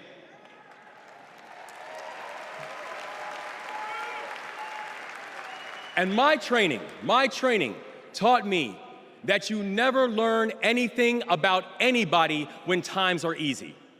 You learn everything you need to know about somebody when times are hard and when the temperature gets turned up. And America, I saw that Kamala Harris is the right one to lead in this moment firsthand.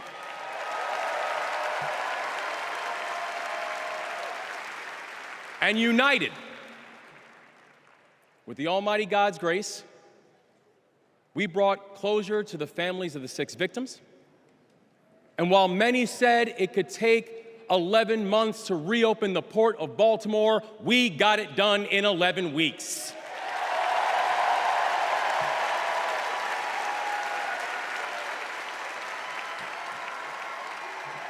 Because that is the story of America. We are a nation of patriots who serve when the mission is hard and who serve when the destination is uncertain. And I know our history is imperfect. The unevenness of the American journey has made some skeptical. But I'm not asking you to give up your skepticism. I just want that skepticism to be your companion and not your captor. And I'm asking that you join us in the work. Because making America great doesn't mean telling people you're not wanted. And loving your country does not mean lying about its history.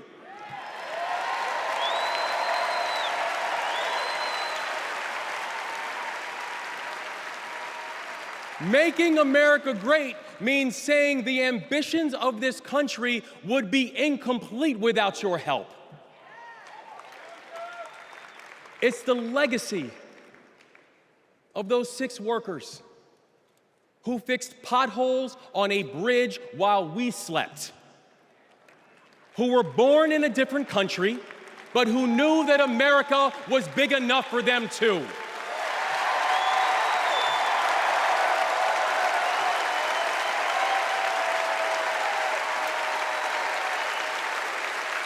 It's the journey. It's the journey of a man raised by a remarkable immigrant single mom, a man who felt handcuffs on his wrists at 11 years old, who now stands before you as the 63rd governor of Maryland and the first black governor in the history of our state.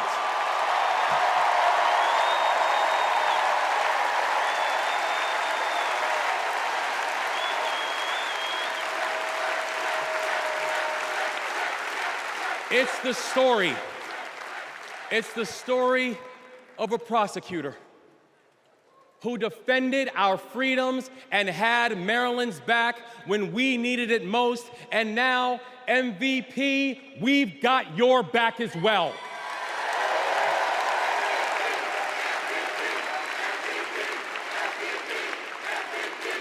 That's right. It's my fellow veteran, my brother, and the next Vice President of the United States, Tim Walz. And now, Tim knows that in the military, you count the days towards mission completion. So guess what, y'all? We have got 75 days and a wake up until Election Day. 75 days in a wake-up for us to prove what Americans can do when the pressure is on. 75 days in a wake-up for us to show that true patriots do not whine and complain. We put our heads down and we get to work. 75 days and a wake-up to build a future that those who came before us hoped for, and those who come after us that they deserve. And 75 days and a wake-up to elect a leader who is willing to believe in the best of us, and that leader is Kamala Harris, the next president of the United States. Thank you, God bless you, and let's leave no one behind.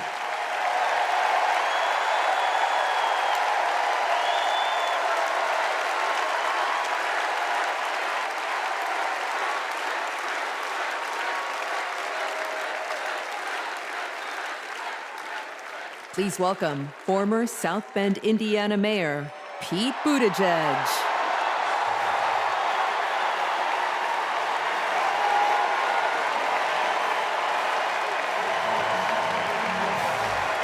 Thank you. Thank you. Good evening, Democrats. Thank you, Chicago. Here's a sentence I never thought I'd hear myself saying. I'm Pete Buttigieg, and you might recognize me from Fox News.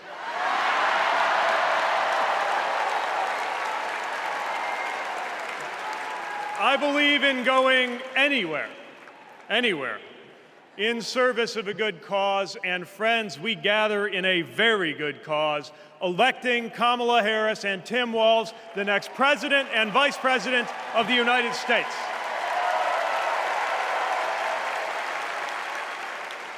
The choice could not be clearer.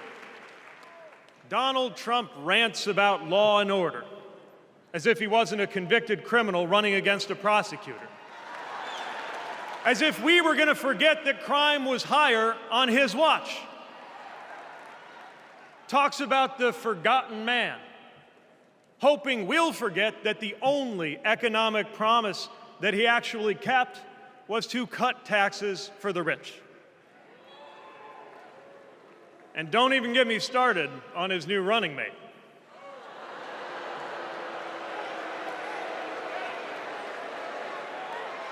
At least Mike Pence was polite.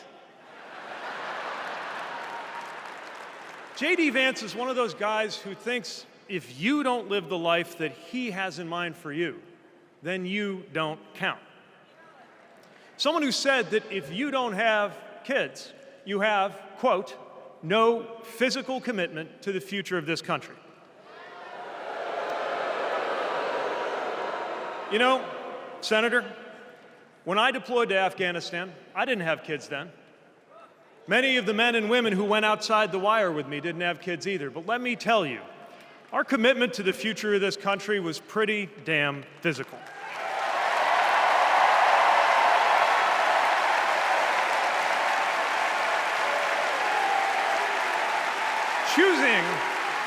Choosing a guy like J.D. Vance to be America's next vice president sends a message. And the message is that they are doubling down on negativity and grievance. Committing to a concept of campaigning best summed up in one word: darkness. Darkness is what they are selling. The thing is, I just don't believe that America today is in the market for darkness. I believe America is ready for a better kind of politics. Yes, politics at its worst can be ugly, crushing, demeaning, but it doesn't have to be. At its best, politics can be empowering, uplifting. It can even be a kind of soul craft. My faith teaches me that the world isn't made up of good people and bad people, but rather that each of us is capable of good and bad things. And I believe leaders matter because of what they bring out in each of us, the good or the bad. Right now, the other side is appealing to what is smallest within you. They're telling you that greatness comes from going back to the past. They're telling you that anyone different from you is a threat.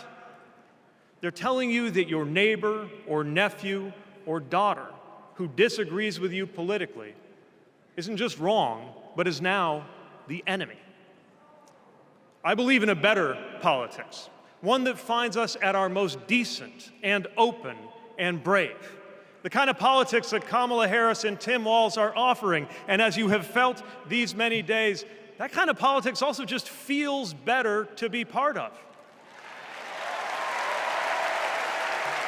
There is joy in it, as well as power. And if all of that sounds naive, let me insist that I have come to this view not by way of idealism, but by way of experience.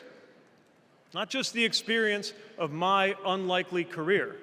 Someone like me serving in Indiana, serving in Washington, serving in uniform. I'm thinking of something much more basic. I'm thinking of dinner time at our house in Michigan. When the dog is barking and the air fryer is beeping and the mac and cheese is boiling over, and it feels like all the political negotiating experience in the world is not enough for me to get our 3-year-old son and our 3-year-old daughter to just wash their hands and sit at the table. It's the part of our day when politics seems the most distant, and yet the makeup of our kitchen table, the existence of my family, is just one example of something that was literally impossible as recently as 25 years ago, when an anxious teenager growing up in Indiana wondered if he would ever find belonging in this world.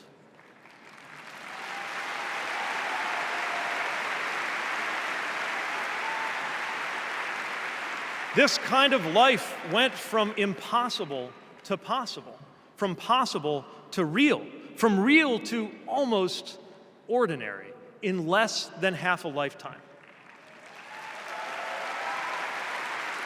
But that didn't just happen. It was brought about through idealism and courage, through organizing and persuasion and storytelling, and yes, through politics, the right kind of politics. The kind of politics that can make an impossible dream into an everyday reality. I don't presume to know what it's like in your kitchen, but I know, as sure as I am standing here, that everything in it, the bills you pay at that table, the shape of the family that sits there, the fears and the dreams that you talk about late into the night there, all of it compels us to demand more from our politics than a rerun of some TV wrestling death match. So this November, we get to choose. We get to choose our president. We get to choose our policies, but most of all, we will choose a better politics. A politics that calls us to our better selves and offers us a better everyday. That is what Kamala Harris and Tim Walz represents. That is what Democrats represent.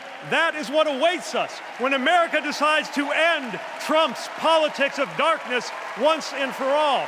That is what we choose when we embrace the leaders who are out there building bridges and reject the ones who are out there banning books. This is what we will work for every day to November and beyond. So let's go win this. Thank you, Democrats. Thank you.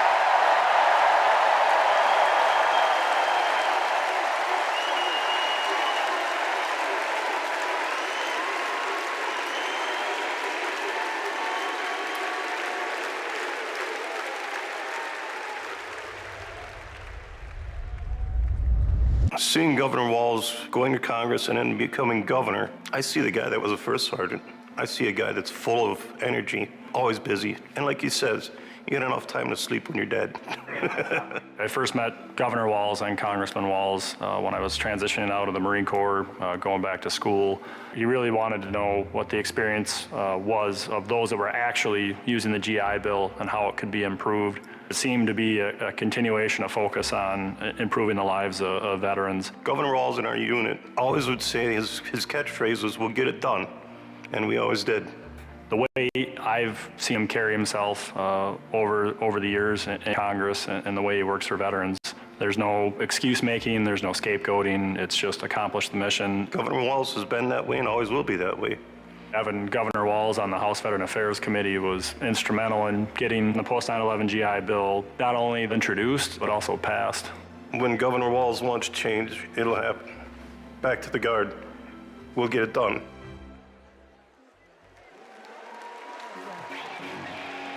Please welcome EGOT-winning, multi-platinum artist and activist, John Legend, and Queen of Percussion, Sheila E.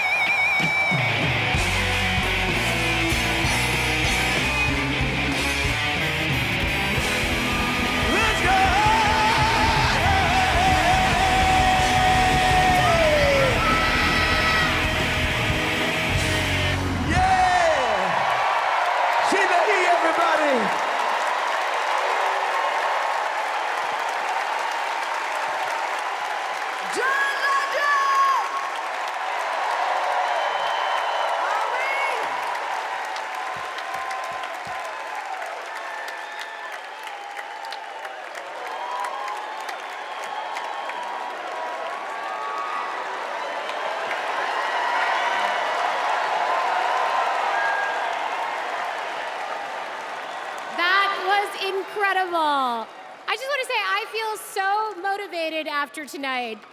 It's like never been more clear that if Kamala Harris and Tim Walz are elected this November, they're going to protect our freedoms. The freedom to read whatever books you want. The freedom to work one job and afford your rent. And Kamala Harris and Tim Walz will protect your freedom to start a family on your own terms.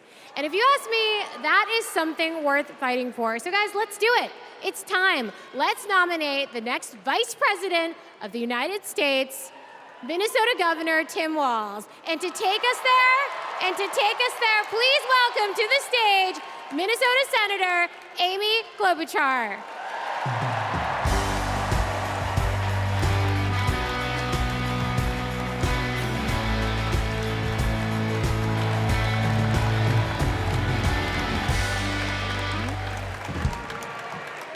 Okay, that was a warm-up act. On behalf of the great state of Minnesota, where purple reigns, I stand before you in support of our next Vice President, Tim Walz. In Minnesota, we trust a coach who turned a team that was 0-27 into state champions. In Minnesota, we trust a hunter who has stood in a deer stand in 10-degree weather. In Minnesota, we trust a candidate who has made a viral video on how to change a burnt-out headlight. And I know we aren't alone, but in Minnesota, we love a dad in plaid.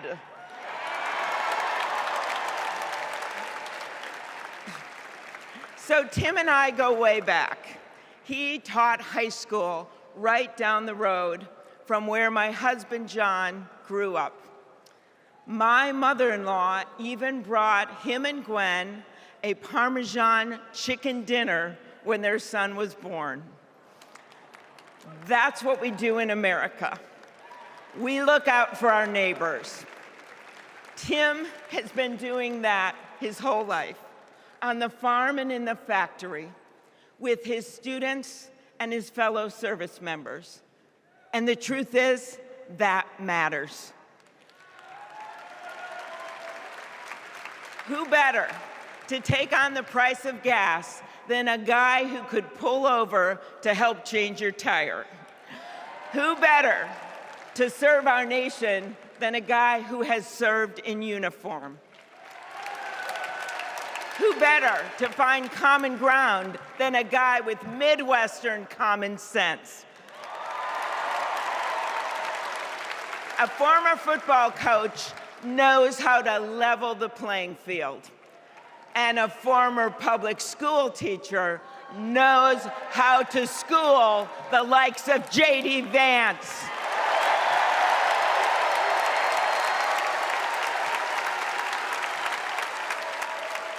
What you've done with your life matters, and what you do with power matters too. Tim has delivered paid leave, school lunches, and the biggest tax cut in Minnesota history.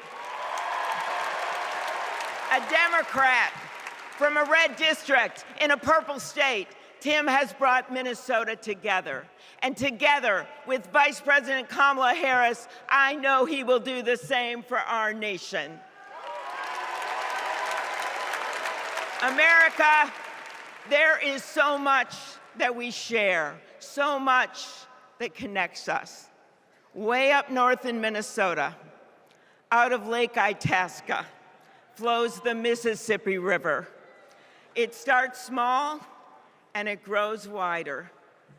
It flows down to Wisconsin and to Iowa. It goes down to Illinois and to Missouri.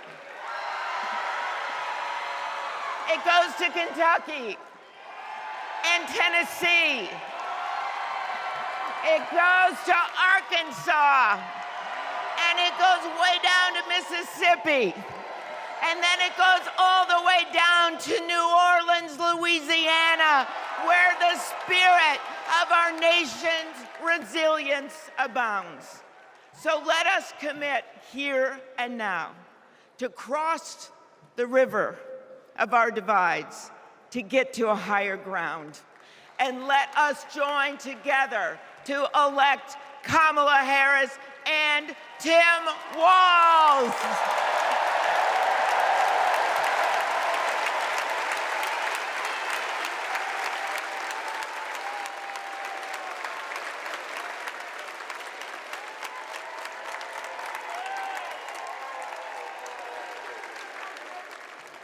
Please welcome Ben Ingman from Minnesota.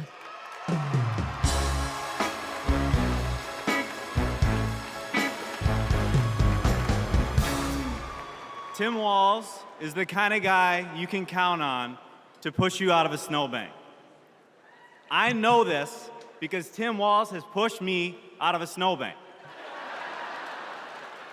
I grew up next door to the Walzes in Mankato. Mr. Walz was also my geography teacher and my coach. Not for high school football, but for 7th grade basketball and track. So what was a high school football coach doing, coaching 7th grade basketball and track? Well, there was a kid in the high school who couldn't afford to pay for lunch, and he ran up a lot of debt. And Tim and Gwen decided they'd help pay it off. They started calling around the district to see if there were any positions they could fill to make a little extra money, and that's how he wound up coaching us 7th graders. That's right. Coach Walz got us excited about what we might achieve together. He believed in us, and he helped us believe in each other. And his leadership stuck. That track team went on to win a state title, just like the football team. That's right. Speaking of which, come on out, Scarlets. Yeah!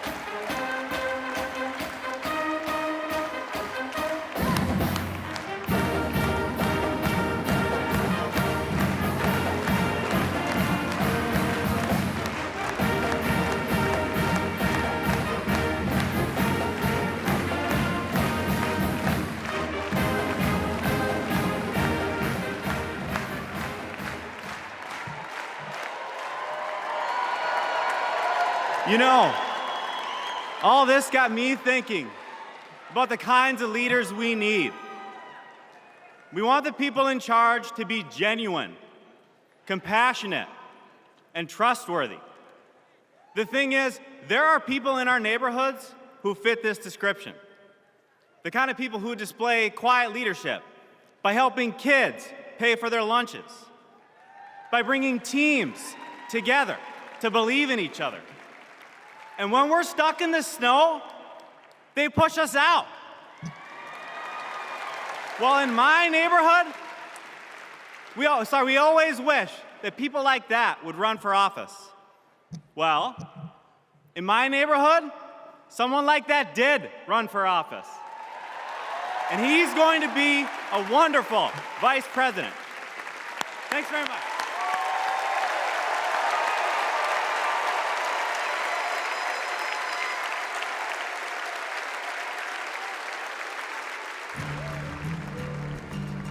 Out here in the wide open spaces, we are reminded of the values we share: a commitment to community, country, and standing up for what's right. Tim Walz grew up in a small town in Nebraska where he spent summers working the family farm. There were just 24 students in his graduating class. His dad served during the Korean War, and that meant a lot to Tim. So he enlisted right after his 17th birthday and served 24 years in the National Guard, rising to Command Sergeant Major. Tim went to college on the GI Bill and became a social studies teacher. That's where Tim and I met. We shared a classroom with a divider right down the middle. His classroom was a lot louder than mine, but I could hear how engaged his students were. Tim taught for over 15 years, and he coached football, helping lead the team to a state championship after 0 wins just a few years before. Tim taught them how to believe in themselves and that we're all in this together. When one of our students started the school's Gay-Straight Alliance, Tim agreed to serve as faculty advisor because he knew how impactful it would be to have a football coach involved. He inspired his students, and he changed lives. He is just so joyful in everything that he does, but I think also standing up for what he believes to be right, stands up to bullies. Then, Tim's students inspired him to run for Congress in southern Minnesota. Tim spent a lot of time working with Republicans, fighting to help farmers and expanding veterans' benefits. Whether it was in Congress or as governor, his focus has always been helping working people like those he grew up with. That's why he fought for the largest tax cut in Minnesota state history.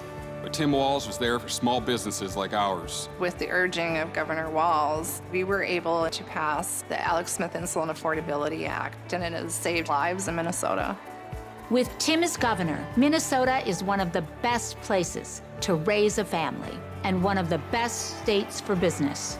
Tim's a lifelong hunter and gun owner.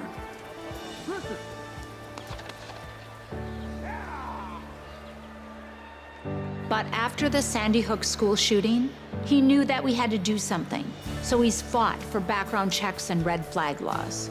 But of all the things he's done, Tim loves being a dad.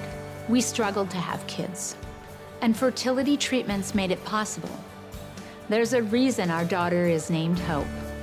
Hope and Gus mean the world to us. Governor Walz making good on a promise to his son and family yesterday by getting them a puppy. Then we're gonna go get some food, corn dog. I'm vegetarian. Turkey then. And Turkey's meat. Not in Minnesota, turkey's special. He's as at home on a farm, a fishing boat, a football field, or a factory floor as he is on the floor of Congress. Tim's commitment to service all comes back to the values we grew up with.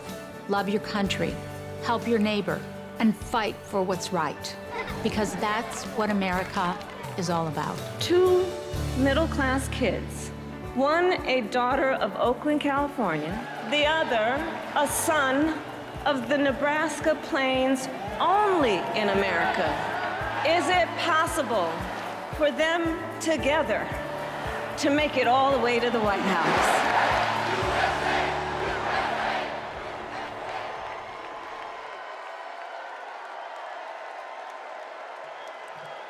Please welcome the Democratic nominee for Vice President, Governor Tim Walz.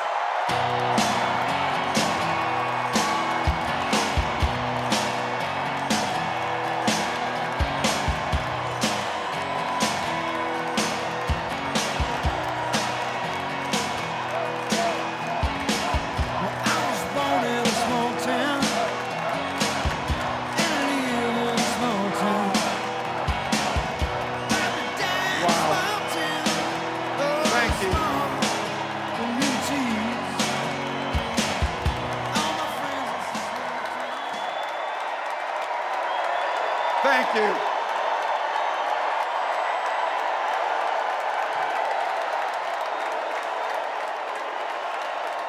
Thank you.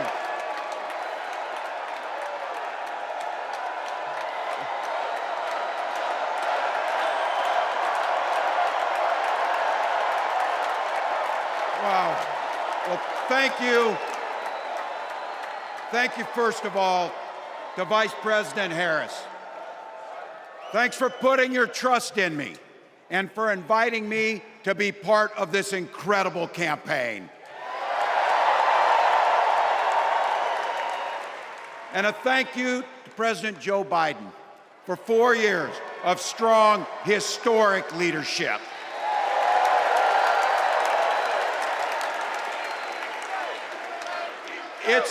It's the honor of my life to accept your nomination for Vice President of the United States.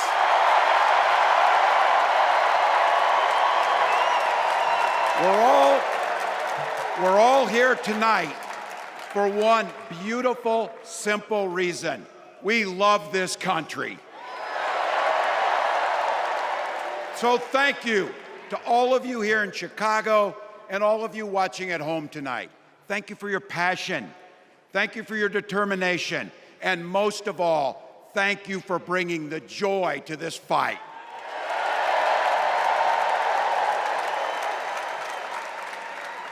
Now, I grew up in Butte, Nebraska, a town of 400 people. I had 24 kids in my high school class, and none of them went to Yale. But I'll tell you what, growing up in a small town like that, you learn how to take care of each other. That family down the road, they may not think like you do. They may not pray like you do. They may not love like you do, but they're your neighbors. And you look out for them, and they look out for you. Everybody belongs, and everybody has a responsibility to contribute. For me, it was serving in the Army National Guard. I joined up 2 days after my 17th birthday, and I proudly wore our nation's uniform for 24 years.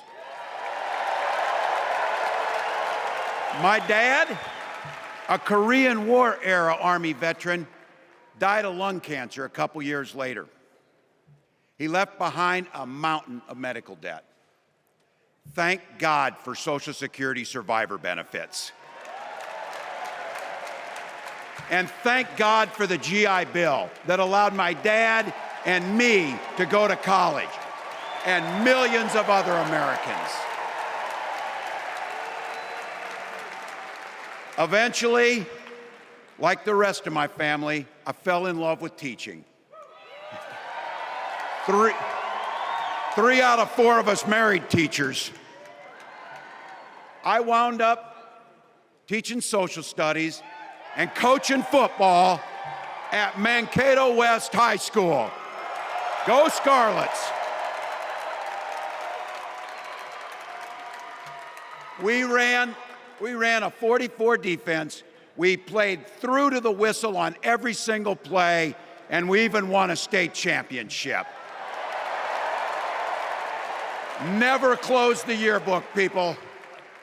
But it was those players and my students who inspired me to run for Congress. They saw in me what I had hoped to instill in them, a commitment to the common good, an understanding that we're all in this together, and the belief that a single person can make a real difference for their neighbors. So there I was, a 40-something high school teacher with little kids, 0 political experience, and no money, running in a deep red district. But you know what? Never underestimate a public school teacher. Never.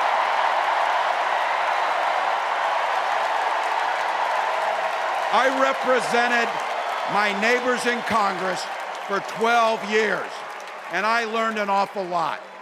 I learned how to work across the aisle on issues like growing the rural economies and taking care of veterans.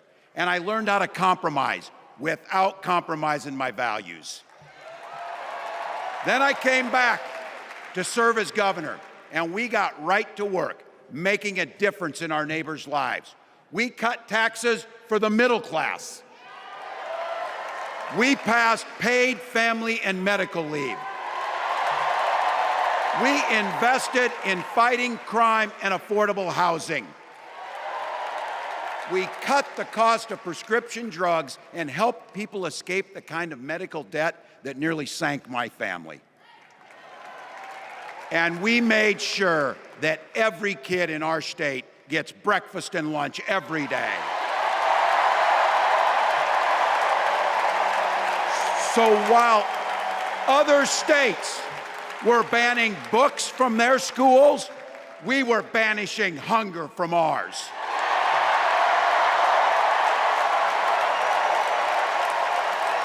We also protected reproductive freedom because in Minnesota, we respect our neighbors and the personal choices they make. And even if we wouldn't make those same choices for ourselves, we've got a golden rule. Mind your own damn business.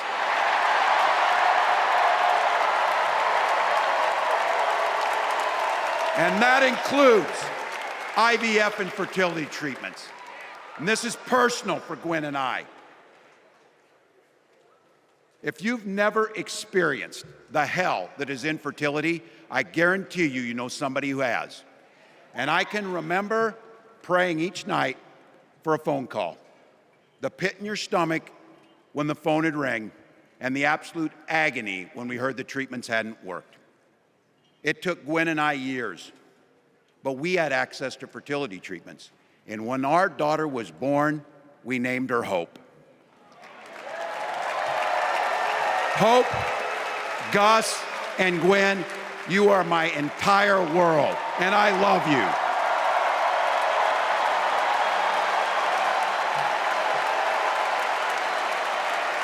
I'm letting you in on how we started a family because this is a big part about what this election is about. Freedom.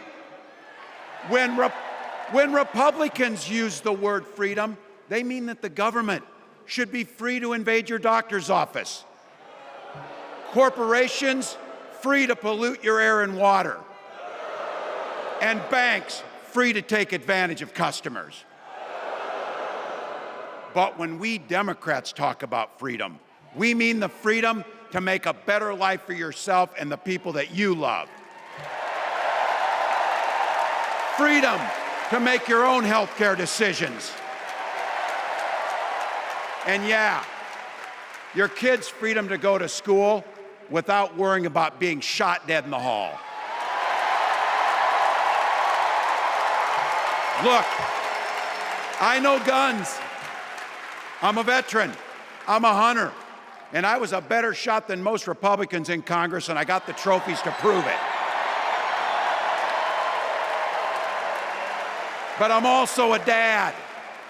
I believe in the Second Amendment, but I also believe our first responsibility is to keep our kids safe.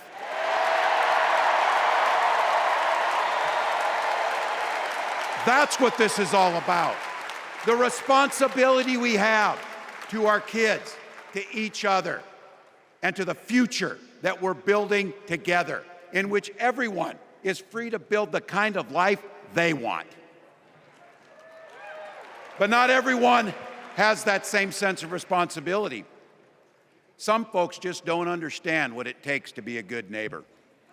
Take Donald Trump and J.D. Vance. Their Project 2025 will make things much, much harder for people who are just trying to live their lives. They spent a lot of time pretending they know nothing about this. But look, I coached high school football long enough to know, and trust me on this, when somebody takes the time to draw up a playbook, they're going to use it.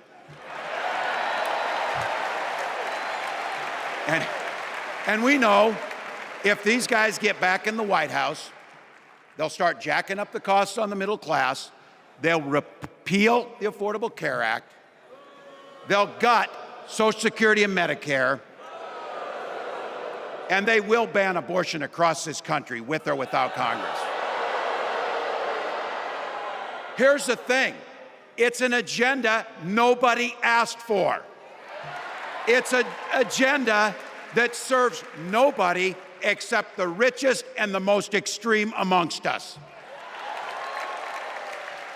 And it's an agenda that does nothing for our neighbors in need. Is it weird? Absolutely. Absolutely. But it's also wrong. And it's dangerous. It's not just me saying so. It's Trump's own people. They were with him for 4 years. They're warning us that the next 4 years will be much, much worse. You know, when I was teaching every year, we'd elect a student body president. And you know what? Those teenagers could teach Donald Trump a hell of a lot about what a leader is. Leaders don't spend all day insulting people and blaming others.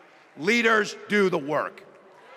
So I don't know about you, I'm ready to turn the page on these guys. So go ahead, say it with me. We're not going back.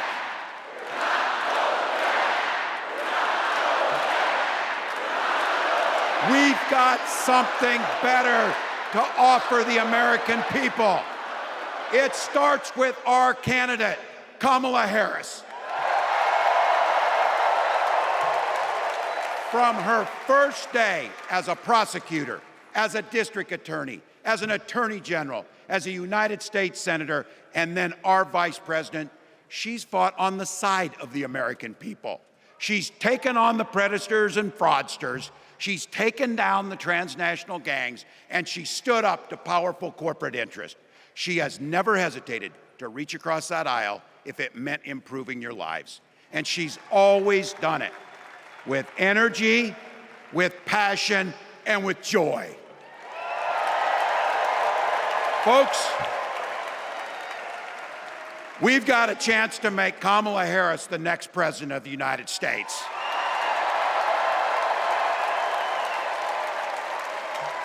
But I think we owe it to the American people to tell them exactly what she'd do as president before we ask them for their votes. So here, this is the part, clip and save it and send it to your undecided relatives so they know. If you're a middle-class family or a family trying to get into the middle class, Kamala Harris is going to cut your taxes. If you're getting squeezed by prescription drug prices, Kamala Harris is going to take on Big Pharma. If you're hoping to buy a home, Kamala Harris is going to help make it more affordable. And no matter who you are, Kamala Harris is going to stand up and fight for your freedom to live the life that you want to lead. Because that's what we want for ourselves, and it's what we want for our neighbors. You know, you might not know it, but I haven't given a lot of big speeches like this. But I have given a lot of pep talks. So let me finish with this, team. It's the fourth quarter. We're down a field goal, but we're on offense and we've got the ball. We're driving down the field. And boy, do we have the right team. Kamala Harris is tough. Kamala Harris is experienced, and Kamala Harris is ready. Our job for everyone watching is to get in the trenches and do the blocking and tackling. 1 inch at a time, 1 yard at a time, 1 phone call at a time, 1 door knock at a time, 1 $5 donation at a time. Look, we got 76 days. That's nothing. There'll be time to sleep when you're dead. We're going to leave it on the field. That's how we'll keep moving forward. That's how we'll turn the page on Donald Trump. That's how we'll build a country where workers come first. Healthcare and housing are human rights. And the government stays the hell out of your bedroom.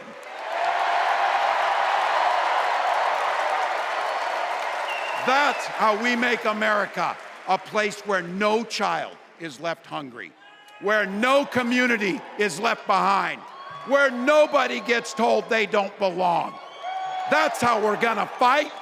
And as the next president of the United States always says, when we fight, when we fight, when we fight, thank you.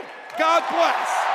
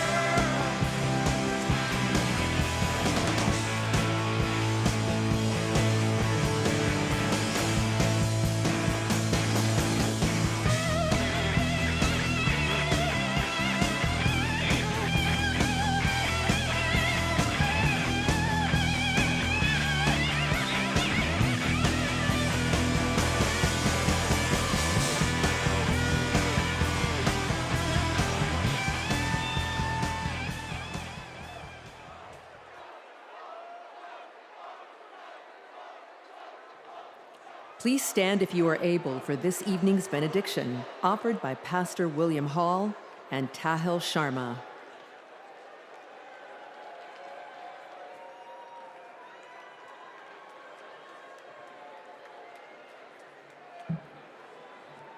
Growing up on the block with Mamie Till, serving alongside CTU President Stacey Davis Gates, and walking past the childhood home of Senator Carol Moseley Bronze, I know that women from the 6th Ward on the south side of Chicago have changed the world. On the eve of the first black woman receiving nomination for the President of the United States, God, we are ready to fight for freedoms. Division is the tool of the insecure. Hatred is the misunderstanding of love. Help us to come together and paint a brighter future, the one that Shirley Chisholm dreamed of, Maya Angelou spoke of. And let there be peace tonight. Peace in Palestine, peace for Palestinians, peace for Israelis. When we come together, we win. When we serve together, we change lives. Tonight, by faith, we rise together. Tonight, by faith, we work together. Tonight, by faith, we get information together. We will not wait till November, but by faith, we will shout in victory tonight. As a Hindu, a Sikh, and an Angelino coming from Tongva lands, I invite you to pray or reflect. In Sikhi, Waheguru is Nirbhau and Nirvaid, the one without fear and without hatred. If the divine possesses these qualities with making the universe, then we are responsible to achieve equity with those same values. As a Hindu, I'm reminded that divisiveness is a choice because our dharam, our duty, is towards all of humanity and nature. We are working towards righting the wrongs of our past and preventing a future harm, paving a path for restoration we deserve. May justice and peace evolve from their status as empty words to become calls to action against the status quo of oppression. Om Shanti Shanti Shanti Nanak Naam Chardi Kala Tere Pane Sarpatata Pala.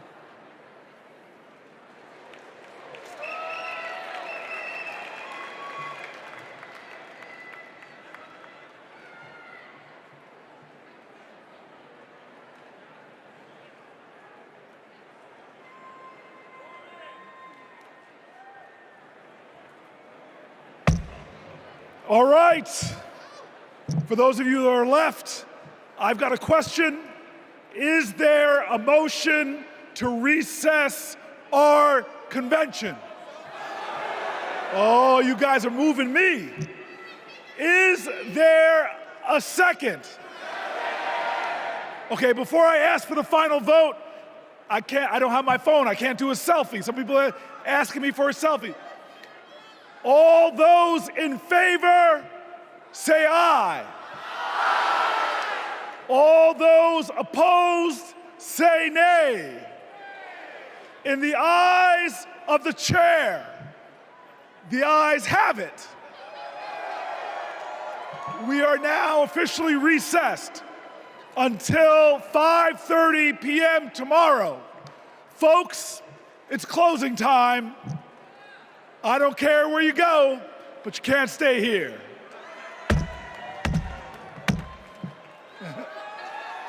I love you.